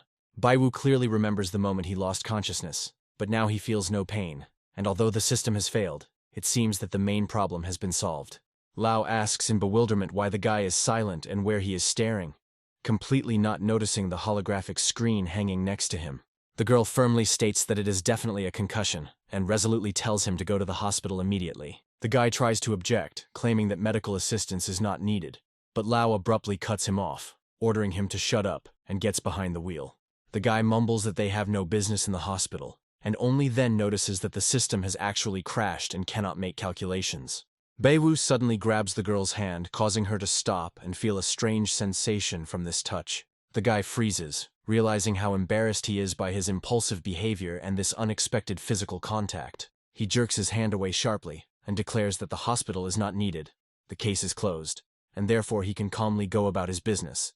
Lao coldly replies that he is responsible for civilians, and not in the business of coddling capricious boys. After a pause, the girl reluctantly admits that this time the young man really did save the situation. Lao thinks that the guy isn't so bad after all, since he risked his life for the sake of the child, and her attitude towards him begins to change. She sincerely thanks Baiwu, and sheepishly admits that she had been too rude to him before. The guy starts to smile happily and says that everything is fine, showing that he doesn't hold a grudge. Suddenly, both of them start laughing. Lao is truly grateful, realizing that without their intervention, everything could have ended in tragedy. Baiwu modestly denies this, claiming that the credit goes entirely to the girl who eventually apprehended the criminal. Lao counters that the guy was a great help, to which he replies that the success was only possible thanks to their well-coordinated joint actions. Lao admits that she had previously formed a false impression of the guy, and now she is even a little ashamed of her previous judgments. Trying to smooth things over, Baiwu responds by noting that if the girl hadn't made a mistake back then, he wouldn't be in his current position. Suddenly, Lao becomes enraged and slams her fist into the car door, leaving a dent in the metal. The girl accuses the guy of intentionally selling the item to her grandfather, knowing full well who it originally belonged to. Baiwu shrinks into his seat, asking Lao to stop and give him a chance to explain the situation. Lao is literally shaking with anger. She clenches her fists, trying her best not to pounce on the guy. Finally, she leans against the car, sighs heavily, and waves her hand. It's too late to explain anything now. It's all in the past. Baiwu thinks with unexpected warmth that behind her anger lies genuine concern for her grandfather and fear that the old man will be deceived. He understands that her professionalism and heightened sense of justice make her wary of mysterious types like him. Suddenly, Lao abruptly changes the subject, and there are notes of concern in her voice, wondering if the guy has serious problems that she doesn't know about. The girl opens the door and sits down next to her.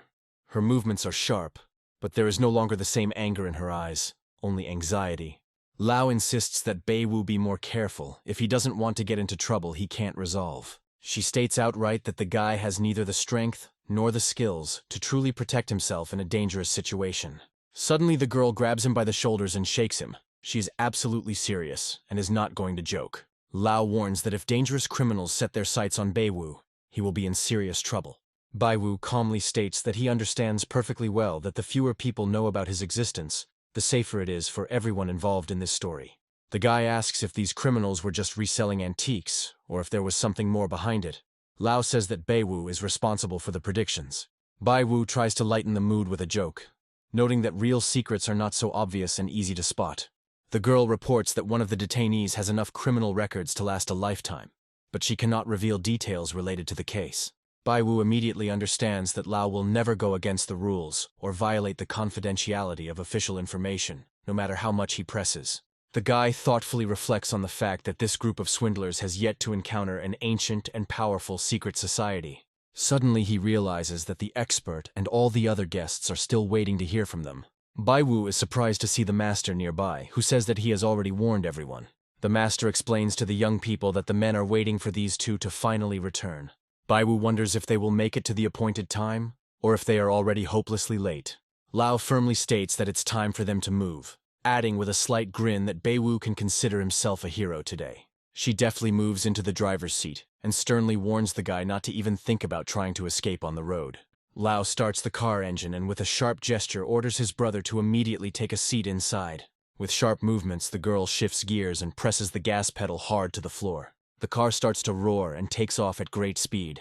Lao is extremely focused on the road and licking her lips, thinking that she will definitely make it on time. At great speed, the car continues to move forward, and even the mechanic, who is usually calm, begins to feel a little nervous. Baiwu, unable to bear this style of riding, shouts loudly and warns the girl that her actions could lead to their deaths. Young people gathered around the table, enjoying another leisurely family banquet filled with quiet conversations. The young man, looking at his watch, asks the girl how much longer he will have to wait, and when her sister will finally come to the meeting. The girl reports that her sister said that she was stuck in traffic and would probably be delayed for a while. The guy sitting next to her says that she often has bad luck, suggesting that perhaps the girl was cursed in a past life. Fen happily gets up from the table and loudly announces that his grandfather has arrived. The doors open and the elder enters the hall along with numerous guests. The elder points to the expert and informs everyone present that a distinguished guest has arrived today, which causes excitement in the hall. He then introduces Beiwu and his fat friend, who stands shyly nearby, not daring to show himself.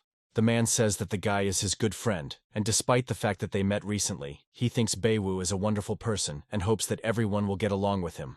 The elder invites everyone to sit down at the table and points the guy to the place of honor. Everyone starts to communicate amicably and joyfully, and only one fat man concentrates on food, trying not to participate in conversations. The young men whisper among themselves, thinking that Beiwu has managed to impress their old man and that he probably has something to tell. They take a close look at Beiwu and wonder how the boy could have deceived his grandfather. One of the grandchildren begins to feel very irritated and is going to show Beiwu where the crayfish spend the winter. Fen asks her brother to calm down and happily tells him that Beiwu is a good person and she already knows him. The second brother wonders how the girl knows Beiwu and speculates that he might be her ex-boyfriend. Fen suggests the guy to sit quietly and keep quiet, saying that with his face it must be very difficult to find a girlfriend. An ominous silhouette appears behind her, and a question is heard about who dared to mock her sister here. In a loud voice, the girl says that she can't wait to teach these people a lesson. Fen rushes to the girl and hugs her tightly, saying that she missed her very much and is glad to finally see her again. One of the brothers is clearly not happy to see the girl and rudely asks why she came here.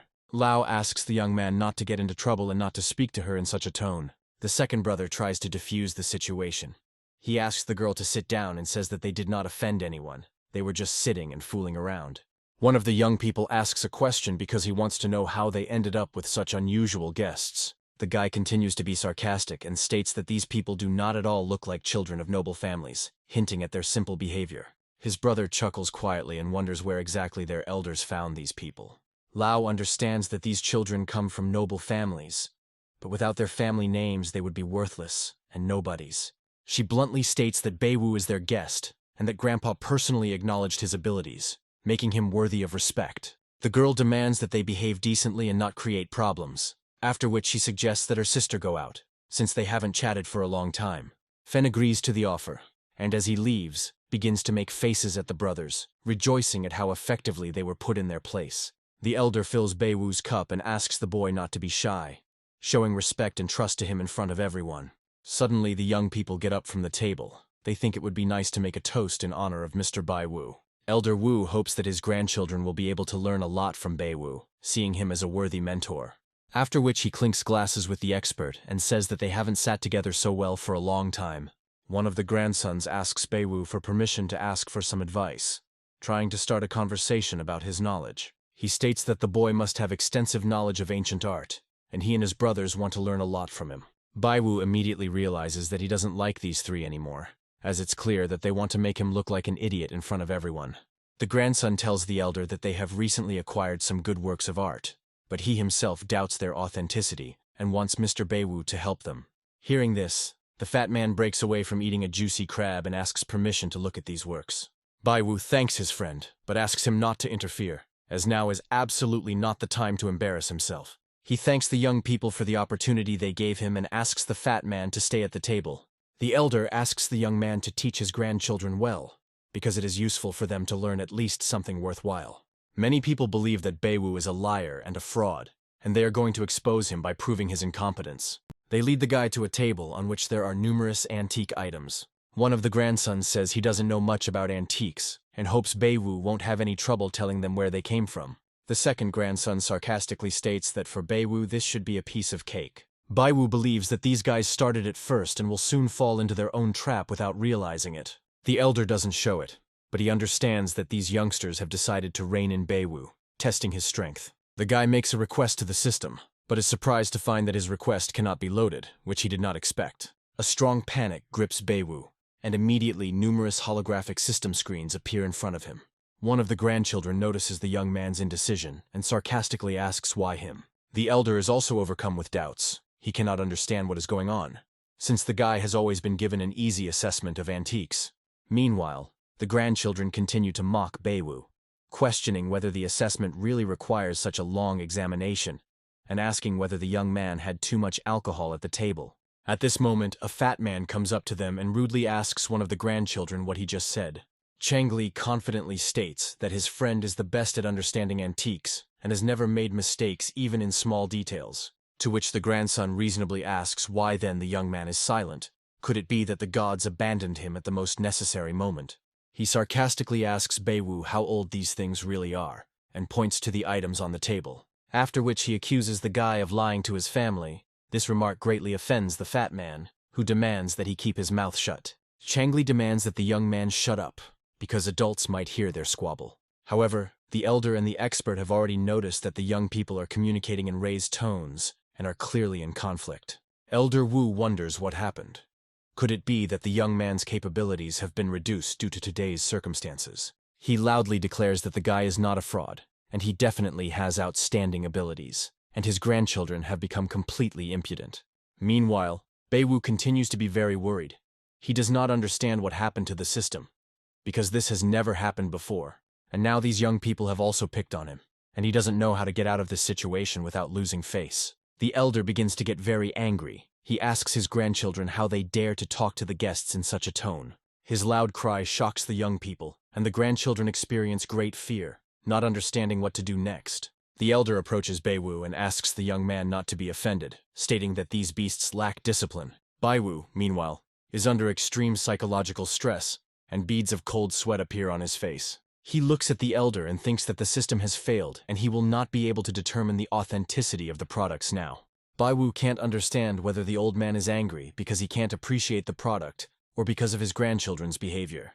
Despite his advanced age, Elder Wu is still able to instill fear in young people and make them tremble in fear. He says that his grandchildren are being poorly behaved and demands that they apologize to Beiwu immediately without any excuses. This statement greatly surprises the young people, but they do not dare to contradict the man so as not to aggravate the situation. One of the brothers furiously declares that Beiwu is a common swindler and that he came here in vain. The old man becomes furious at this statement and gives the young man a powerful slap in the face. Beiwu decides that he does not need to get involved in this family squabble for his own good and peace of mind. He looks at the disgruntled and angry young people and thinks that he needs to calm down, because this is just an ordinary argument. The guy picks up one of the items and says that it is a fake, as it is only a few years old. But it is of good quality, and collectors could appreciate it. Beiwu sighs in relief and moves on to the next item. The system has started working, so the guy gets information about the Yun-era jar and its manufacturing technique. The brothers immediately begin to double-check the information on their phones, and are convinced that the young man is right. Beiwu philosophically notes that everyone has a completely different view of things, and this should be taken into account in any circumstances. Luckily, the elder helped the young man out of this situation, because it took him time to reboot the system. This time everything went smoothly, but the system failed him badly, and without it, he would not have been able to do anything.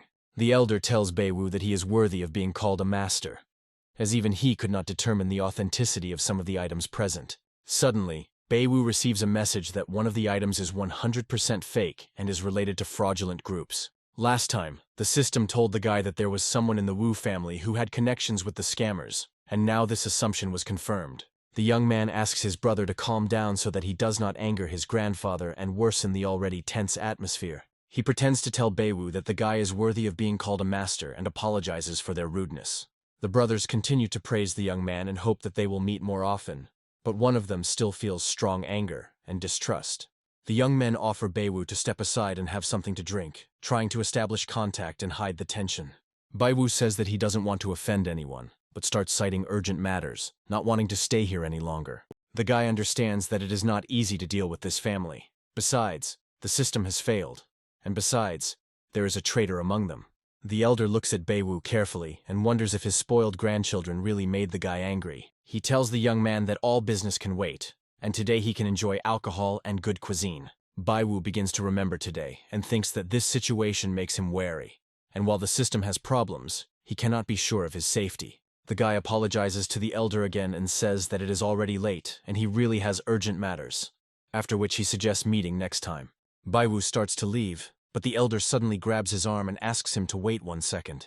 The old man heard that Lao and this guy have known each other for a long time, and he thinks that maybe it's fate. The fat man whispers to Beiwu that perhaps this really is destiny. At this moment, Elder Wu's granddaughter enters the room and addresses her grandfather. The old man loudly declares that Beiwu is not married, and asks the young man, how about becoming part of the Wu family? Everyone around immediately fell silent, as this statement clearly shocked everyone present at the table. The expert is speechless, and then asks the elder in bewilderment what he just said out loud.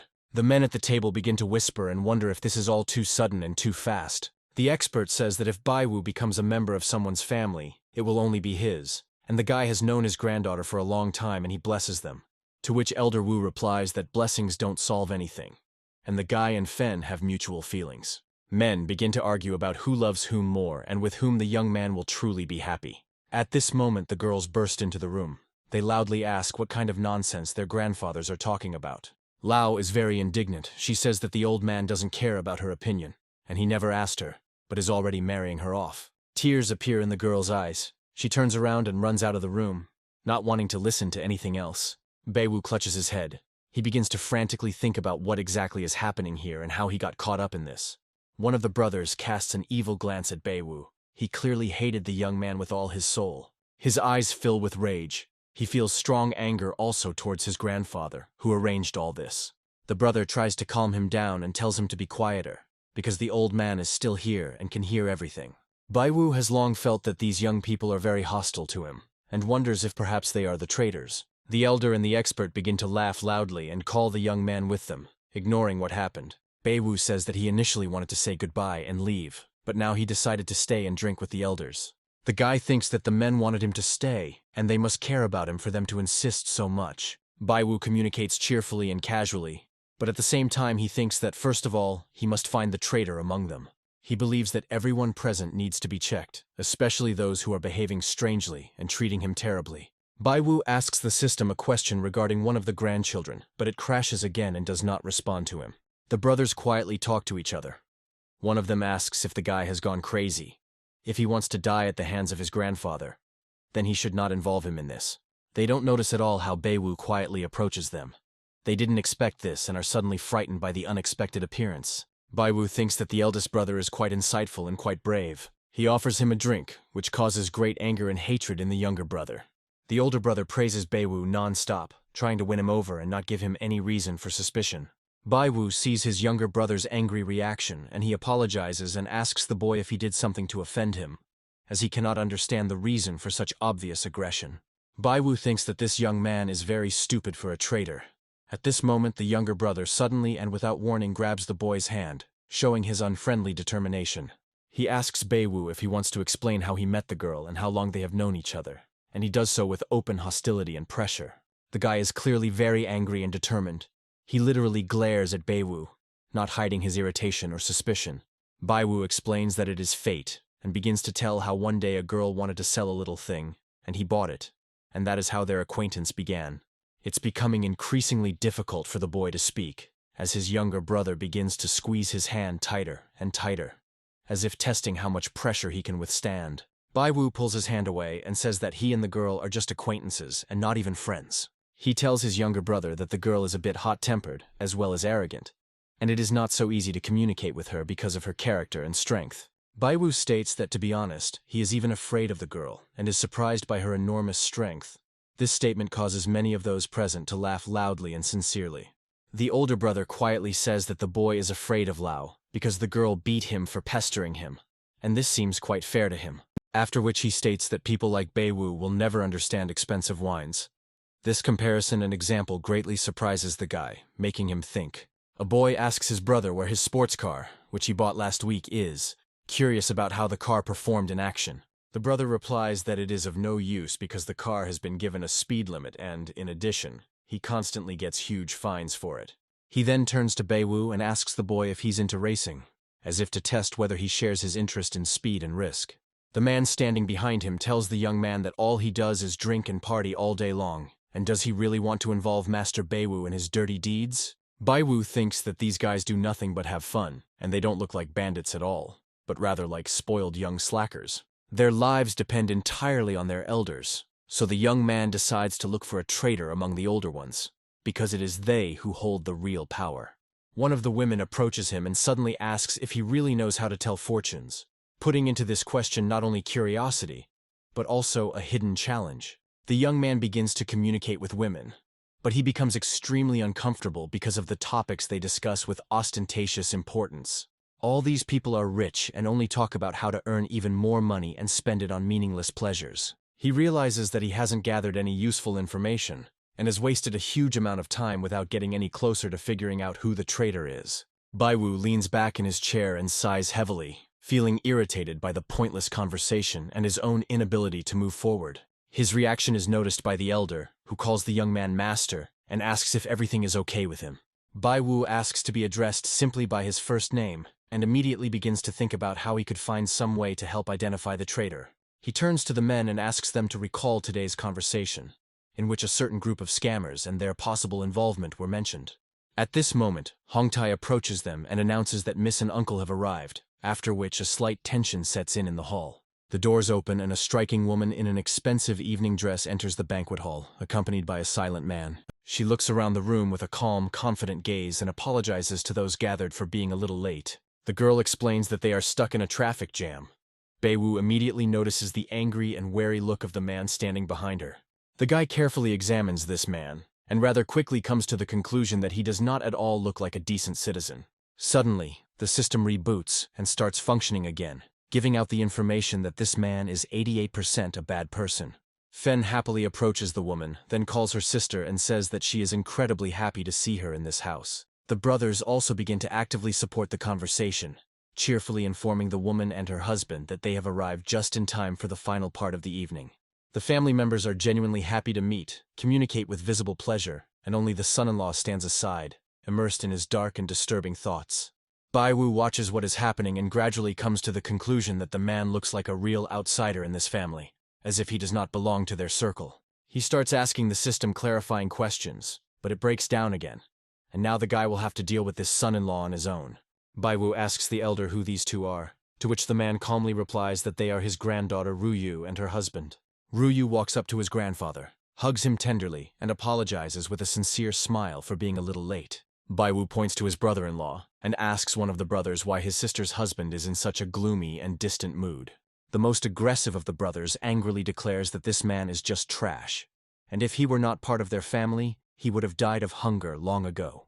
Baiwu is genuinely surprised by such a rude family attitude. At this moment, the young man standing next to him quietly says that there is nothing to worry about. He explains that the son-in-law is not as simple as he seems. He managed to charm his sister and has an excellent education, but in fact he is absolutely useless. Baiwu believes that a person who can be an accomplice to a dangerous group cannot, by definition, be completely useless.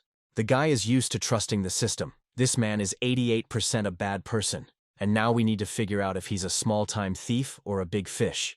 Meanwhile, the son-in-law slowly and angrily looks at everyone around him, his fingers nervously touching his wedding ring. The brother tells Baiwu with a hint of pride that, unlike his brother-in-law, he has promise, reminding him of how many dreamed of being with his sister. Ruyu overhears part of this conversation, and what is said immediately attracts her attention. She turns around and begins to look closely at Baiwu. The woman looks closely at the young man and quickly realizes that she has never seen him in this house before. Baiwu believes that his son-in-law is not taken seriously here, but in order to confirm his suspicions, he needs to find a way to verify this. Suddenly, Ruyu comes up to him and calmly puts her hand on his shoulder. This behavior sincerely surprises the young man. Her reaction is strange. She admits that she expected to see an old man, not a young man, and does not understand why her grandfather invited him. Baiwu thinks that this woman will be much more difficult to deal with than Fen, and thinks fondly of how cute and silly Fen is. Baiwu understands that he needs to find a common language with the woman, and decides to shower her with compliments in order to gain at least superficial trust. At this time, the son-in-law stands to the side and carefully watches their conversation. He begins to be eaten away by ever-increasing jealousy. Suddenly he turns around and walks sharply towards the young people, clearly intending to interrupt their conversation at any cost. He roughly grabs his wife's hand, but Ruyu abruptly pulls it away and states that she is genuinely interested and wants to continue the conversation. The woman asks what Baiwu does, indicating that she wants to get to know the new guest better. Baiwu honestly answers that he does not have a stable job yet, but now he is engaged in antiques and is actively developing in this field. Suddenly, the elder intervenes in the conversation, speaking with approval and claiming that Baiwu does indeed have real talent. The son-in-law can hardly contain his rage, not understanding what kind of absurdity this is, and why his family admires some outside swindler. Baiwu understands that there are obvious problems between this couple, and perhaps Mrs. Ruyu is not even aware of her husband's affairs, and this needs to be checked somehow. Suddenly, the guy asks the man directly if he is a member of the ancient society. The man replies that he works in finance, after which Baiwu feigns surprise and, with feigned politeness, asks if he runs some large company. The son-in-law answers with restraint that he is not the head of the company at all, but just an ordinary office worker without any special achievements. Baiwu asks if he knows anything about antiques and is a collector, but he again replies that he is not interested in that and cannot compare to his knowledge. Baiwu says with admiration that the man must earn a lot, because in order to please a woman like Ruyu, you need to be very wealthy. Then he adds sarcastically that he has completely forgotten who is the main breadwinner in this family, hinting at the insolvency of his son-in-law. The son-in-law begins to get nervous and replies that he, of course, tries his best and gives his wife everything he can within his capabilities. Baiwu thinks the man is doing well so far, but he is concerned that the system still doesn't work. The guy decides that he needs more information and offers his son-in-law a drink, hoping that his control will be weakened and his true colors will emerge. He thinks that this man is a great actor, and it is quite logical that he managed to mislead even the expert and the elder. Baiwu is confident that once the problem with the system is resolved, he will easily be able to rip the mask off this man's face and expose him. After this, he pats the fat man on the shoulder in a friendly manner and jokingly asks how he can fit so much food. Baiwu believes that now is the best time to check the reliability of the fat man and use him as a source of information. He points to Ruyu's husband and asks his comrade to focus on this man to find out as much as possible. Time flies by, evening comes, and the noisy company goes out into the street. The elder is noticeably drunk and during the farewell says that it is already quite late and the guy should not get behind the wheel, after which he suggests staying for the night. Baiwu thanks him for the warm welcome and says that he doesn't want to bother the elder, especially since he has a sober driver. The young man believes that he must be extremely careful with his son-in-law and is thinking about how he can test him again. He approaches the car and once again confirms that the system is still failing and that this problem needs to be resolved urgently. In his apartment, Baiwu takes a shower and reflects on how strange and eventful this day has been. All his thoughts are occupied with the fact that the system is not working. He does not understand what is causing the failure and when its operation will be restored. He comes to the conclusion that he made a strategic mistake in hoping to get rich by relying solely on the system's performance. Now he feels completely powerless. The guy doesn't know what to do, and when the system will start functioning again. He sends requests again and again, but the system invariably fails to respond and does not provide the required information. Annoyed, Baiwu falls onto his bed and remarks out loud that such a complex system should at least have some instructions. Suddenly, a holographic screen appears next to him, informing him that there is not enough energy to operate the system. Baiwu learns that the user's vital part requires much more energy to operate stably than before. He wonders what this could mean. Another screen appears nearby, displaying a diagram of the brain and the active area of neural connections. Baiwu recalls a recent conversation with the girl and begins to suspect that the changes may have been caused by a strong concussion. To his surprise, he realizes that the system not only determines the probability of events, but is also capable of healing his injuries. There is not enough energy because the system is restoring his body in the background, and this seems extremely strange to him.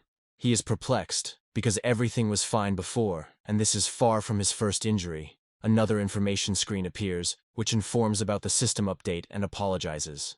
Baiwu feels irritated by the realization that he is now deprived of the opportunity to receive answers to his questions, and finds himself in a position of complete defenselessness. He bitterly recalls how much he believed in the system and placed his hopes on it, and now he is forced to come to terms with the fact that his dreams have collapsed overnight. Baiwu engages in a deep reflection on how much his connections, influence, and very life depended on the system. He tries to imagine how soon his collapse will come without the support of the system, and painfully wonders whether he will ever be able to return to his old life if everything finally goes to hell.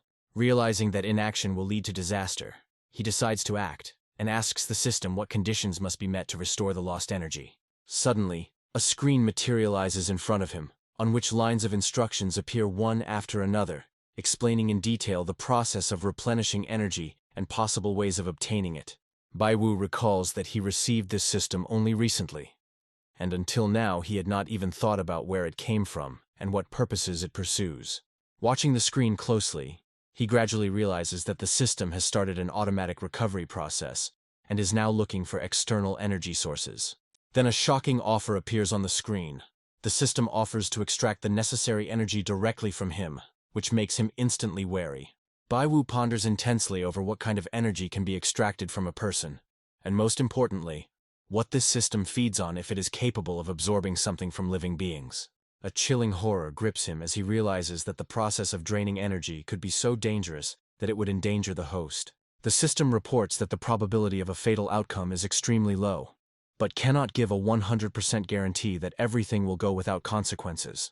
As an alternative, the system offers another option, to exchange his luck for energy, which sounds no less frightening, because without luck his situation may become even more desperate. Baiwu carefully studies the system menu, going through possible ways to obtain energy, such as going into the mountains to search for mythical creatures to defeat them and take their power. But he immediately realizes that his physical capabilities are clearly not up to such heroic feats. He thinks about the passive option, just waiting for the energy to accumulate on its own, and turns to the system with the question of whether, if he chooses the first method, he will be able to change his decision later. The system confirms the possibility of changing the option at any time. Baiwu, deciding to take a risk, activates option A, but requires immediate notification if an external energy source appears nearby. The thought of being able to switch methods calms him down and he chooses option A. Time is short, and the rogue group remains a threat that cannot be ignored. He feels the burden of responsibility for those who depend on him, and clearly realizes that he has no right to make a mistake in this matter, where so many people are involved. Lying back on the bed, Baiwu wonders if Fatso found any useful information. He also wonders whether he should check the data he received from the Elder. Having studied the flash drive, He is surprised by the paucity of data and does not understand how to now predict the criminal's further actions. The phone rings and Fatso excitedly announces that he has discovered important information that could be the key to solving the mystery. Chongli explains that he has found an underground bank connected to his son-in-law and is willing to send the address, inviting Beiwu to join the investigation. Beiwu realizes that they may be exposed by a group of scammers, and they urgently need to come up with a convincing disguise to gain entry safely. After some time, the young people find themselves in a business center and enter a luxurious office that looks like a respectable financial organization. The fat man whispers that the bank is receiving large transfers from the ancient society. This clearly points to a connection with a gang of counterfeiters, and he admits that he would not dare to check this alone. Beiwu is genuinely surprised that Fatso has actually obtained valuable information this time that could advance their investigation. Chongli offers to play the role of potential investors to gain access to the data, and to leave Beiwu's ability to ferret out secrets as a trump card for a critical case. Beiwu agrees to the proposed plan because its system is extremely unstable. Even with a serious lack of energy, he sends out a request to immediately check the bank's connection with the criminal group. Once in the manager's office, the young people listen to a presentation about a time-tested project that supposedly guarantees stable profits. After a detailed explanation, the manager asks with a fake smile if potential investors have any questions. Beiwu understands that they are dealing with a company with a dubious reputation, but he has no direct evidence of its connection to a criminal group. Suddenly, Changli intervenes in the negotiations and announces his willingness to invest 10 million, which shocks Beiwu. An irritated Beiwu gives Changli a resounding slap on the back of the head, making it clear who is in charge here and reminding him that he did not give him permission to act arbitrarily. Turning to the manager, Beiwu states that he will first consult with his consultants. The young man deliberately resorts to this method solely in order to try to gain a little more time. The manager, with a fake smile, agrees to wait outside the door. Beiwu keeps a close eye on his departure, realizing that he doesn't see any obvious leads in this case yet. Left alone with Changli, Beiwu sternly asks him if he is really sure that this bank is involved in the fraudulent scheme. Pointing an irritated finger at Changli, Beiwu demands to know why he was so willing to hand over 10 million without any guarantees. Changli justifies himself by claiming that such a large sum could help track down the criminals. But his arguments sound unconvincing. Beiwu, clearly unhappy with such excuses, continues to scold Changli for his irresponsible behavior during an important operation. Doubts gnaw at Beiwu, and he directly asks how confident Changli is in the veracity of the information he has gathered. Looking Changli in the eye, Beiwu reminds him of how much he has done for him and demands the same dedication and seriousness in his work. Changli is visibly nervous. Begging Beiwu not to worry and promising to coordinate all actions in the future, he admits his mistake. He admits that he did not find any concrete evidence, but noted that a lot of money was indeed being invested here. The guy even thought about investing for a while, but eventually became afraid of possible fraud.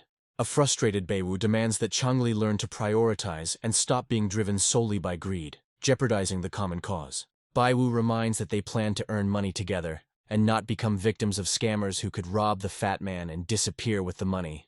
Changli stubbornly counters that his friends have already invested in this project and made a solid profit. Without taking his eyes off Changli, Beiwu shows obvious irritation at his naivety and thoughtless actions. Changli, looking down, admits that he has achieved a lot thanks to Beiwu, but now he wants to ensure a stable income without risks. Harshly calling the fat man a fool, Beiwu demands to remember once and for all that he will personally take care of their common well-being. Suddenly softening, Beiwu reminds a surprised Changli that they are still a team and asks him to just trust his decisions. After sternly ordering Changli to stop fooling around, Beiwu resolutely heads towards the exit, expecting the fat man to follow him without objection. As they enter the corridor, they immediately encounter the manager waiting for them. With feigned politeness, he asks if they are already planning to leave. Changli, awkwardly mimicking Beiwu's behavior, tells the manager that his older brother has deemed the organization untrustworthy for investment. The manager, maintaining a businesslike smile, begins to convince them, telling them about influential shareholders from ancient circles connected with the bank. Hearing about the ancient circles, Beiwu turns around abruptly. These words confirming that the fat man accidentally stumbled upon the trail of the forgers. Beiwu enthusiastically states that he has changed his mind because he is seriously interested in this closed elite circle. He asks the manager for recommendations to arrange a meeting with the bank owner and discuss possible cooperation. Taking out a platinum card, he casually says that he is ready to invest 3 billion if the bank confirms its reputation. The manager, instantly transformed, respectfully invites them to enter the closed office. Young people enter a room where a man wearing a mask is already waiting for them. Baiwu firmly shakes hands with the disguised stranger, who introduces himself as Mr. Ze. The young people begin a cautious conversation, expressing interest in the investment conditions. Baiwu studies his interlocutor closely, trying to determine his true status, whether he is a small-time middleman or a key figure. Suddenly, Baiwu notices movement, the man nervously twisting his wedding ring just like the son-in-law did during his visit to the elder. A subtle but confident smile appears on Baiwu's face. Now he is absolutely convinced that the very same dear uncle is hiding under the mask. Baiwu mentally compares mannerisms, gestures, and the smallest details of behavior, trying not to miss anything. With each passing second, he becomes more and more convinced of his guess. It really is the same person in front of him. Meanwhile, an unsuspecting Mr. Z asks the guests' names with a businesslike air. Baiwu immediately gives out a fictitious name, introducing himself as a former coal trader who is now looking for new areas of investment. The man condescendingly explains that joining ancient society requires only 3 components: the right connections, certain opportunities, and, of course, significant capital. Baiwu, feigning growing interest, asks to tell him more, carefully watching the man's every movement. Meanwhile, the man slowly pours tea with calmness and confidence, as if emphasizing that he is in complete control of the situation and does not experience the slightest tension. The son-in-law begins to describe the super profitability of the enterprise, but immediately makes a reservation about some risks, after which he convinces the guests of the impeccable professionalism of his team. Baiwu begins to pretend to be a simple-minded amateur, feigning naivety by admitting that he doesn't understand anything at all, and just wants to make some money quickly. Having steered the conversation in the right direction, he asks his son-in-law whether it is really possible to make good money from antiques, to which the man replies with a slight smile that, although he is a businessman, he does not refuse to help others, and therefore the young man has nothing to worry about. Baiwu continues to play the role of a naive client, and demonstratively raising his voice, states that the bank, in his opinion, simply wants to use him for its own purposes and leave him with nothing. The man immediately tries to diffuse the conflict, calmly explaining that he had misunderstood everything and assuring that they are professionals, and all transactions they conduct are strictly confidential. He emphasizes that their reputation cannot be doubted, and any suspicions on the part of young people are based only on misunderstanding and lack of experience. Baiwu becomes quiet, pretending to seriously consider what he heard, and then he suddenly declares that he actually has a large sum of money and is ready to invest in antiques. He asks with feigned interest how much money exactly will be needed. This leaves the man at a loss, making him wonder who this guy really is: a local authority or a small-time swindler. The fat man, watching what is happening, is sincerely surprised by how easily Baiwu portrays arrogance and how well he copes with this role. He decides not to interfere for now. At this point, Baiwu casually asks if his interlocutor knows a more reliable company where one could invest in antiques with greater confidence and profit. Realizing that he could lose potential investors, the man tries to get the conversation back on track and states that there have been a lot of scammers lately, which is why one needs to be especially careful. He starts talking about a new big antique business that has recently been launched, claiming that those who invest will be given the opportunity to check everything out and make a lot of money. The son-in-law enthusiastically declares that dividends will be paid in full, and even with increased interest. Baiwu continues to play its role confidently, feigning genuine interest and clarifying whether such conditions can really be counted on, and whether everything is transparent. The man praises the young man for his foresight, and emphasizes the importance of such a quality for an investor. He assures that the bank can be completely trusted and will do everything to dispel any possible doubts. Baiwu watches his son-in-law closely, wondering if he suspects something is wrong, and tries to find out as much information as possible about his supposed antique business. At this moment, a notification from the system appears in the guy's field of vision. The probability of a connection between the bank and a group of fraudsters is 100%. Maintaining the mask of a trusting customer, Baiwu says with a slight smile that he agrees, adding that the bank director really impressed him. The young people waste no time and quickly head for the exit, abruptly opening the doors and leaving the man alone in his office. The son-in-law is convinced that the guy is a wealthy man, but he still cannot understand whether his intentions are worth trusting and whether he should be drawn into serious matters. Baiwu receives a new notification. The system has shut down again, and now he will have to figure out what is happening alone, without relying on automatic prompts. He realizes that he has relied on the system for help for too long, but now it is time to make independent decisions, relying on himself. The fat man behind the wheel tries unsuccessfully to start a conversation. Baiwu, lost in his thoughts, silently raises his hand, asking him to be quiet for a moment. Knowing that time is short, Beiwu dials the expert's number and, as soon as he answers, immediately asks if anything unusual has happened in ancient society recently. He learns from an expert that a family from abroad will soon put a large collection of rare antiques up for auction, and dozens of buyers have already appeared. Chong Li, having accidentally overheard part of the conversation, begins to become noticeably nervous when the auction is mentioned, and especially when large sums of money are involved. The guy immediately concludes that the criminals are going to counterfeit foreign antiques, and given their skill, this is practically the same as printing their own money. He comes to the conclusion that the main thing is to cut off the criminal group's source of income. And to do this, they need to ruin their bank and deprive them of their income. But it's not that simple. The problem is that Beiwu has absolutely no understanding of how to deal with underground banks. It has no knowledge in this area. He knows that such organizations are extremely cautious and use complex shadow money channels. Beiwu is clearly aware that behind this bank there is a powerful, carefully conspiratorial structure, with influence and connections in various layers of society. The guy needs to strike quickly and accurately, otherwise he will fall into a trap and then he will simply be destroyed, especially if he cannot present convincing evidence. He decides that it is necessary to discuss everything with the elder and the expert, because only they can give him clear instructions on how to act in such a situation. Beiwu dials a phone number, hoping to hear some good advice.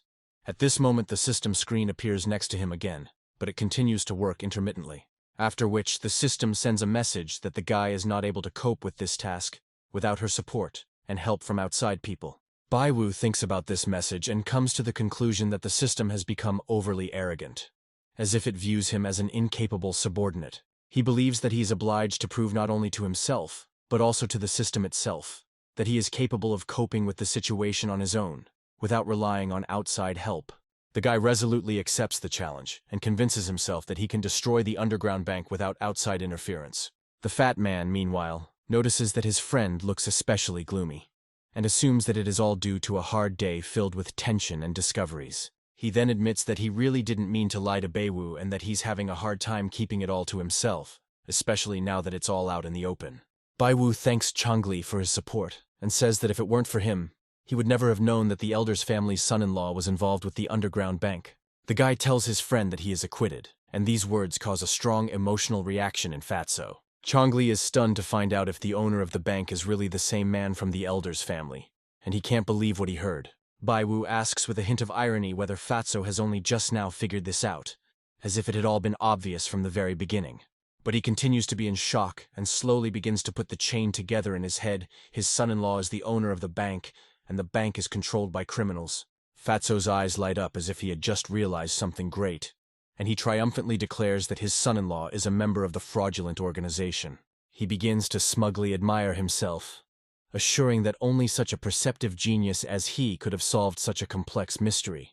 Beiwu doesn't want to ruin the moment and chooses not to answer, so as not to hurt his friend's self-confidence, only calmly asking him to focus on the road. The fat man assures that everything is under control, asks to relax, and at the same second excitedly presses the gas pedal.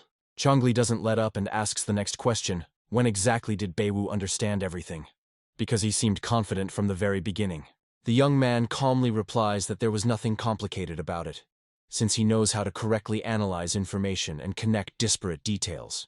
Chongli believes that they urgently need a clear plan and suggests that they immediately contact the elder in order to destroy all the enemies in one blow and close this story. Beiwu responds calmly that they have no evidence, then philosophically adds that if you try to squash a snake blindly, it will simply escape. Suddenly, Fatso remembers that his friend's money is in this very bank, and he realizes with horror that the destruction of the financial structure will deprive them of all their savings. He says he must warn them, but Beiwu suddenly stops him and excitedly declares that he now has a great plan. The boy asks his friend to repeat the last words, and when he does, his face lights up, and he feels like the puzzle is starting to come together. The fat man starts to justify himself, claiming that he is not a greedy person at all, he just cannot afford to watch his friends go bankrupt. Beiwu asks him not to be nervous, and says with a smile that he does not blame him at all. Meanwhile, the son-in-law quietly informs the elder that there are some small problems in the company that require attention. The elder interrupts him abruptly, pointing out that he is slouching and speaking too quietly, and orders him to straighten his back and speak directly and clearly.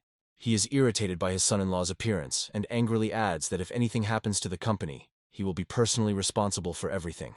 The son-in-law continues to speak in a hushed voice and assures that he completely agrees with the elder, after which he asks permission to leave the meeting. Once in the car, the son-in-law dials the number and says over the phone that he has already instructed that half of the agreed amount be transferred to the interlocutor's account. He says he will transfer the rest only after he receives his share of the interest, and is sure that the deal is safe. The man with the scar approves of his actions, calls him a good man, and praises him for the way he runs the bank. After this, he promises that if the operation is successful, he will promote his son-in-law and provide him with a high position in their organization. After hanging up the phone, the Scarface freezes in his chair, nervously takes a drag on his cigar, and plunges into lingering thoughts about power, money, and fear. At this time, the son-in-law, having finished the conversation, also becomes immersed in thought, his face distorted by a demonic grin. His entire appearance becomes hard and predatory, reflecting inner tension and grim determination. Toichi is confident that he is only one step away from his goal, and by taking over the entire organization, he will be able to make everyone pay for years of humiliation. He dreams of taking control of both the elder's family and the entire fraudulent network, subjugating both the light and the darkness of the collecting world. Now he is confident that he will become a figure that will be simultaneously feared and idolized by everyone who has ever touched antiques. Toichi remembers the years of ridicule and forced submission he endured, and feels like he's finally getting closer to his goal. It is at this moment that he receives an urgent call from an employee who informs him that a serious and unexpected incident has occurred at the bank. The interlocutor begs him to return immediately, as the situation is quickly getting out of control and requires the director's personal intervention. While in the elevator, Toichi slowly adjusts his tie, thinking about how he spent years hiding his claws while playing the role of the dutiful son-in-law in the elder's family. He receives the mask from his assistant, mentally imagining the antiques world bowing before him. In his mind, everyone around him is nothing more than faceless steps along which he calmly climbs to his summit. With confidence born of the belief in his own invulnerability, Toichi steps out of the elevator and heads towards the main hall. He watches with cold detachment as a huge crowd of angry depositors gathers in the reception area, furiously demanding the return of their funds. People wave contracts and shout, demanding immediate refunds of deposits, while staff struggle to contain the wave of panic. Bank employees ask to remain calm and assure that the director will appear soon, who will explain everything and resolve any issues that have arisen. The manager behind the counter breathes a sigh of relief as Toichi approaches, hoping that he will be able to calm the crowd and restore order. Toichi loudly declares that their organization has always been reliable and has not limited its investors in any way. This is recorded in the agreement. He emphasizes that anyone can withdraw funds, but in this case the bank is not responsible for any losses incurred and will only pay the principal amount. The investors begin to whisper among themselves, clearly not wanting to lose the promised interest, and anxiously discuss what they should do now. One of them loudly asks whether it was in vain that they trusted the company and invested their savings, to which the manager replies that the company has a reliable reputation and a solid financial base. However, disgruntled people insist that there have long been bad rumors about this organization in the city, and their concerns are only growing. The manager tries to remain calm and assures that the situation is under control. He asks everyone not to worry and not to panic. Although many investors remain skeptical, most of them demand immediate refunds, even if it means losing interest. The situation becomes increasingly tense, and Toichi agrees to issue deposits, offering to draw up official documents, but warns that in this case, people will be blacklisted. This threat works. People gradually calm down, and Toichi, with feigned politeness, asks who else wants to take the money, but receives almost no answer. He notes with sarcasm that at first people themselves spread panic, and now they are cowardly retreating and are not ready to take responsibility for their actions.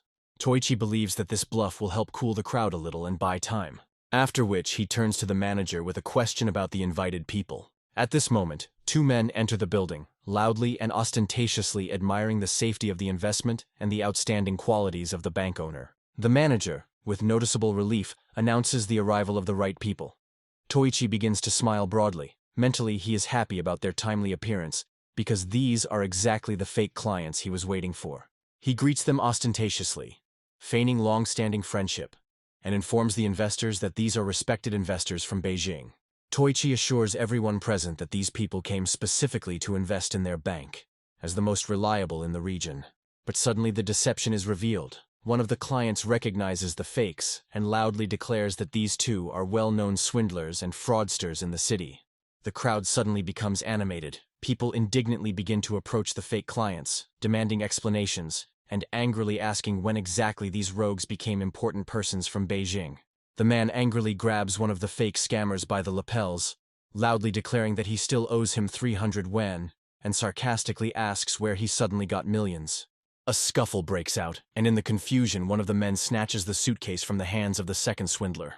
The suitcase opens and it turns out that it is filled only with old cheap things. Realizing that the show is a bust, one of the scammers leans over to Toichi and whispers that it looks like they've been found out, after which they both run away, shouting loudly that they are innocent.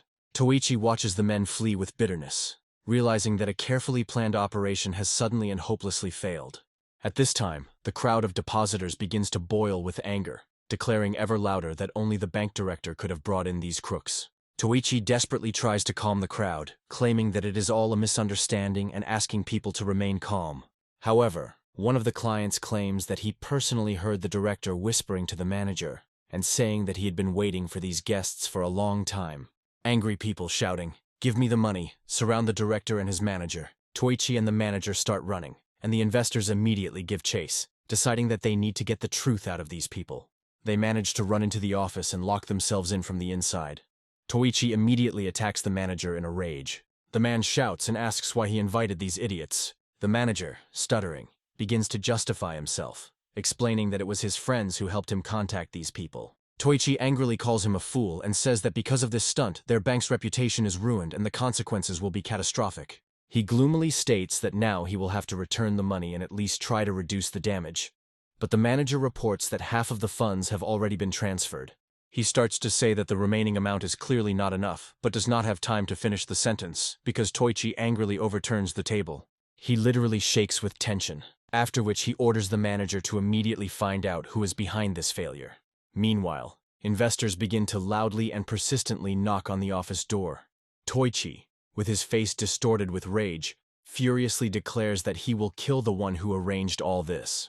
The manager, in a panic, suggests that his son-in-law leave the premises through the back door, as the banging and pounding on the door are becoming louder and louder. However, Toichi is unable to contain his anger and slaps the manager's face with all his might. He orders them to stop panicking and adds that if they don't resolve this issue now, then everything will come to an end. The son-in-law makes a risky decision. He dials a number and demands that all the capital from the work account be transferred to him. The person on the other end of the line anxiously asks if he understands that in that case Elder Wu will certainly notice the transfer, but Toichi starts shouting and demands immediate compliance, declaring that he will take care of everything himself. Without waiting for an answer, he angrily cuts off the call and clutches the phone in his hand. He breathes heavily, leans back on the sofa, and spends a few seconds trying to collect his thoughts and come to his senses. At this moment he receives a call from his wife, Toichi. Having answered, tries to speak in a calm voice, asking where she is and if everything is okay with her. The woman senses that he is too tense and asks worriedly what happened, to which Toichi replies that everything is fine and asks her not to worry about it. However, his wife does not back down. She insistently demands that he tell his family about his problems and not commit rash acts alone. Toichi says that he will figure it out himself and, without waiting for her answer, ends the conversation, after which he begins to be jealous of his wife and wonders what she could be doing at this moment. Before he could finish his thoughts, he was startled by a loud sound. The door to the room was thrown open by a powerful kick, and an angry elder burst into the room. In a menacing voice, the man tells his son-in-law that he heard the entire telephone conversation perfectly well. Toichi is in a state of severe shock. The elder suggests discussing what happened. The son-in-law understands that things are very bad. He is close to failure and may be discovered, which puts him in an extremely dangerous position. The elder sits down opposite him and says that he is very surprised, because one of his children turned out to be two-faced. He demands an immediate answer as to who is stealing his family's money and what organization is involved in this criminal activity. The old man demands to tell only the truth and says that he already knows about the bank's connection with a group of fraudsters. Toichi frantically searches for an answer, realizing that he must shift the blame onto someone else to save himself from exposure. A wicked smile appears on his face as he remembers a guy named Beiwu, whom he decides to make a scapegoat. Toichi decides to kill two birds with one stone by asking the elder to listen to his explanation, assuring him that everything is not as it seems. The son-in-law begins to tell that the bank belongs to Beiwu, and not to him personally. He is trying to absolve himself of responsibility and avoid punishment. The man claims that he always wanted to do something useful for the family, but Beiwu took advantage of the situation by manipulating him. Beiwu forced him to take charge of the bank, which left the son-in-law in great agitation and almost ruined the family finances. The son-in-law tells the elder that he fully admits his guilt, and also states that Beiwu is jealous of his wife, and because of this jealousy wants to get rid of him, which complicates the situation even more.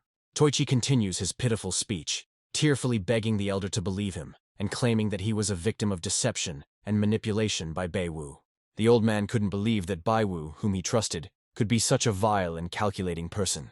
However, Toichi is adamant, calling Beiwu a hypocrite, and stating that behind the guy's outward charm lies a cunning and sly manipulator. The elder suddenly jumps up from his seat, his voice trembling with indignation. He demands proof of these serious accusations from his son-in-law.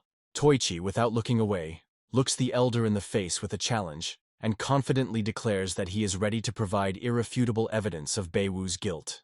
At that moment the door swings open and Beiwu calmly enters the office, addressing Toichi with slight mockery, calling him Mr. Z and asking why he is kneeling. With joy in his voice, Beiwu says that he is very glad to meet again, and with feigned interest asks if his dear uncle is busy today. Toichi literally freezes in surprise upon seeing Beiwu, his hands starting to shake. Beiwu slowly takes off his glasses, fixes his hair and asks with feigned surprise if Toichi didn't recognize him after their recent business meeting. Toichi gasps and tries to say something, pointing his finger at Beiwu, but the words get stuck in his throat. A satisfied smile blossomed on Beiwu's face as he easily noticed that he seemed to hear someone accusing him here. Toichi's face suddenly turns pale, his mind racing to understand how Beiwu was able to expose him and why he was here now, ruining all his plans. Beiwu asks the man if he really thought he could get away with it. He pats the fat man on the shoulder, because it was he who asked him to spread rumors so that people would start taking their money. The fat man is unable to contain his joy, since thanks to his wide connections and influence, everything worked out for them. A group of swindlers had been spreading bad rumors about him, and now the fat man had taken his full revenge.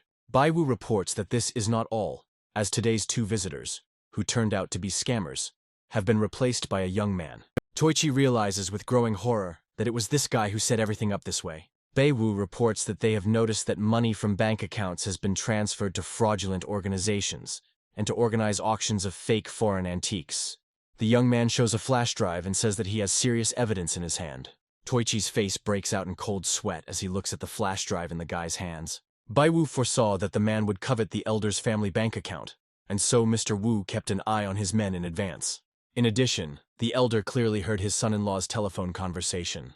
The elder calmly states that he came here before the others in the hope of giving the man one last chance to confess and choose the right path. Unfortunately, Toichi failed him, and now the elder is struggling to contain his rage. The elder claims that his family took the man in, and he spat in their faces. He grabs his son-in-law by the lapels and lifts him into the air, after which he tells him that the worst thing is that he swore allegiance to a group of swindlers. Toichi tries to justify himself, and tells the elder that he knows better than anyone why he did it. Beiwu wonders if there was something that made the man take such a step. He reflects on the reasons for his actions. Toichi screams in rage and asks the elder if he himself did not make him like this. He blames the elder for his fate. Wu asks in response whether the man really thinks that he is to blame for everything that happened. Toichi says that it is indeed so, and he only became like this because of the elder. He shouts loudly and says that it would be better to take a good look at yourself before blaming others. The young men notice that the elder is shaking with rage and is clenching his fists tightly. A man approaches his son-in-law and asks how he dares to bite the hand that feeds him, after which he wants to hear what he did, and throws his son-in-law aside. Toichi slowly gets back up after falling and says that ever since he became part of the elder's family, he has always been looked down on by the elder. The man states that no matter what he did, the elder was always very unhappy. Toichi starts shouting loudly about how the old man always considered him a person who was incapable of anything. He reveals that he was underestimated and not believed to be capable of running the company. So he became an enemy, and then promises to help anyone who wants to destroy the elder. Toichi is completely unable to control himself and promises to show everyone what he is capable of, demonstrating determination and anger. He points his finger at the old man and asks if he really wants to know why he became like this. The elder is very surprised by such a reaction. A man's voice is heard, who says that he will tell what the old man has to do with it. The young people are silent, watching the family scene, and are immersed in tense anticipation of further events. Fat Man quietly says that in large families, everything is always so confusing. Wu sighs heavily and seems to understand what has always tormented the man. The grandson helps the elder to the chair, and the man slowly lowers himself into it. Sitting down in a comfortable chair, the old man asks everyone to leave the room except Beiwu and prepares for a serious conversation in private. Those present immediately carry out the elder's order. The fat man, leaving, glances at his friend. As soon as the doors close, the old man begins his story, saying that the granddaughter's father left them early, and he could not pass on the family business to such young girls. One of the girls was too soft, and the other was too hot-tempered. And if they became heirs, they would have a very difficult time coping with their responsibilities. When Toichi became part of the family, the elder checked his background, and despite his little ability, the man had character and the will to fight. The elder tells his son-in-law that with proper development he should have become the heir. But the man claims that the old man has been rude to him ever since he became part of the family, and was constantly picky. Wu replies that you can't create a sharp blade without sharpening it, and says that he was trying to motivate the man to become better and stronger. He states that, unfortunately, the man could not understand his efforts, crashed into the first obstacle, and decided to take the slippery path. Toichi realizes with horror that the old man never hated him, although for a long time it seemed that there was only coldness and alienation between them. The elder confirms his thoughts, saying that if he hated him, he would not have entrusted him with responsibility for the largest company in their family. Wu calls the man a fool and asks if he would have allowed him to marry his granddaughter if that were true. These words act on the man like thunder in a storm, and he pronounces his wife's name with deep pain and remorse. Toichi experiences severe mental anguish and realizes that all this time he was wrong in his judgments and actions. After this, the man falls to his knees and begins to cry, realizing that he always considered himself smart, but turned out to be an idiot, guilty of all the troubles. Watching this, Beiwu finds himself thinking that he even feels a little sorry for the man, despite everything that happened. The elder tells the man that he will no longer be able to forgive him under any circumstances, as he intends to uphold the law, expel him from the family, and take the matter to court.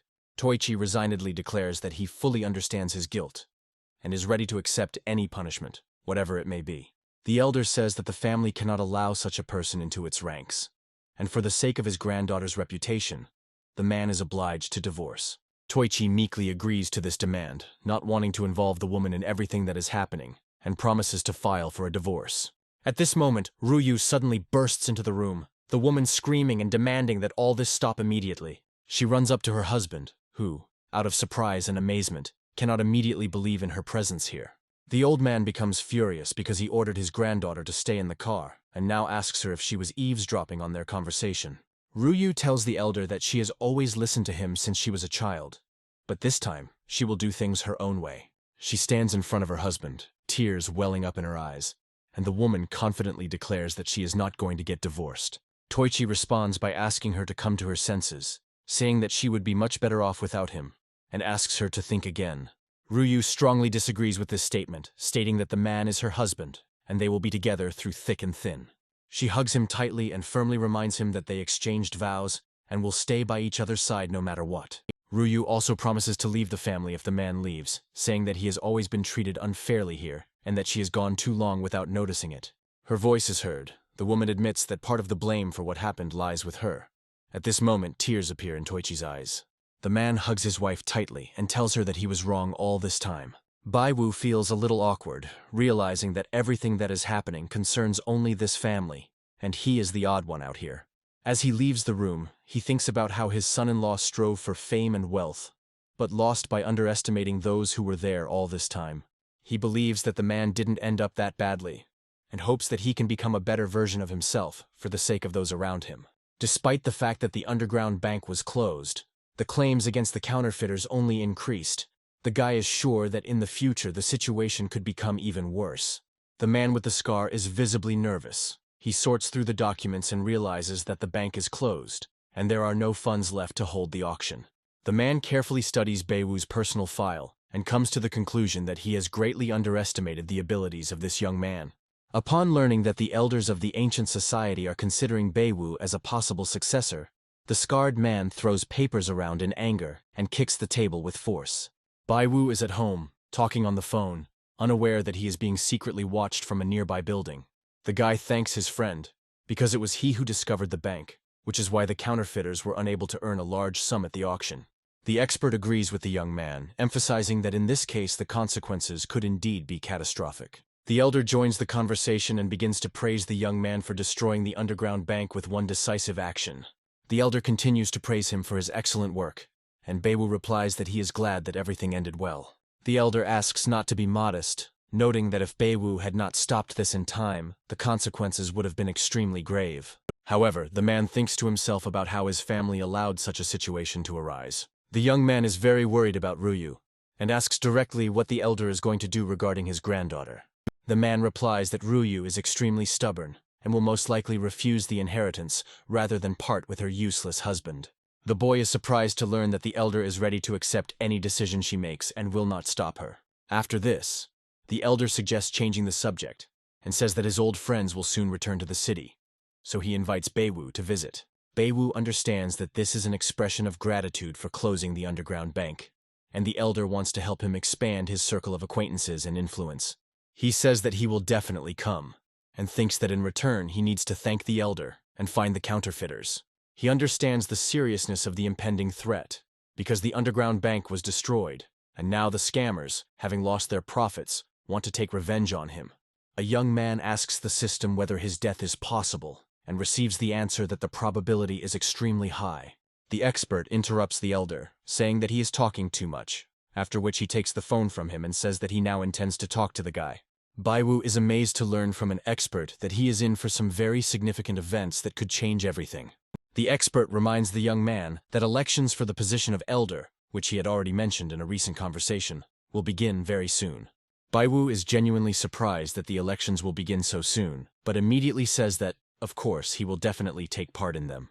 The expert reiterates that Baewu has been officially appointed as a core member of the secret society and should be prepared for his new responsibilities. He adds that there are others vying for the position, as several respected elders have recommended candidates with significant experience.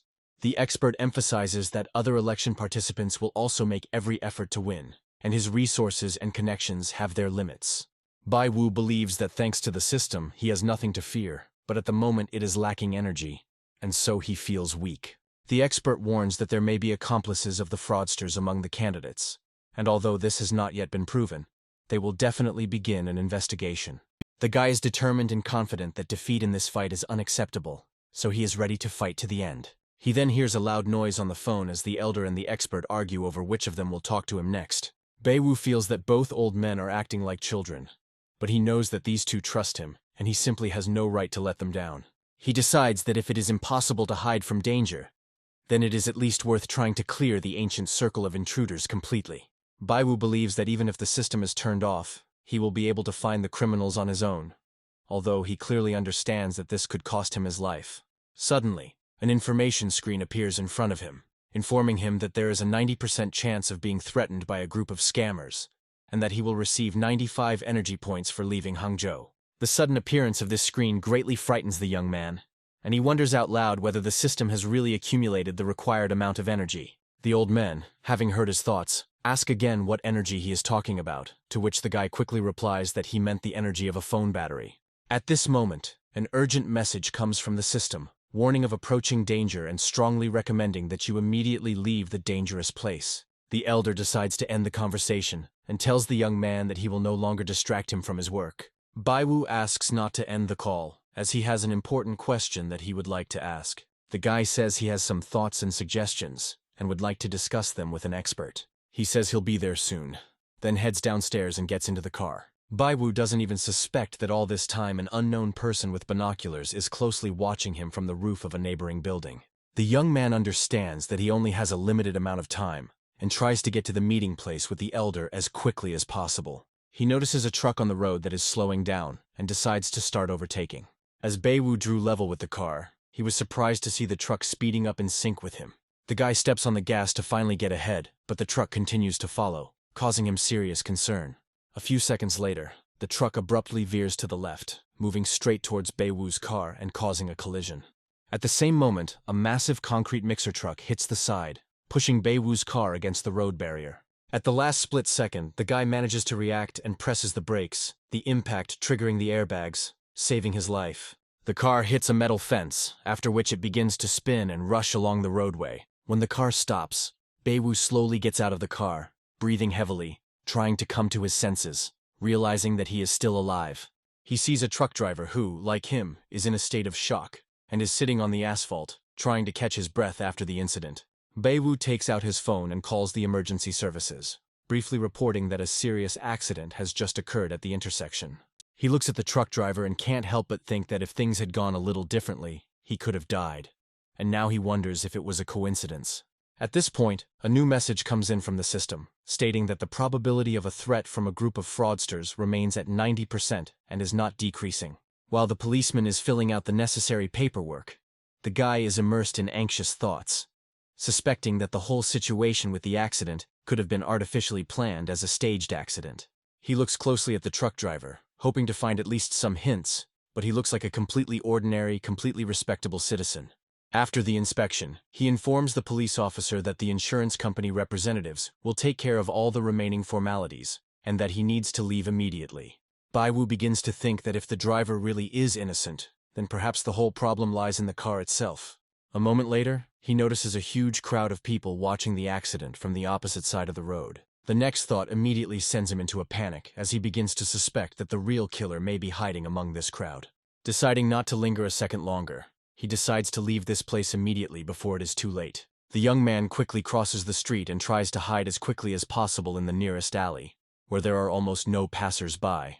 He moves forward cautiously, looking closely at the faces of everyone he meets, trying to figure out if any of them might pose a threat. All of a sudden, a huge flower pot falls from the top floor of one of the buildings with a crash, and if the guy had taken another step, it would have hit him right on the head. Out of great fear, he begins to swear loudly and shouts for people to be careful, because there are passers-by walking along these streets.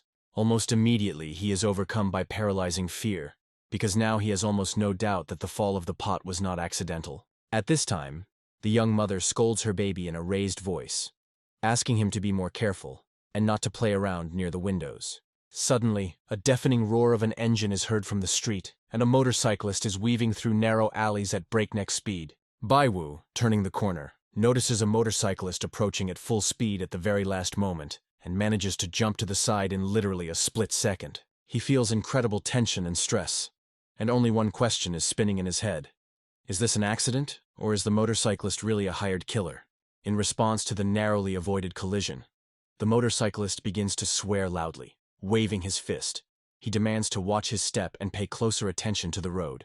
Baewoo breathes a sigh of relief, realizing that he is among passers-by, and reassures himself with the thought that he should be much safer in crowded places. He begins to logically comprehend what is happening, admitting that perhaps he is overdramatizing the situation, because it cannot be that everyone around him really wants to kill him. However, his inner anxiety does not leave him, because there are too many coincidences, and each of them miraculously did not cost him his life. He decides that he needs to get to the elder as quickly as possible. The guy realizes that there may be armed criminals lurking on the streets that he won't be able to handle. After some thought, he decides to stay close to people, since the likelihood of murder increases in deserted and dark alleys. With these thoughts, he heads to the nearest shopping center, thinking that getting there with a weapon will be problematic even for an experienced criminal. As he goes up the escalator, he meets an elderly woman and, showing politeness, gives way to her, allowing her to go ahead. Suddenly, the woman pushes him in the back and he instantly loses his balance. But somehow he manages to stay on his feet. Baewoo turns around in shock and annoyance, suspecting that the woman might be an assassin, and instinctively pushes her back. The woman falls to the floor near the escalator, and the guy immediately realizes that he seemed to have jumped to conclusions and now finds himself in an extremely awkward situation. He begins to apologize hastily, but to his surprise the woman behaves in a friendly manner.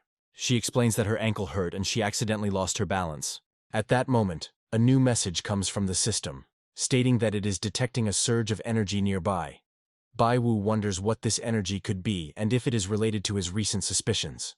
Despite the general tension of the situation, he is genuinely surprised by the politeness and calmness of the woman he just unwittingly pushed. He asks her not to apologize, but still decides to himself that he should remain extra careful because the threat is still nearby. The woman grabs his hand, saying that as a sign of reconciliation she wants to invite him to dinner, to somehow thank him for his concern. Baewoo feels a little hungry and agrees, thinking that the restaurant is a crowded, guarded place, and it is unlikely that something dangerous will happen there. The prospect of food calms him down a little, and besides, the woman turned out to be extremely persistent, so he decides not to argue and go with her. Meanwhile, the unknown man remains in the shadows and persistently continues to watch Baewoo. He chuckles nervously and believes that his victim has finally fallen into the trap he set. Containing his excitement, he slowly takes out a small glass flask from his inside pocket, in which a cloudy red liquid is splashing, and puts it back.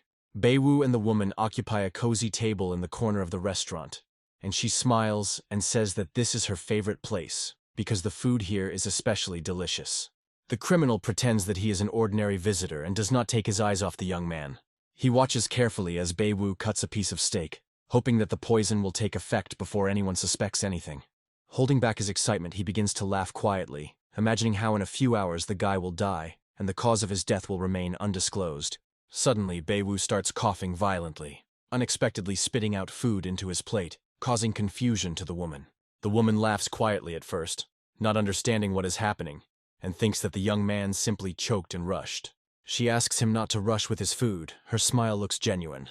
Baewoo smiles tensely in response, thinking that the chef has clearly overdone it with some kind of seasoning. He doesn't even suspect that his food was poisoned. The criminal watches his reaction with concern, wondering if the guy has realized something. Baewoo washes down the bitterness with water, and the taste of the meat seems so strange to him that he jokingly thinks the chef is from another planet. Suddenly, he is overcome with panic, and the frightening thought that the dish may be poisoned occurs to him. The woman, still convinced that he was simply choking, begins to hit him on the back, not realizing the seriousness of what is happening. The killer smiles again, believing that most likely the poison has already begun to work, and now all that remains is to wait. At this point, Baewoo receives a message from the system, stating that the food does indeed contain poison with a 100% probability, but the poisoning level is 0. He realizes that he survived solely due to someone's mistake in preparing the poison, and begins to suspect that the killer is somewhere nearby. Baewoo slowly looks around. The system helps Baewoo detect a killer who is sitting calmly at a nearby table and pretending that he has nothing to do with what is happening. The woman, unsuspectingly, asks the young man if he liked the treat and wonders if he would like to try anything else. Baewoo calmly replies that the steak is enough for him, while he himself thinks about how it is not so safe to be among people. The killer continues to watch the guy chew the meat, and mentally assures himself that this time he will definitely die, and no luck will help him. Baewoo calmly finishes his lunch, goes outside with the woman, and thanks her for dinner. As soon as he turns the corner, he immediately notices that someone is following him, and understands that he is being followed. The killer, looking at his watch, feels great bewilderment, thinking about how it is even possible that this boy is still alive after such a quantity of poison.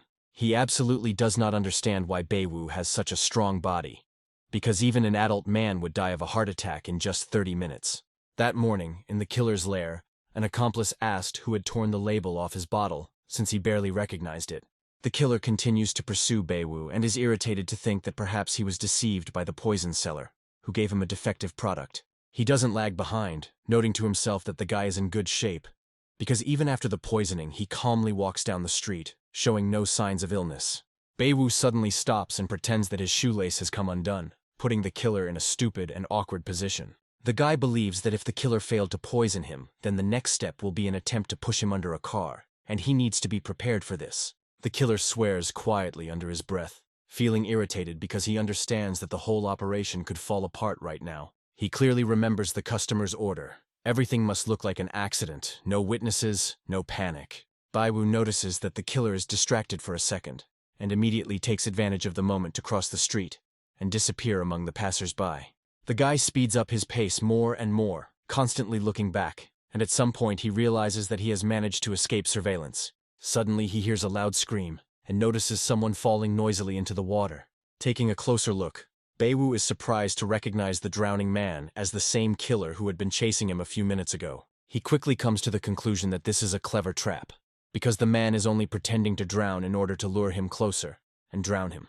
Baewoo decides that he needs to leave immediately and not give in to this crude provocation, because it's all too obvious. However, after a few seconds the situation changes dramatically. The killer's leg cramps. He chokes and begins to drown for real.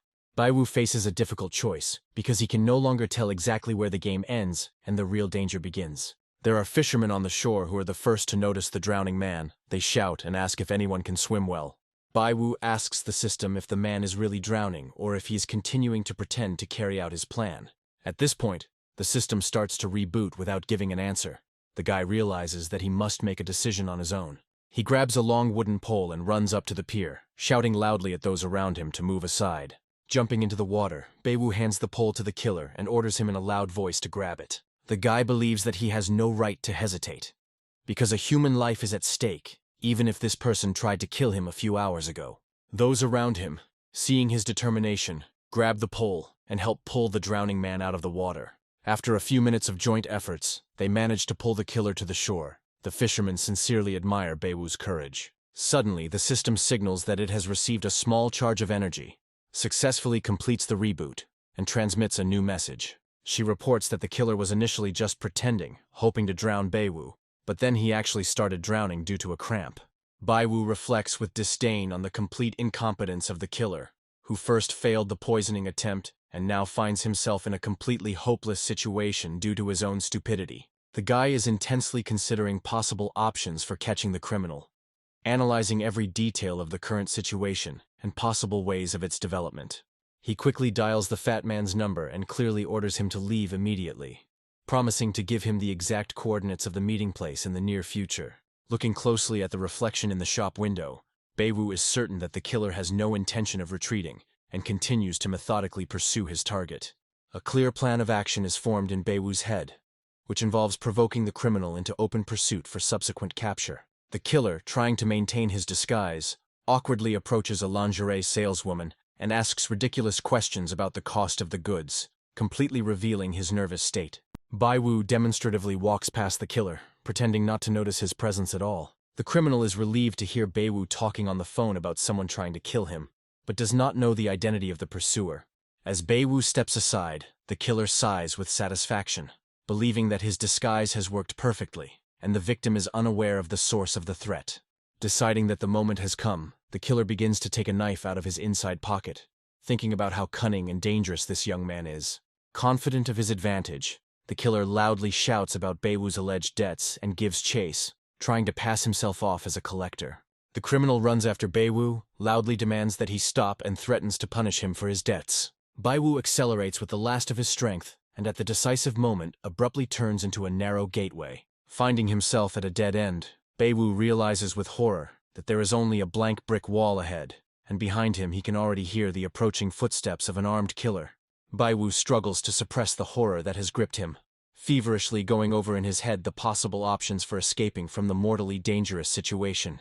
He asks the killer when he managed to owe him money, emphasizing the absurdity of the situation and the complete absence of any financial relationship between them. The assassin angrily states that Baiwu should stop pretending, as his childish tricks will no longer fool anyone. He openly admits that he received an order to kill the guy, but the guy tries to convince him otherwise, asking about the amount of the reward and offering more favorable conditions. Baiwu makes the killer a tempting offer, promising to pay him double or even triple the amount he received for carrying out the order. Hearing such a generous offer, the criminal thinks for a moment that this money will be able to provide for him for the rest of his life. The killer decides to bargain. Then Baiwu raises the stakes, offering 5 times the amount for his freedom. The bandit begins to perceive Baiwu as a rich but cowardly teenager, which completely matches his initial assumptions about the victim. Suddenly he is overcome with fear at the thought that the customer, having learned about the betrayal, will certainly kill him, because he is much stronger and more dangerous. A cunning plan is brewing in the killer's head, first to extort all the money from Baiwu, and then carry out the order. He lays out his terms, demanding 500,000 yen and an immediate transfer of funds via a mobile app. The guy explains that he doesn't have that amount on his mobile phone account and suggests going to his house for cash. The bandit abruptly interrupts him and orders him not to move, not believing a word and suspecting a trick. At this critical moment, Baiwu notices a fat man appearing behind the killer, holding a huge bag in his hands. A triumphant smile appears on Baiwu's face, and he tells the bandit that he will now pay him in full. The fat man jumps off the wall with lightning speed and opens a giant bag in mid-jump. With unexpected dexterity, he throws it at the unsuspecting criminal. Without wasting a second, the fat man takes out a massive bat and begins methodically beating the bandit. The fat man methodically delivers blow after blow, muttering through his teeth that this bastard himself is to blame for his current situation. Changli, Breathing heavily, notes with surprise that even after such brutal treatment, the criminal demonstrates amazing endurance. Baiwu, in a commanding tone, demands that the beaten bandit immediately name the customer, directly asking if he is connected to the gang of counterfeiters. The killer proudly declares his professional ethics, refusing to disclose information about the client, which causes Baiwu to involuntarily respect his integrity. Baiwu smirks as he tells the beaten mercenary that eliminating someone of that level costs at least $1 million, and he was paid a measly 10%. The stunned criminal asks where the guy got that information from. The guy thinks that this killer is not just a loser.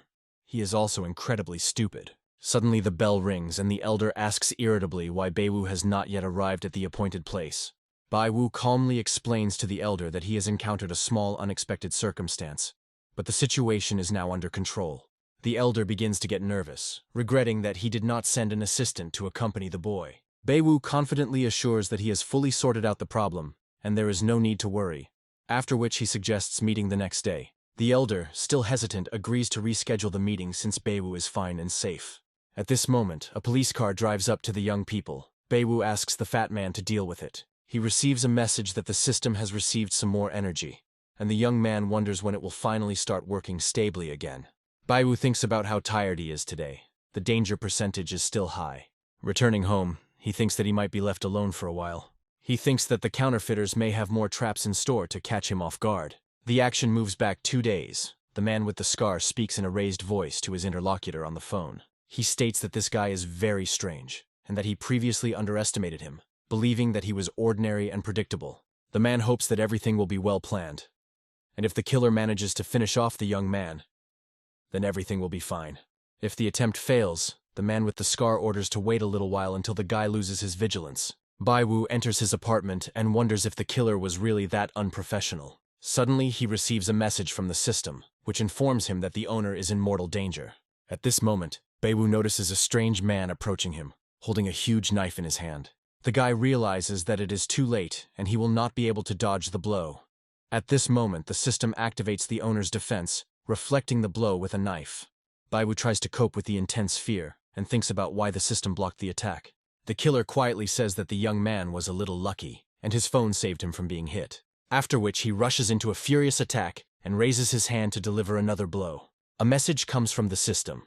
It says that it does not have enough energy, so it can no longer protect its owner. Baiwu manages to dodge another blow from the killer, but the knife glancingly grazes him and causes a minor wound on his shoulder.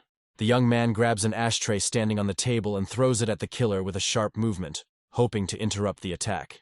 However, the killer, with a deft movement, intercepts the ashtray in midair and begins to smile. Considering these attempts pointless, Baiwu starts crawling towards the couch and suddenly grabs an aerosol can lying on it. The guy takes out a lighter and, pointing the aerosol can at the killer, asks if he really wants to do everything quietly. With a slow movement, the bandit puts the ashtray back in place and tells the guy that he is indeed right. At this point, numerous messages come from the system. It reports that it lacks energy and speaks of a 90% probability of the owner's death. The system reports that the probability of death can reach 100% and strongly recommends that the owner update it immediately. The killer asks the guy why he is looking around and says that he better stop resisting and accept the inevitable. He points his hand to the side. The young man notices Fen, who is in the corner of the room. The girl is unconscious and tied with a rope. Baiwu is in great shock and does not understand what the girl is doing here. Besides, he will not be able to implement his plan because he wanted to set everything on fire here and escape himself. The killer says that the guy can continue to do whatever he wants, and he doesn't mind, but suggests that he think about his beloved girlfriend. The killer reports that the girl came to the guy this morning, but he was not at home, so he opened the door for her. The killer tells the young man not to worry. He says that he would not dare to do anything to a representative of the Wu family, and simply pumped her full of drugs so that she would lose consciousness. The man says that he can't even imagine what the elder will do to the guy if the girl dies because of him, and therefore advises not to take risks. Baiwu is very angry. He understands that only merging with the system will help him, and he thinks about whether this update will save the situation. The man tells the boy that it won't help him and asks him to put the can back, after which he puts a huge knife to the unconscious girl's throat and watches the guy's reaction. Baiwu insults the killer with the last words and demands that he immediately release the girl. The killer asks if the young man has thought it through and again suggests putting the aerosol can aside. Baiwu realizes that he has no choice but to update the system and activate the latest plan. He throws the can on the floor, after which he gives his consent. The system reports that it will soon receive energy from its owner, thereby completing the unification. Baiwu needs to buy time. As this process takes several minutes, he starts talking to the killer and asks to let the girl go. After which he asks the man for a few minutes. The guy says that he wants to say goodbye to her. The killer says that he is in a good mood today and allows her to say goodbye to the girl, but orders her not to even think about deceiving him. The guy fulfills the criminal's demands and puts his hands behind his head. He asks the system to update as quickly as possible because he cannot buy much time. Baiwu asks the girl if she remembers the first time they met on a park bench, at which point the system reports that the update is 30% complete. The young man vividly describes how a girl appeared out of nowhere and crashed into him. The killer, meanwhile, listens attentively to his speech, thinking that it looks like a cheap melodrama. Baiwu believes that he must endure all this in order for the system to update and carry out his plan. He continues to talk to the girl. It becomes clear that the killer is starting to get tired of this very quickly. The man begins to get noticeably nervous. He asks the guy if he has finished saying goodbye and says that he can't wait any longer. Baiwu tearfully asks for more time. He tells the story of how the old man did not allow them to meet at first, because he thought he was poor, and the guy put in a lot of effort to get his confession. Baiwu is trying its best to hold out for a little while longer. The system asks you to wait and reports that the update is almost complete. The young man's stories do not bother the killer at all. He angrily says that he does not care about this relationship and raises his leg to strike. After which he raises a huge knife over the guy and says that the young man will be with his beloved in the next life. Baiwu grabs the criminal's hands and watches as a huge knife approaches his face. The killer orders him to stop resisting and tells the guy that he won't succeed anyway. Baiwu uses his last strength to hold back the assassin's hands. The deadly blade is only a few centimeters from his eye. A second later, the guy's eyes begin to glow blue. The system has fully recovered from the update and reports that the owner is beginning to be empowered. Baiwu's eyes flash an even brighter blue light, and he confidently squeezes the killer's hand. With a sharp and strong movement, he throws the knife aside. The man wonders what is happening and where the guy got such enormous strength from. Having knocked the knife out of the killer's hands, Baiwu does not stop. He continues the attack and delivers a powerful blow with his right hand to the jaw. After this, the young man continues to develop his attack. He jumps into the air and delivers a knee strike to the opponent's chest. The killer falls to the floor with a crash and begins to think that this is simply impossible. Baiwu feels very weak, and after the killer loses consciousness, he himself falls to the floor next to the girl. Baiwu slowly opens his eyes. He hears the quiet sound of medical equipment working and does not immediately notice that he has an oxygen mask on his face. Fen experiences great joy. The girl smiles and loudly informs those around her that the young man has regained consciousness. The doors of the hospital room open, and the elder and the expert enter. The men report that they are glad to see the boy regain consciousness, and say that he was in a coma for 3 days. But the doctor says that everything will be fine. Baiwu takes off his oxygen mask and asks in surprise if he really was unconscious for 3 days. After which he begins to think that these are the consequences of using the system. The elder gently pats the guy on the shoulder, telling him that he did a good job and dealt with the killer alone. Baiwu feels guilty because he was the one who put the girl in danger. The old man reports that they were worried and asked one of his grandsons to keep an eye on the boy. The expert believes that his own carelessness is to blame for everything that happened, because he did not expect at all that the bandits would go so far and hire a professional killer. Baiwu says that there has long been enmity between the elders and the gang of counterfeiters, so they will undoubtedly use all available underhanded means. The man believes that they need to end this situation as soon as possible, and in turn, asks what exactly the young man has in mind. Baiwu's face becomes extremely serious and determined as he clearly understands that the counterfeiters will do absolutely everything in their power to stop them. The guy suggests taking advantage of the current situation and identifying all the double agents hiding in the antique society as quickly as possible. He wants to take full initiative to eliminate the entire group, realizing that it is extremely dangerous and risky, but still intends to try. This statement brings genuine joy to the elder, because he himself has been having the same thoughts for a long time. But such a favorable opportunity has not presented itself before. The expert states that what is being planned is an extremely large-scale undertaking, and he has absolutely no idea how the chairman and all the other members of the council will react to it. The man says that they definitely won't be able to eliminate the group on their own, so they need to enlist support and help from other communities. After this, he asks the guy not to rush into action, to have a good rest, and only after discharge to discuss all the remaining small details.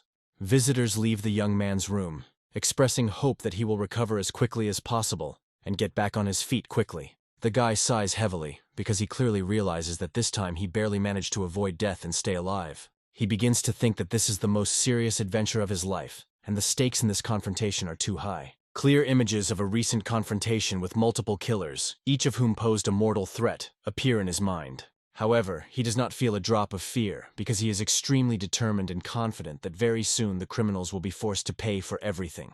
He hopes that the system will not shut down at the most inopportune moment, and asks it to complete the update process as quickly as possible. Suddenly, Beiwu begins to experience a severe headache. The entire space around him is illuminated by a bright blue glow. The guy wonders what is happening. He learns from the system that using some of its energy to forcefully enhance the owner has significantly affected the loading speed. The system was successfully updated to version 2.0, but the young man still cannot get an answer as to what exactly she took in return. She tells the guy that everything that happened was the result of the owner's own decision, and she cannot provide any additional information yet. The young man learns that he had no chance of winning against a much stronger opponent, so the system decided to instantly stimulate the owner, providing him with a short-term surge of energy. The young man immediately realizes that the energy level directly depends on the physical condition of its owner, and can decrease along with deteriorating health. He clearly understands that the surge of strength was caused by a powerful release of additional energy, and represents something like a last desperate effort. This effect can only last for a limited time, after which, according to the system, the guy will have to spend at least 3 days in an unconscious state. Baiwu comes to the conclusion that he needs to train more, because then his body will be able to withstand longer bursts of strength and remain active longer. However, the system immediately ridicules his naive belief in such a thing, ironically advising the guy to get a membership at the nearest gym. After that, she informs him that a new interface structure has been introduced with the update, and once he uses it, all the changes will become clear. The young man is surprised to learn that positive actions can increase someone's abilities, and thus provide the system with additional energy. Baiwu finds himself feeling irritated and tired of the way he deals with this overly self-confident and impudent system. The system informs the young man that it has successfully completed the reboot process, and is now fully prepared for the upcoming battles with enemies. Baiwu believes that now is the right time to finally show the counterfeiters what he is really capable of. The interlocutor tells the man with the scar that he is extremely unhappy with what happened, and demands an explanation as to why the professional killer failed his mission. The man begins to justify himself, and says that he himself does not understand how this happened, because this killer had never known defeat before. His interlocutor asks to temporarily suspend the implementation of the plan, since he believes that until the test with Beiwu, they will not be able to do anything anyway. He tells the man with the scar that the test will begin very soon, and this time, he has thoroughly prepared for it. The stranger begins to smile ominously, confidently believing that right now, he will be able to finally eliminate the problem that has arisen. Beiwu, meanwhile, talks to the expert and asks if the man's scheduled meeting for today has ended. The expert congratulates the young man and officially announces on behalf of the council that his application for candidate status has been approved. The young man learns that testing is scheduled for the next 2 days, and he needs to be fully prepared for it. The old man adds that the guy will be given a written regulation outlining all the rules of the test and asks him to approach the preparation as seriously as possible. At this point, the system informs the user that the test rules have been changed to their disadvantage, and all jury members have been placed in isolation to prevent leaks. The man says that his candidacy was recommended by the council and the elder, and he's obliged to do everything possible not to let them down. The guy is surprised by the old man's overly formal tone, and he concludes that he was talking to him from a crowded room.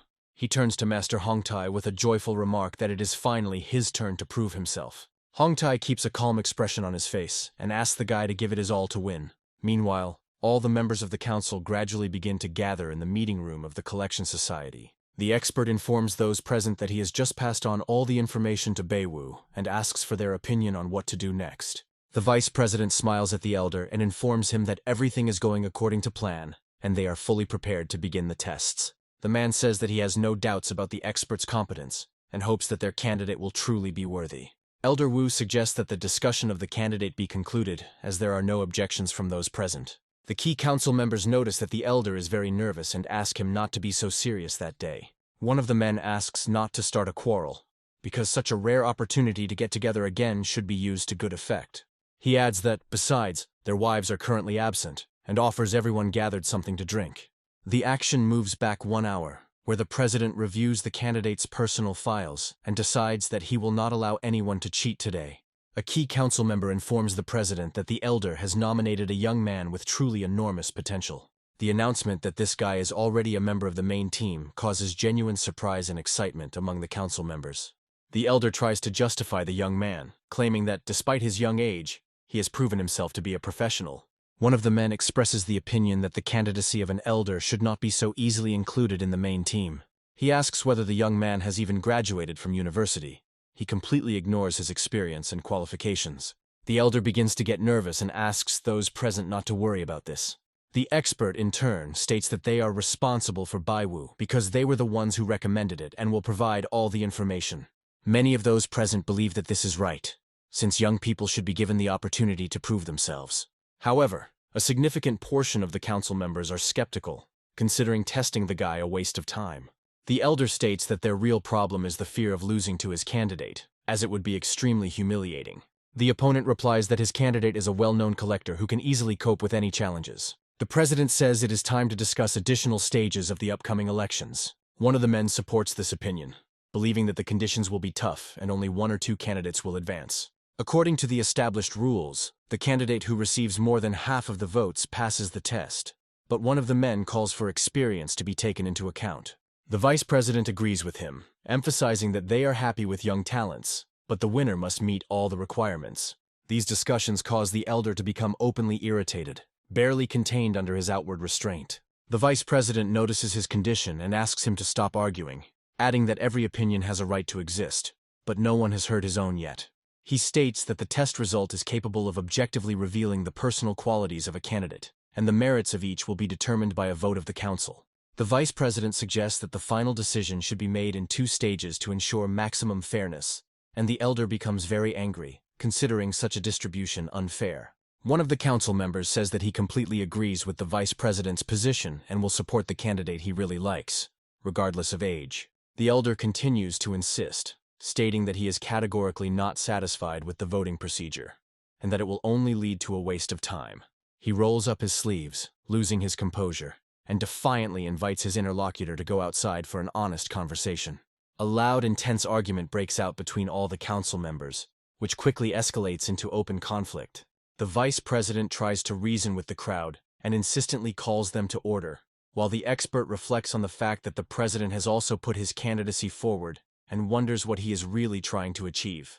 He suspects that many of those speaking out against Baiwu may be linked to the criminal group, although this may be known to the president himself. The loud quarrel between the council members continues, escalating and infuriating the vice president. He loses patience, raises his voice, and demands that everyone immediately calm down and behave with dignity, reminding them that each of them is an adult and respected person. The man asks the president to intervene and say something, since he himself is unable to take control of the situation. The president admits that there is a grain of truth in his opponent's words, but he emphasizes the importance of an additional stage of elections for the antique society. He explains that many board members would rather leave the position unfilled than entrust it to a random candidate. The elder can hardly contain his irritation and anger, while the expert quietly tugs at his jacket sleeve, hinting that he should calm down and sit down. The vice president reminds that the entire management team will soon be leaving for training abroad and calls the situation truly critical. He turns to the president with the conviction that only he is capable of keeping everything under control and stabilizing the situation. The vice president states that the test needs to be held early, so that everyone present can participate in person and not worry about order. The elder expresses doubt that the boy will be able to get more than half of the votes, since according to the new rules the entire congregation will vote. The president listens carefully to the arguments and agrees that there is some merit in them. The expert remains silent and thinks that this is exactly what Baiwu asked for earlier when discussing the course of events. The council meeting takes place in an old building with a historic facade, located in the very center of the bustling city. Baiwu heads towards the building and reflects that he will definitely pass the test no matter how difficult it is, because he intends to finish off the traitors. As he approaches the building, the guy notices an expensive car, from which a respectable man in a formal suit gets out. The man confidently moves towards the council building, and those around him begin to whisper, assuming that this could be the vice president. The security guards carefully examine those gathered and do not allow anyone to approach the high-ranking guest. One of the guards asks the crowd not to push, and then approaches one of the passers-by. At this moment, a passerby, without attracting attention, imperceptibly to those around him, passes some object directly into the hand of the guard. Baiwu watches the man closely while listening to the conversations of passers-by who claim that the vice president is considered the leading expert in porcelain appraisal. Suddenly, the young man receives a message from the system, which states that the vice president is a traitor with a 100% probability. He looks closely at the man and immediately understands that he is facing a truly serious and dangerous opponent. The guy didn't expect at all that the vice president would turn out to be a traitor, and he thinks that he was lucky because he just entered the game and already found a target for himself. Entering the council chamber, Baiwu immediately attracts the attention of one of the men, who looks in his direction with interest. He asks Baiwu if he really is the unknown young man everyone has been talking about lately. Baiwu meets a man, extends his hand and says that he is very pleased to meet him and meet him in person. The guy thinks that this person is most likely a candidate from a gang of counterfeiters, and the other participant in the competition has not yet arrived. At this moment, an old man appears at the door. He coughs softly and apologizes to everyone for making them wait for him.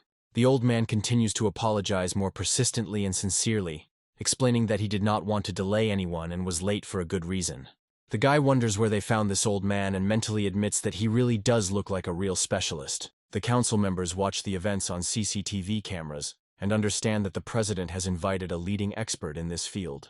They begin to discuss that the test will be conducted remotely and discuss how the results will affect the current hierarchy of the council. Council members note that one of the candidates looks too old, to which the president replies that the specialist is 2 years younger than him.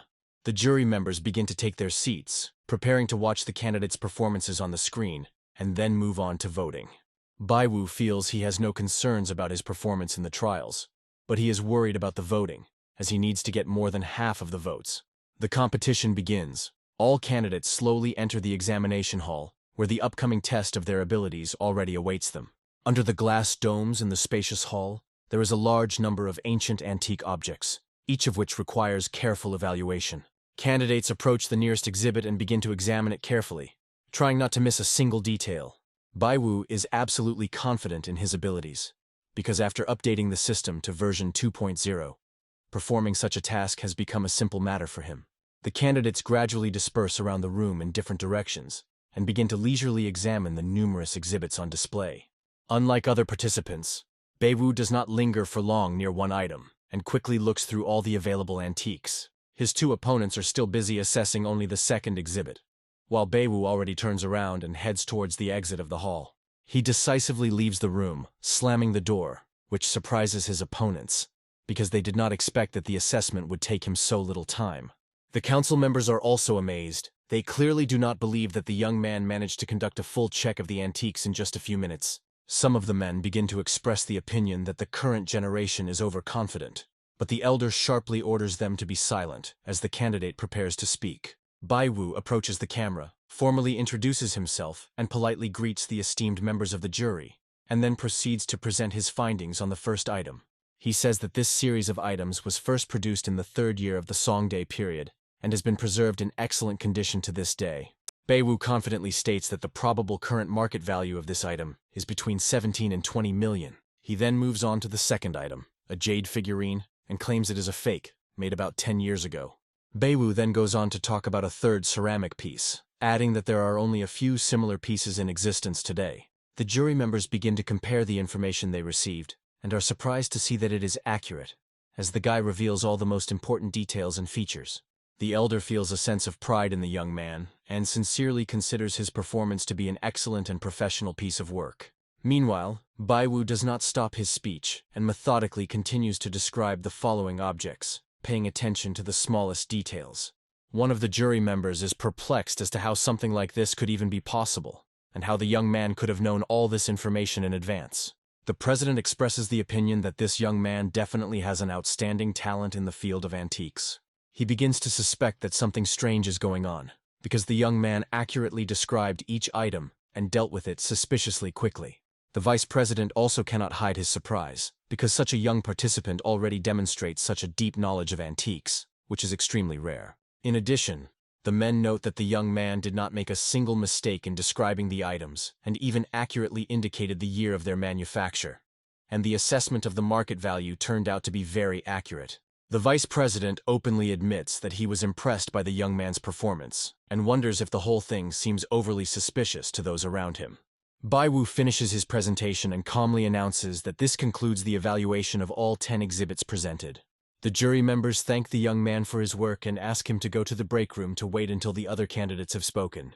The guy smiles contentedly because he knows that he has a system with a completely updated and significantly strengthened version of 2.0. Suddenly, the system starts praising itself and claims that it is the only correct solution, causing Baiwu to be noticeably surprised by its smug behavior. Baiwu begins to get annoyed by the system's behavior, as it mockingly tells him that the guy didn't even have to strain his brain to give the correct answers to all the questions. Baiwu goes to the break room and plans to watch from there how the other candidates cope with the tasks. He notes that his rival does indeed have considerable knowledge of antiques, but nevertheless made a mistake by incorrectly indicating the dynasty and style of one of the items. Despite the mistake, the opponent continues to give correct answers. Baiwu begins to wonder how he manages to maintain confidence. Suddenly, the system informs the young man that there is a 100% chance that his opponent had prepared for the test in advance and knew all the topics. The guy wonders how this could have happened, since the jury members were isolated long before the start of the test, excluding any contact with the participants. The system calmly replies that Baiwu should have paid more attention to detail. She shows him a recording of one of the people discreetly passing an object to the guard. Baiwu begins to think about how he will be able to find real evidence of the violation that occurred. The system without hesitation reports that it will not be possible to obtain evidence, since the criminal flushed the note in the toilet shortly before the start of the competition. At this point, his opponent enters the break room. The young man realizes that finding evidence has proven much more difficult, and he cannot prove the vice president's involvement. Baiwu remains calm, pretends not to suspect anything, and smiles kindly at his opponent. The man responds with a downright hostile expression and gives Baiwu a vicious, malevolent look. Baiwu watches the next candidate, who he previously thought was a high-level expert, perform, but he fails on all counts. The young man assumes that the old man's assessment will be low, but he will be able to partially compensate for this by the result of the council members' vote. Baiwu glances at his main rival and thinks that it is unlikely that he will be able to score as many points as he did. The guy believes that he must personally meet with the jury members to identify the agents, and hopes for the success of the plan that he discussed with the elder. He had previously explained to the expert that the jury members would most likely not recognize him, and the agents would immediately try to take advantage of this. The guy suggested that the elders initially support his opponents, and then suddenly give their votes to him, after which the expert had to convince everyone to hold additional elections. However, the rules were suddenly changed, and now candidates and jury members cannot meet in order to exclude any attempts at cheating. Baiwu realizes that this was his mistake. At that moment, a message comes in that the tests are complete and the results will be announced soon. The jury reports that the second candidate answered 10 questions and spent 28 minutes on it. The third candidate, an old man, also answered 10 questions, but it took him 43 minutes to do so. A lively discussion ensues in the room, and it becomes known that Baiwu has answered all the questions correctly in just 16 minutes. Despite the excellent performance, Baiwu continues to experience anxiety and internal tension. Via video link, the jury members inform the young man that, despite his age, he already has a deep knowledge of antiques. Among the 10 items, there were both genuine and fake ones, belonging to different dynasties and types, and Baiwu described them in great detail. Baiwu thanks the judges for their high praise, says he is flattered, and mentions that he learned a lot from his family elders. One of the jury members says it would be a shame if he didn't take the opportunity to ask the young man a few questions. The guy replies that he is all for it, and notes to himself that this is exactly what he was trying to achieve from the very beginning. The man reports that among the antiques there are Song Dynasty-style items created during the Qing Dynasty, and there are rumors that they are actually Northern Song products. This question is directly related to history, and Baiwu thinks that the man thinks he is not educated enough. However, the system reports that the probability of such an attitude is 50%. Baiwu begins to wonder what other purpose this question could have. He thinks that perhaps the jury members decided that it would be easy for him to determine the authenticity of an antique or to find out details, but that he would not be able to cope with historical questions due to his youth and inexperience. Candidate number 2 begins to smile maliciously and asks the young man why he is still silent. The man states that the question must have been too difficult for Baiwu to answer right away. The jury members, noticing how long the guy was thinking, began to grin maliciously, watching his hesitation. Contender number 2 expresses surprise that Baiwu is still silent, since he easily recognized the fakes, and this seems suspicious. Beiwu asks him if he really thinks he cheated during the tests. The candidate replies that he does not think so, and on the contrary, praises Beiwu for his excellent performance on the test. The old man, in turn, admits that he cannot judge whether the young man was cheating, but he is very interested in how he managed to examine the antiques so quickly. Beiwu watches carefully as the quarrel between the contenders begins and does not interfere, as it is to his advantage. The guy starts talking and slowly explains that the product does indeed resemble a stove made during the Song dynasty. However, before finishing his sentence, Beiwu suddenly falls silent. Candidate number 2 asks why he stutters, since he used to confidently describe the fakes. Beiwu smiles slyly, giving the impression that everything is happening strictly according to his calculations. The president wonders if the young man really doesn't know the answer to this question. An argument breaks out among the jury members, and they begin to discuss why his answer is so different from how he confidently assessed the antiques. One of the men tells the elder that he and the expert recommended this candidate, and everyone understands perfectly well what he is getting at. The vice president responds that he trusts the elders, and is confident that they would never engage in cheating. The elder again starts shouting, and loudly declares that his opponents are deeply mistaken, and do not understand the essence of what is happening. The expert turns to the man and says that he has every right to initiate an investigation, but at the same time reminds him that he is not the only one who can do this. The president demands an immediate end to the dispute and insists on silence, stating that he first wants to hear the opinion of the candidate himself. When the situation calms down a little, the president politely asks the young man to voice his answer to the question posed.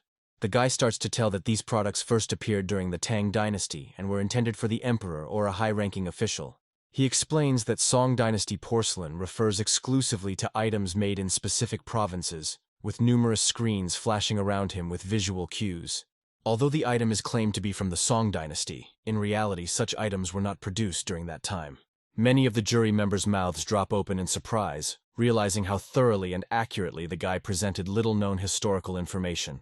The elder is filled with joy and, without hiding his pride, tells the young man that he did an excellent job and deserves praise. The president listens attentively to every word Beiwu says, and it is clear from his expression that he is impressed by the answer.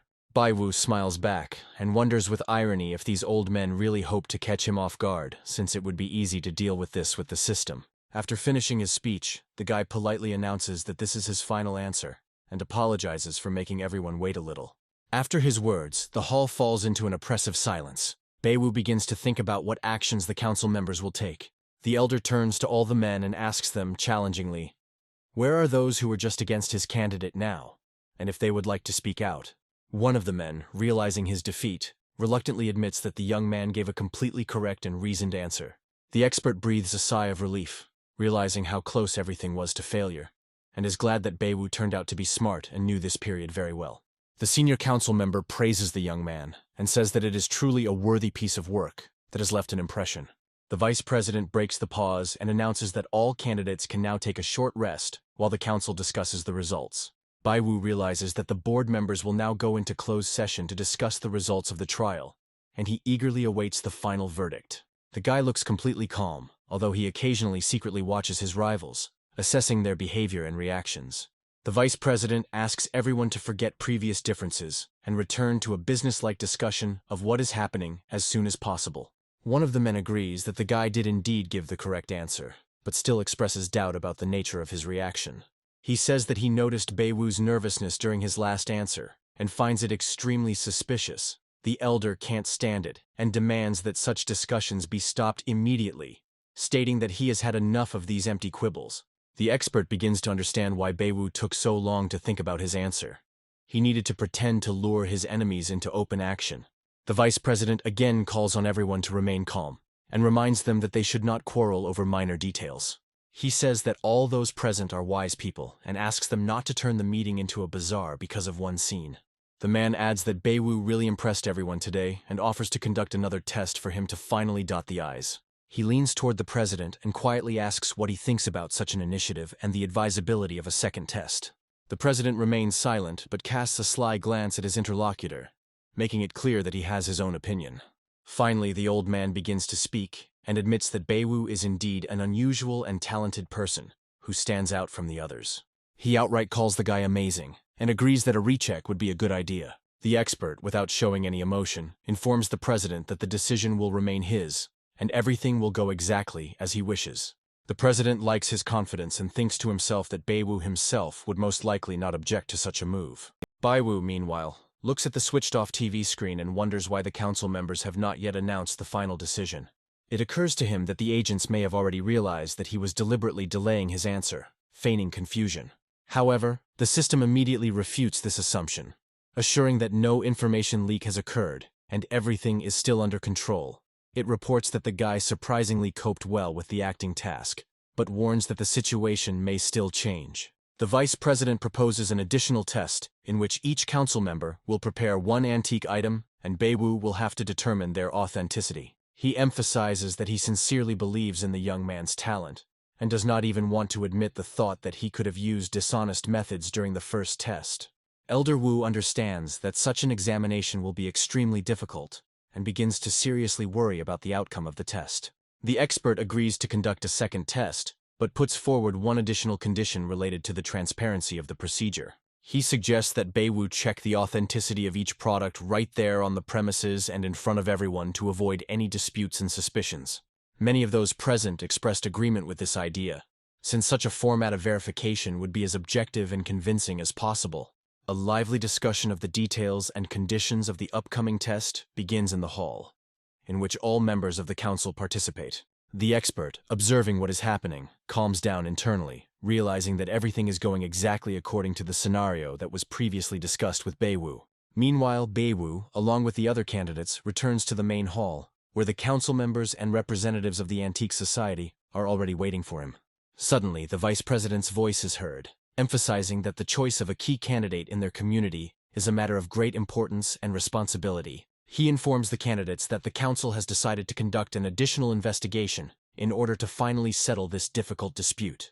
Baiwu calmly replies that he fully understands the rules of the new challenge and will do his best to complete the task at a decent level. He looks closely at the vice president and wonders to himself if this old man is finally ready to admit his defeat and accept reality. The young man had prepared for the test in advance and was firmly convinced that this time his opponents would not be able to extract any benefit from the current situation.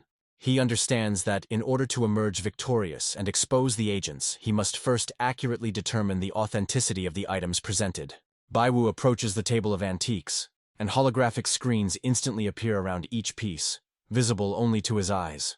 When he examines the first item, he is slightly surprised to discover that it is 100% fake. Continuing his analysis, he notices that among the presented items there are others with a probability of being fake of about 50%.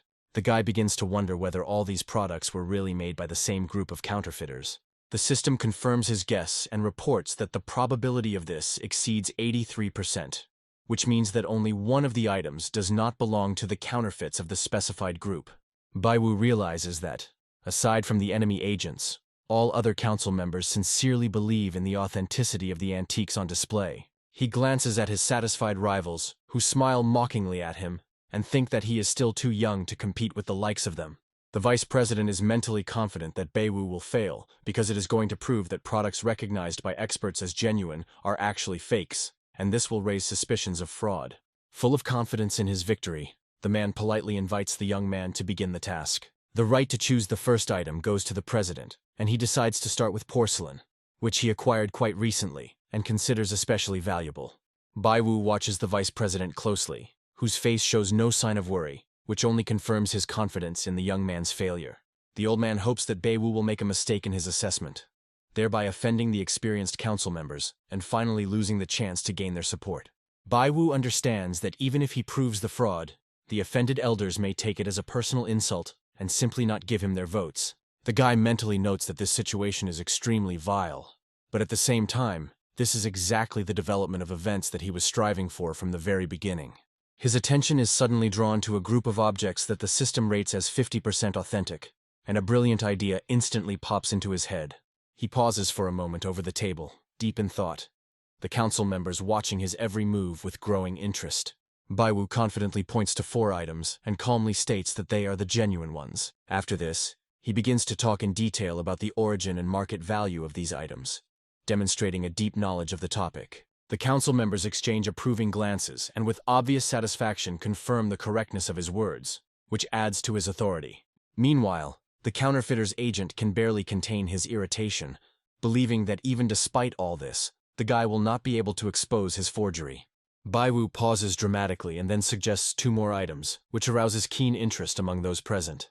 He says these pieces are quite remarkable because they are a cross between the original and a fake. The president asks a question in bewilderment, trying to understand what exactly the young man means by making such an unexpected statement. Baiwu picks up a porcelain teapot and calmly explains that only the bottom, lid, and handle are authentic. The system at this point provides all the necessary information. The guy sees that the main part of the teapot was actually made recently. He goes on to explain that it is a modern fake that has been deliberately altered to give it value. Then Baiwu picks up the Buddha statue and begins to carefully examine it from all sides with maximum concentration. He states that the statue is made up of elements from different historical periods, and that its restoration clearly took place in several stages. The man who owns the item can hardly hide his shock at how this brazen young man could know such complex and rare details. At this point, the system displays in front of Baiwu's eyes the exact information about which dynasties each piece of sculpture belongs to, and he immediately puts this knowledge to use. He calmly informs those present that restorations are often carried out to highlight the characteristics of different eras, but the statue itself was created during the Tang dynasty. The guy begins to wonder how such a rare and valuable artifact ended up here, and quickly comes to the conclusion that someone from the council personally participated in the restoration. A barely noticeable satisfied smile appears on the president's face. He increasingly believes that the guy is really strong not only in theory, but also in analysis. Baiwu decides it's time to get to the main point and asks everyone to take a close look at the remaining 5 items. He announces to the astonished audience that all 5 of these items are fakes. This causes a real shock among those gathered. The man jumps up from his seat, shouting, and demands an explanation, not understanding how this young man dares to say such a thing. Baiwu remains absolutely calm and firmly reiterates that each of the 5 products presented is fake. The vice president starts laughing and asks the guy to stop this joke, since we are talking about items from the council's personal collections. He states that if the guy dared to call them fakes, then now he is simply obliged to provide compelling and irrefutable evidence. One of the senior council members loudly demands that Baiwu immediately produce such evidence.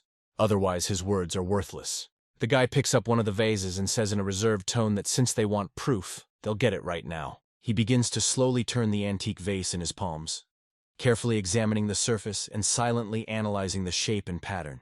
The vice president watches this with a smirk, knowing full well that the only proof of forgery is hidden inside the item and cannot be presented without destroying the thing. It was at this moment, to the shock of those around him, that Baiwu suddenly loosened his grip, and the expensive vase fell to the stone floor. The people around him are shocked beyond words, and someone shouts and asks the guy if he has gone crazy, because no one believes that he really dared to break the ancient porcelain. One of the council members angrily rushes towards Baiwu and furiously demands an explanation, loudly shouting what the hell he is doing and how dare he destroy a valuable artifact. The man completely loses his composure, his voice breaks into a scream, and he orders security to be called immediately. A few minutes later, the door bursts open with a bang, and armed guards burst into the room. Baiwu watches their appearance in complete bewilderment, and wonders to himself if this old bastard actually called the guards. The president watches what is happening with keen interest and does not hide his approval, because he believes that breaking a vase is a bold and truly daring act. The elder steps forward decisively and stands in front of the boy, covering him with his body, reminding everyone that no one has the right to touch his candidate. However, the guards pay no attention to his words, abruptly push the old man aside, and try to grab the young man. Baiwu loudly states that they themselves demanded proof, and now he intends to give them exactly that. He says that he is ready to take responsibility, and in case of error, will pay compensation in the amount of 10 times the value of the item. The guy is convinced that his actions are correct because he believes in the system, which never makes mistakes, and always leads him to victory. The man realizes that the situation is getting out of control, and if Baiwu is right, they will have serious problems. Many begin to loudly accuse the guy of disrespect and recklessness, claiming that such an attitude towards antiques is unacceptable. The elder does not back down, and loudly asks everyone to stop and listen to the evidence. The expert is convinced that the guy really does have evidence confirming that the broken porcelain belongs to a group of counterfeiters. Looking at the man, he guesses that it was he who brought this item, after which he wonders whether this council member is an agent of the counterfeiters. The police are persistently trying to push Baiwu out of the room, not giving him a chance to prove or explain anything. At the most tense moment, the elder abruptly approaches the young man and roughly pushes the guards aside. The people around him start shouting, accusing the old man of madness, but he responds even louder by declaring that if he had really gone mad, no one would allow themselves to talk to him like that now. The elder turns to all those present and asks if they are unable to spare the young man a few minutes so that he can prove that the broken porcelain is a fake. The president watches silently and reflects on the elder's true courage and determination. The president announces decisively that since the boy has already broken the china, he will be given a few minutes to present his evidence, but if he makes a mistake, the council members have the right to act at their discretion and hand him over to the police. Baiwu feels confidence filling him. He didn't expect the president to give him such support at this critical moment. The vice president tries to persuade the president to change his mind, but the president silently raises his hand, making it clear that he does not intend to listen to objections and is ready to hear the young man out.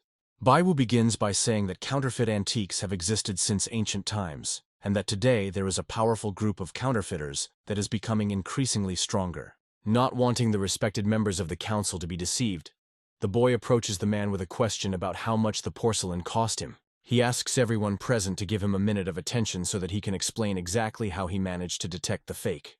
The guy slowly leans over the shards of the broken vase and begins to dig through the debris, after which he shows everyone the fragment with the QR code on it and asks everyone to look at it carefully.